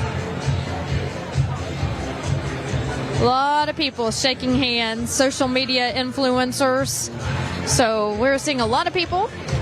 A lot of smiling faces. This is just the beginning of 2024.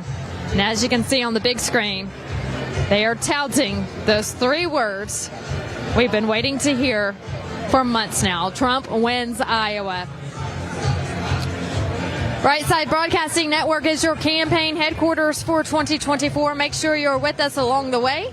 We're proud to be here with you. We enjoy all of you who watch us, whether you're watching on Rumble, YouTube, our RSBN app, rsbnetwork.com, no matter where it is. Thank you for watching. Let us know where you're watching from. And if you're watching on Rumble, make sure you follow us on Locals on Rumble. Subscribe to that. You'll get behind the scene photos and videos and information that you don't get anywhere else. That's on Locals on Rumble. All right, so this intro music that's playing right now is usually played before Trump walks out. So it should be any minute now.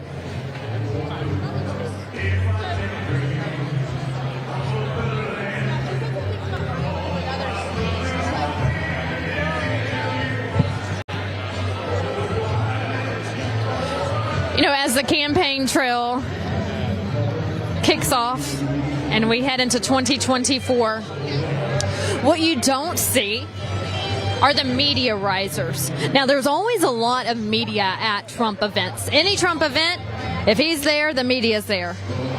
But in the last few days, the last week or so, we have seen so many media outlets. And what's going to happen, another prediction of mine, says that as we get closer to the March primaries, you're going to see a lot of more outlets, of course, from America, but also from across the world.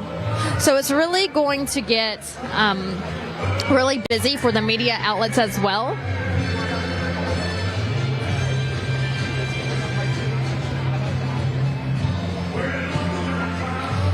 And out of all the ones that you can choose from, we thank you for choosing Right Side Broadcasting Network. You can also donate to help us stay on the campaign trail if you'd like to do so. We thank those who have done so, and we encourage you, the ones that can, please do. You can do so on our website, rsbnetwork.com. Click donate. Every dollar helps to keep us on the campaign trail, talking to all of the wonderful people across America.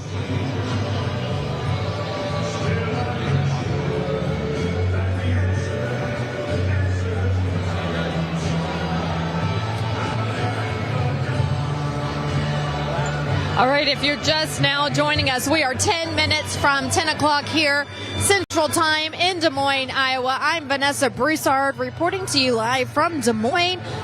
where President Trump is the projected winner of the Iowa caucus. Huge victory, huge margin over firsts and second, third place. There's been a toss-up. It's gone back and forth all night long between the second place winner. Could it be Ron DeSantis? Could it be Nikki Haley? We don't know, but what we do know is President Trump has won this state by a wide margin, giving him momentum into New Hampshire. And here comes the president with his talk to Iowa. Of the United States, President Donald J. Trump. And I'm proud to be an American, where at least I know I'm free.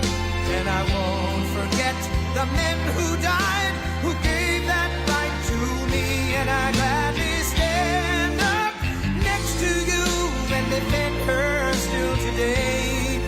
'Cause there ain't no doubt I love this land.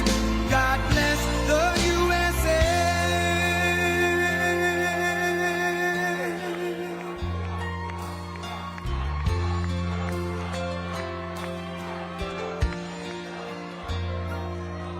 From the lakes of Minnesota to the hills of Tennessee, across the plains of Texas, from sea to shining sea, from Detroit down to Houston and New York to LA, where there's pride in every American heart, and it's time we stand and say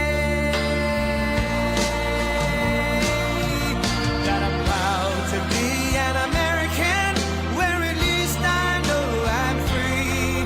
And I won't forget the men who died, who gave that right to me. And I gladly stand up next to you and defend her still today. 'Cause there ain't no doubt I love this land. God bless the USA.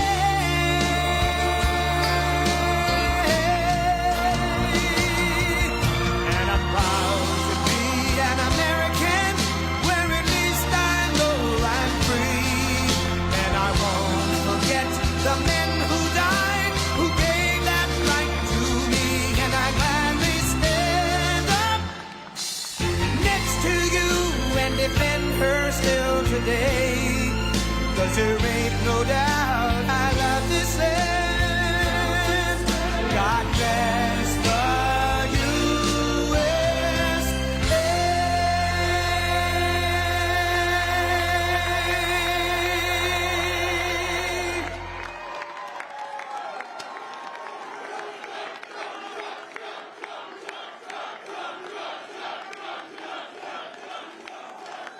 Well, I want to thank everybody. This has been some period of time, and most importantly, we want to thank the great people of Iowa. Thank you. We love you all.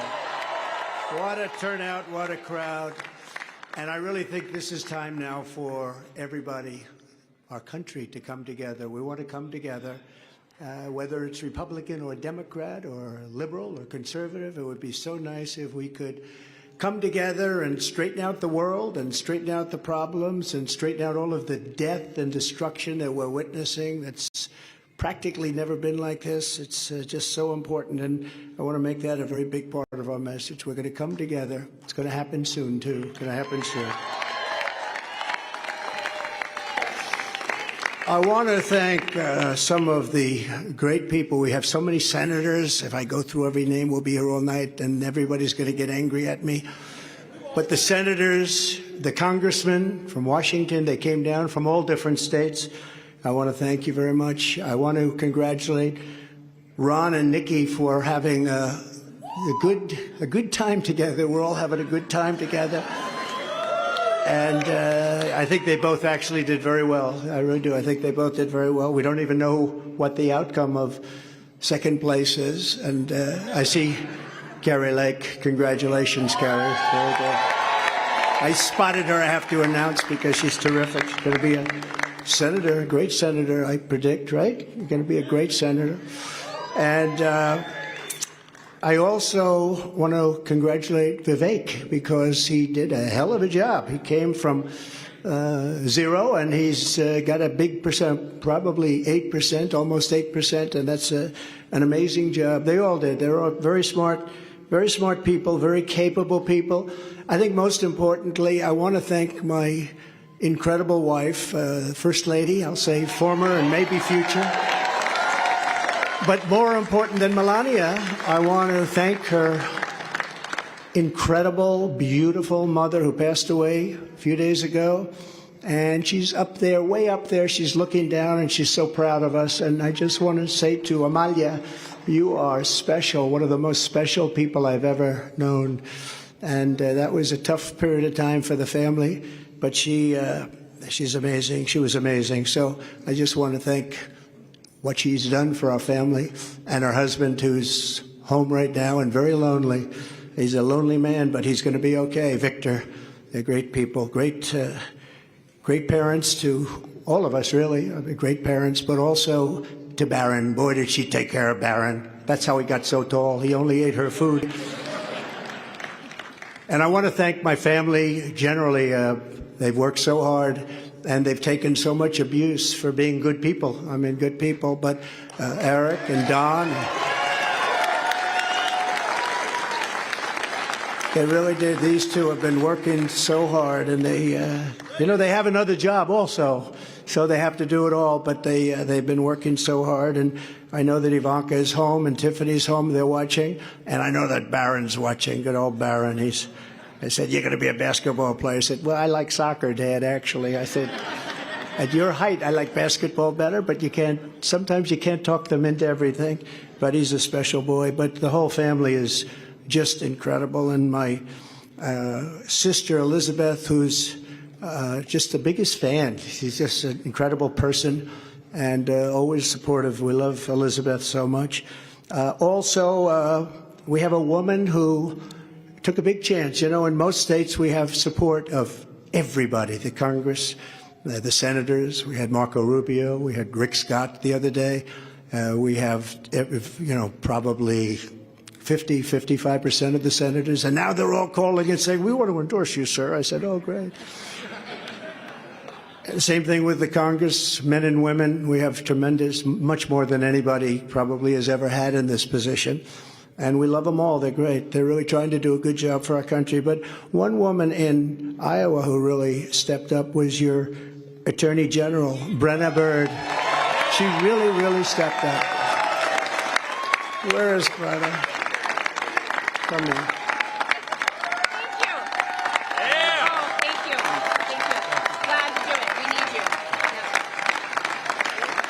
She stepped up. She's going to be your governor someday, I predict. So we'll see. We'll be watching, but she really did. She broke away from the pack.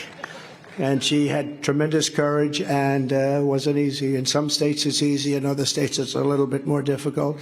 But we have really the support of the people of Iowa, which has been just incredible. Another man who was actually the first person to endorse me in the entire country. He's a state senator. His name is Brad Zahn. He looks like he's the most handsome guy, I think. Oh, you made it. He had to drive from his caucus location. You made it. I call him the Marlboro Man. Hey, Brad. You want to say something? Come on. Go up. Say something. Well, I'll tell you, I had to actually do a TV interview bragging about you. The reason why I was late was because of that. But is he awesome or what? I am honored to be the first person in the United States to endorse this guy. The next president, the 47th president of the United States, Donald J. Trump.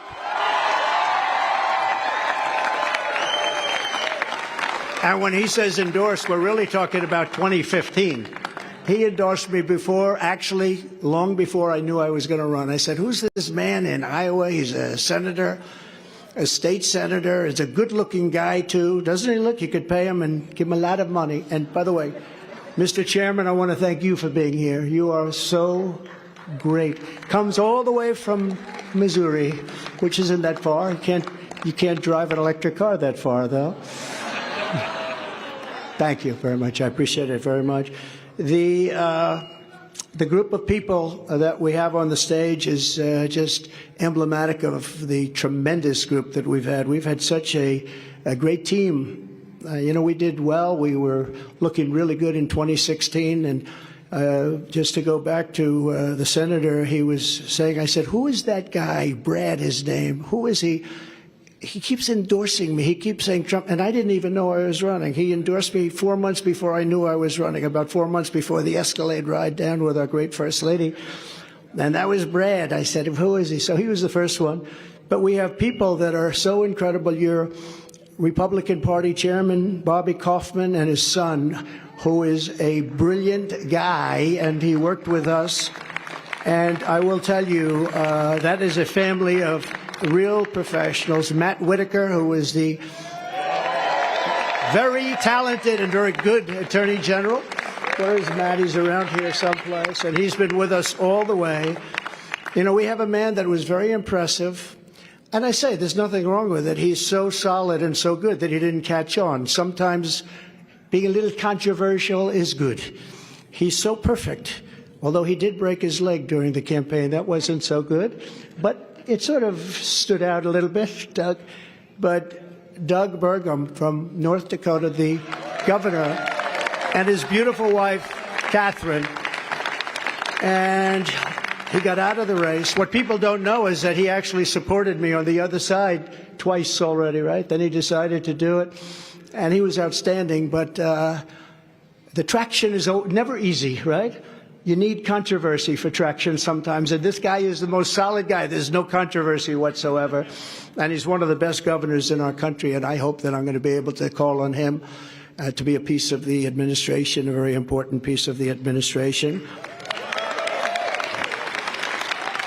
And also, just to conclude with this, the entire Trump team, and that includes my two boys who are really here all the time, whenever we needed them. Whenever we needed them. They are great. Eric and Don. And look at all these people. Oh, Susie, I have to say. And Chris. And they want no accolades. They just want a victory, and they want to make America great again. That's all they want, actually. They don't want to be speaking. They don't want to have pictures. They just want to do their job, right?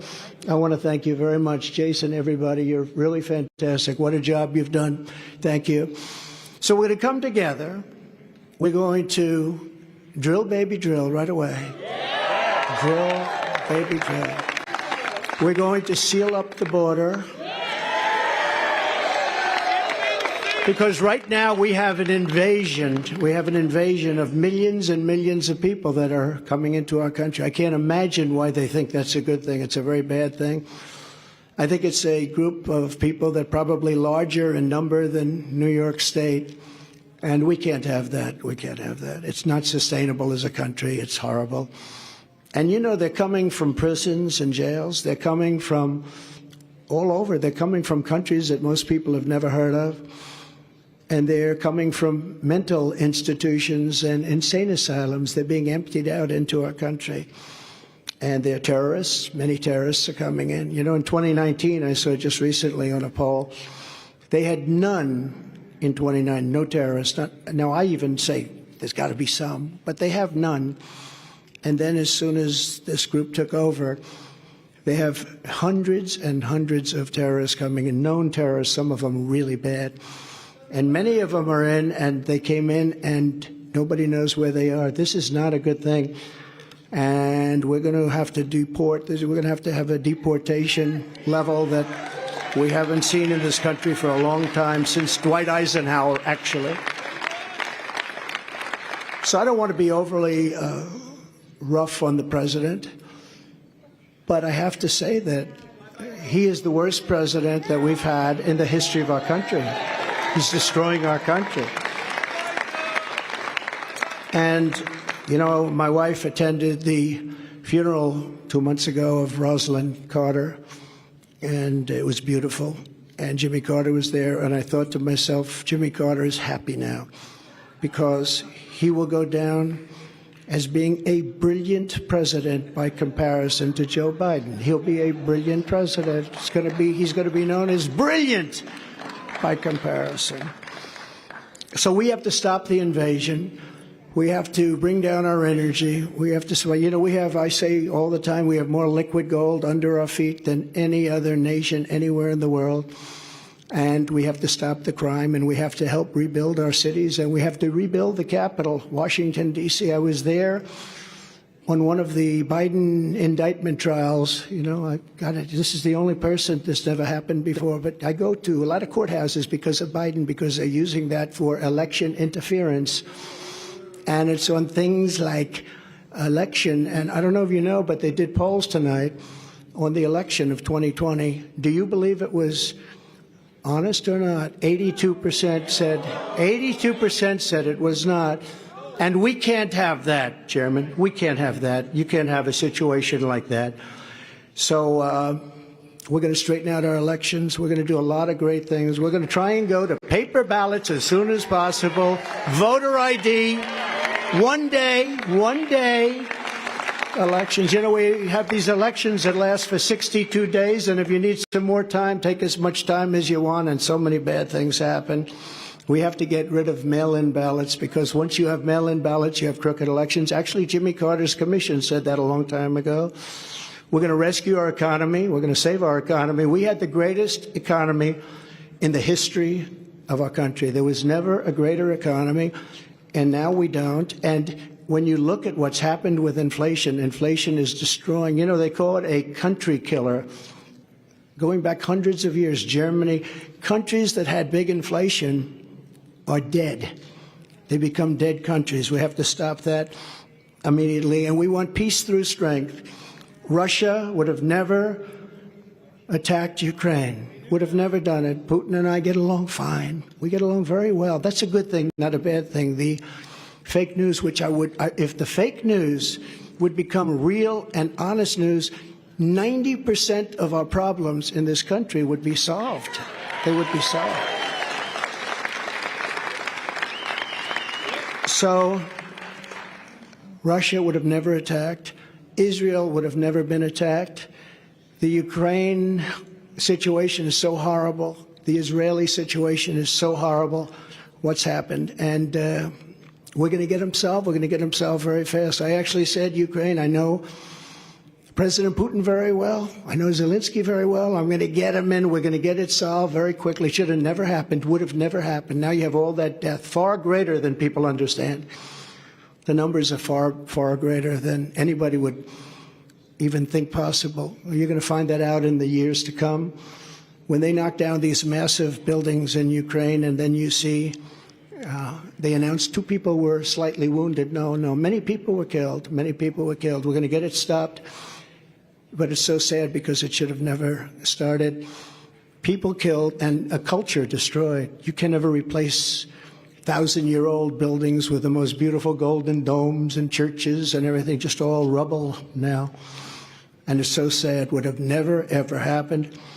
And likewise, Israel would have never been attacked.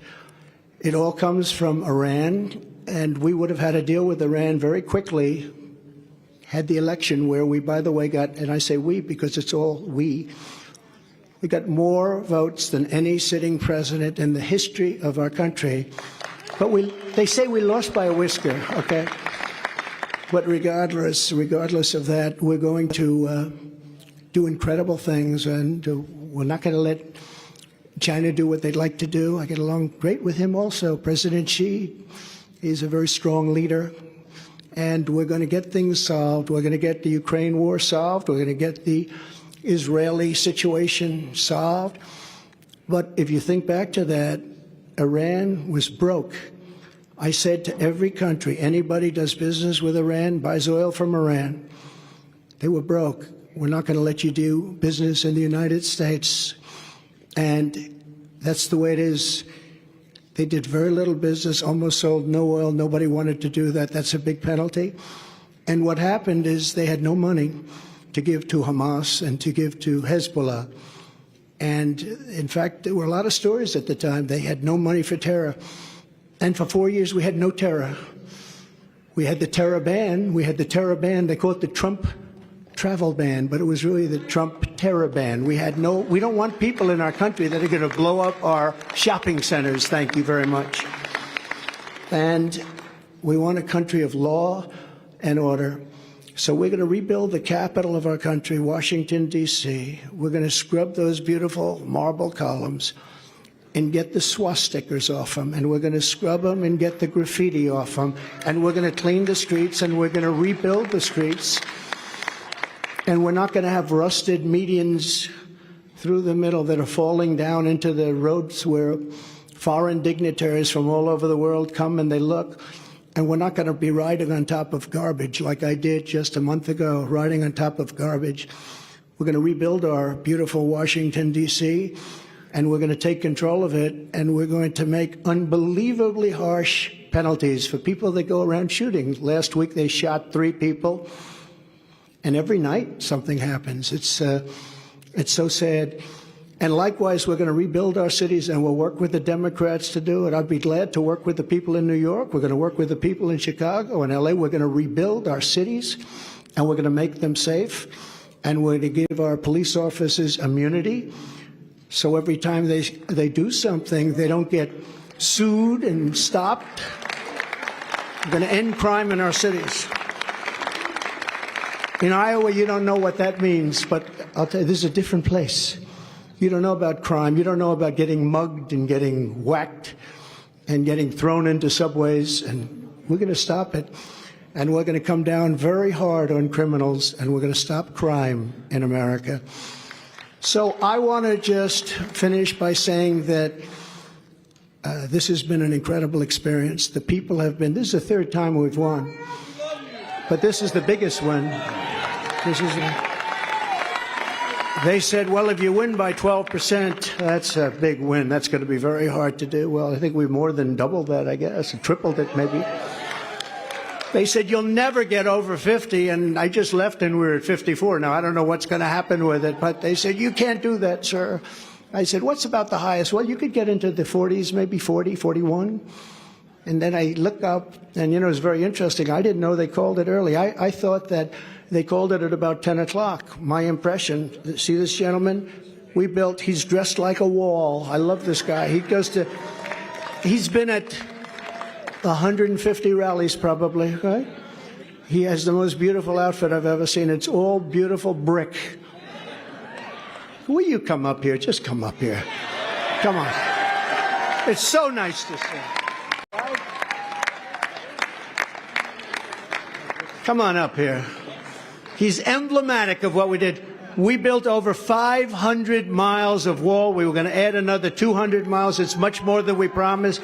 And we had the safest border in the history of our country. Now we have the worst border in the history of the world. Look at this, man. Congratulations. Incredible to see you again, Really nice. Nice to see you, man. You take care of yourself, okay? Absolutely will. Thank you. Take care. I love that outfit. I love him. That's great. We love it. That's a hot-selling jacket, by the way. So. But that represents what we did. No, we built a tremendous, that's the reason. And we got Mexico to give us 28,000 soldiers free. And we had Remain in Mexico, and we had Catch and Release in Mexico. And we did a job. We had the safest border in our history. We had the greatest economy in our history. We were a great nation 3 years ago, and now we're a nation in decline. We are going to turn it around so fast. It's going to happen so fast. We're going to drill. We're going to make we have great wealth. We're going to drill. We're going to use that money to lower your taxes even further. We gave you the biggest tax cut in history. And we're going to lower them further, and we're also going to pay off national debt. It's about time. It's about time. So it's now off to New Hampshire, a great place. We won it last time, and we won it both times. And we love it. The people are great. But, you know, the truth is the people in our country are great. They're all great. We love Iowa, but they're all great. They only want to see one thing. They want our country to come back. They're embarrassed by what's going on. Our country is laughed at. All over the world, they're laughing at us. And they want our country to come back. They want America, you know, they want us to be great again. It's a very simple. MAGA, make America great again. And America first. America first is a very important part of America.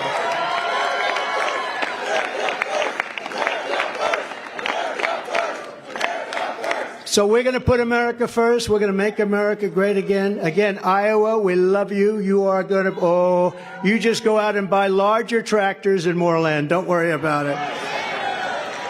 And to all of the people standing behind me and all of the people in this room and so many great politicians and great dignitaries and friends, I just want to thank you all. This is a very special night. And this is the first, because the big night is going to be in November when we take back our country, and truly we do make our country great again. Thank you very much, everybody.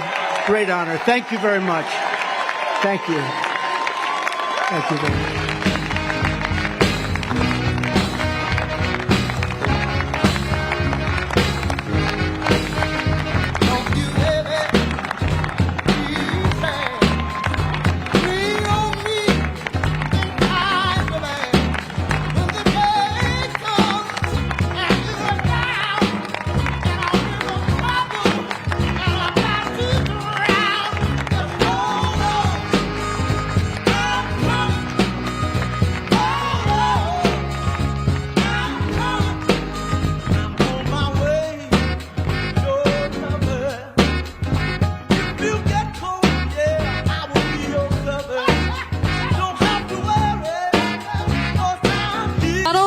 Trump wrapping up his talk to the voters of Iowa, bringing on stage with him his sons, Don Jr. and Eric Trump, his campaign, Jason Miller, and all of these great friends of his who have fought for him, who have endorsed him, wrapping up Iowa tonight, but saying we still have a long road ahead. So he thanked the people of Iowa, but of course says the big election that we have to look forward to after we start winning more caucus events, primaries, is November. We've got to win in November. Also, we want to thank our sponsors for tonight. Without our sponsors, we couldn't be here. We couldn't do it without you. And all of our sponsors are great companies. So make sure you contact them. Birch Gold Group. If you want to invest in your future, your 401ks, your IRAs, text the word Trump to 989898. They will send you a free information kit, and also a representative will call you to get a plan just for you in place to start saving for your future. Again, that is Trump. Text that word, Trump, to 989898. If you want a free Trump book, now's your chance. Mike Huckabee has put this book together free for you. All you have to do is pay a small shipping and handling fee. That is freetrumpbook.com, freetrumpbook.com. Tax Network USA. With taxes, the season right around the corner, let the professionals help you with filing your tax returns. They can get you right back on track, too, if you're having problems from years past. That's what they do. They're the professionals. They will help you, and they will get you in line. So the clock is ticking. Don't wait as the IRS steps up its game. Seize control of your financial future right now. Call 1-800-357-1415. Again, that's 1-800-357-1415. Or visit tnusa.com/RSBN. That's tnusa.com/RSBN.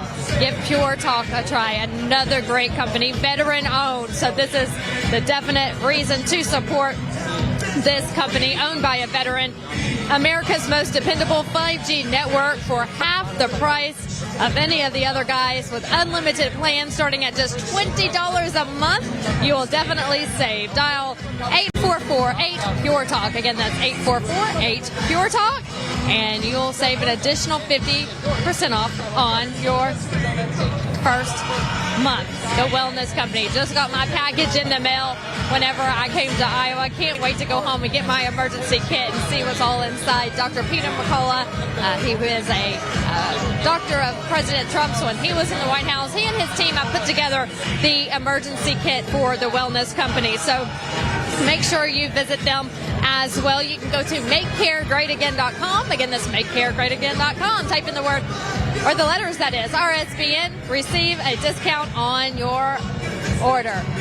Last but certainly not least, Trumpinator. Get your Trumpinator doll in time, that bobblehead in time for November. I think this would make a great Valentine's gift. You know, I love flowers, if anyone wants to send me flowers. But a Trumpinator doll would be great as well. We'll be voting for Trump in 2024. If that's you, you need this Trump 2024 bobblehead so you can get yours today. Text the word FLAG to 70301. Again, that's text the word FLAG to 70301. A lot of sponsors. Thank you so much for being here with us. Thank you for all of the great viewers who have written in and just been great to us along this way in Iowa. The people of Iowa, thank you.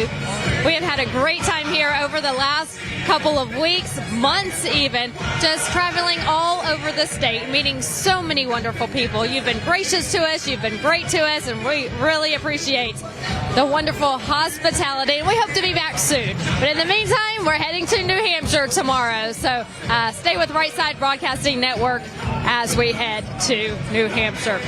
That'll do it for us live in Des Moines, Iowa. The people of Iowa have spoken tonight. The projected winner for tonight is President Donald J. Trump. We're heading to New Hampshire. Trump wins Iowa. I'm Vanessa Broussard reporting live from Des Moines. We'll see you next time. Have a great night, America. Parents and grandparents, the 2024 Kids Guide to President Trump is here, and it's free. As a bonus, your child gets a free issue of Everbright Kids Magazine and Activity Book, and a free video lesson. Order now at freetrumpbook.com. That's freetrumpbook.com. Right Side Broadcasting is known for panning the crowds, showing the packed arenas, and allowing you to see the truth. We've covered hundreds of rallies, briefings, marches, CPAC, and the historic overturning of Roe v. Wade. Right Side Broadcasting was created in 2015 by our founder, Joe Seals, creating a unique broadcasting experience that allows you to make your own decision rather than force-feeding you an agenda. We don't cut or edit people's words or twist them to fit a particular point of view. We allow our correspondents to be open about their opinions while maintaining journalistic integrity. Your donations and support allow us to continue to be the gold standard in live, unedited event coverage. Your monthly or one-time contributions on our website are crucial in our fight for the truth. Thank you for all of your generous support. Hello, I'm Mike Lindell, and I'm here to tell you about my new product from MyPillow, towels that actually work. Watch this absorbency test. Here's another towel that we randomly went out and bought. Here's one of my towels with the nice design. I don't know if you can see this, but you could line a swimming pool with this. I mean, this is crazy. Get rid of it. Towels that actually work. What a concept. I'm interrupting this commercial to let you know you can get our 6-piece My Towels, regular $69.98, now only $29.98. Or you can save 25% on our brand new kitchen towels, made with the same technology as our famous My Towels. Also, we have bath sheets, bath towels, washcloths, hand towels, and so much more. And the best part, with your promo code, your entire order ships absolutely free. So go to mypillow.com or call the number on your screen. Use that promo code to get deep discounts on all My Towels. And for a limited time, your order ships absolutely free. This is a call to all my fellow Americans to stand up, fired up, and will not let up. To put your foot down and will never lay down, Americans. You're the ones this country needs. To stand up for what you believe in. To wear your pride on your sleeve. This is a call to the ones who put family above fortune and always have their neighbor six. At Pure Talk, we're a wireless company that champions American values. We'll give you a voice, along with unlimited talk, text, and data for only $20 a month. That's less than a burger and fries these days. All on the most dependable 5G network. So stand with us, a proud American company that stands up for and gives back to the people who built this country. People who stand for our flag. People who believe in working hard, not hardly working. So join your fellow Americans and call Pure Talk to get 50% off your first month. This is your calling. It's time to answer. What's up, guys? My name is Jaden Hurd, and I have a Christian show called Let It Be Heard, where we analyze culture and current events from a biblical perspective. I highly recommend you guys check us out. We now have episodes every Monday, Wednesday, and Friday. And basically, what happens is we react to videos, we have talking points, we have on guests, and it's very exciting. Come check us out on Rumble on the RSBN channel. God bless you guys.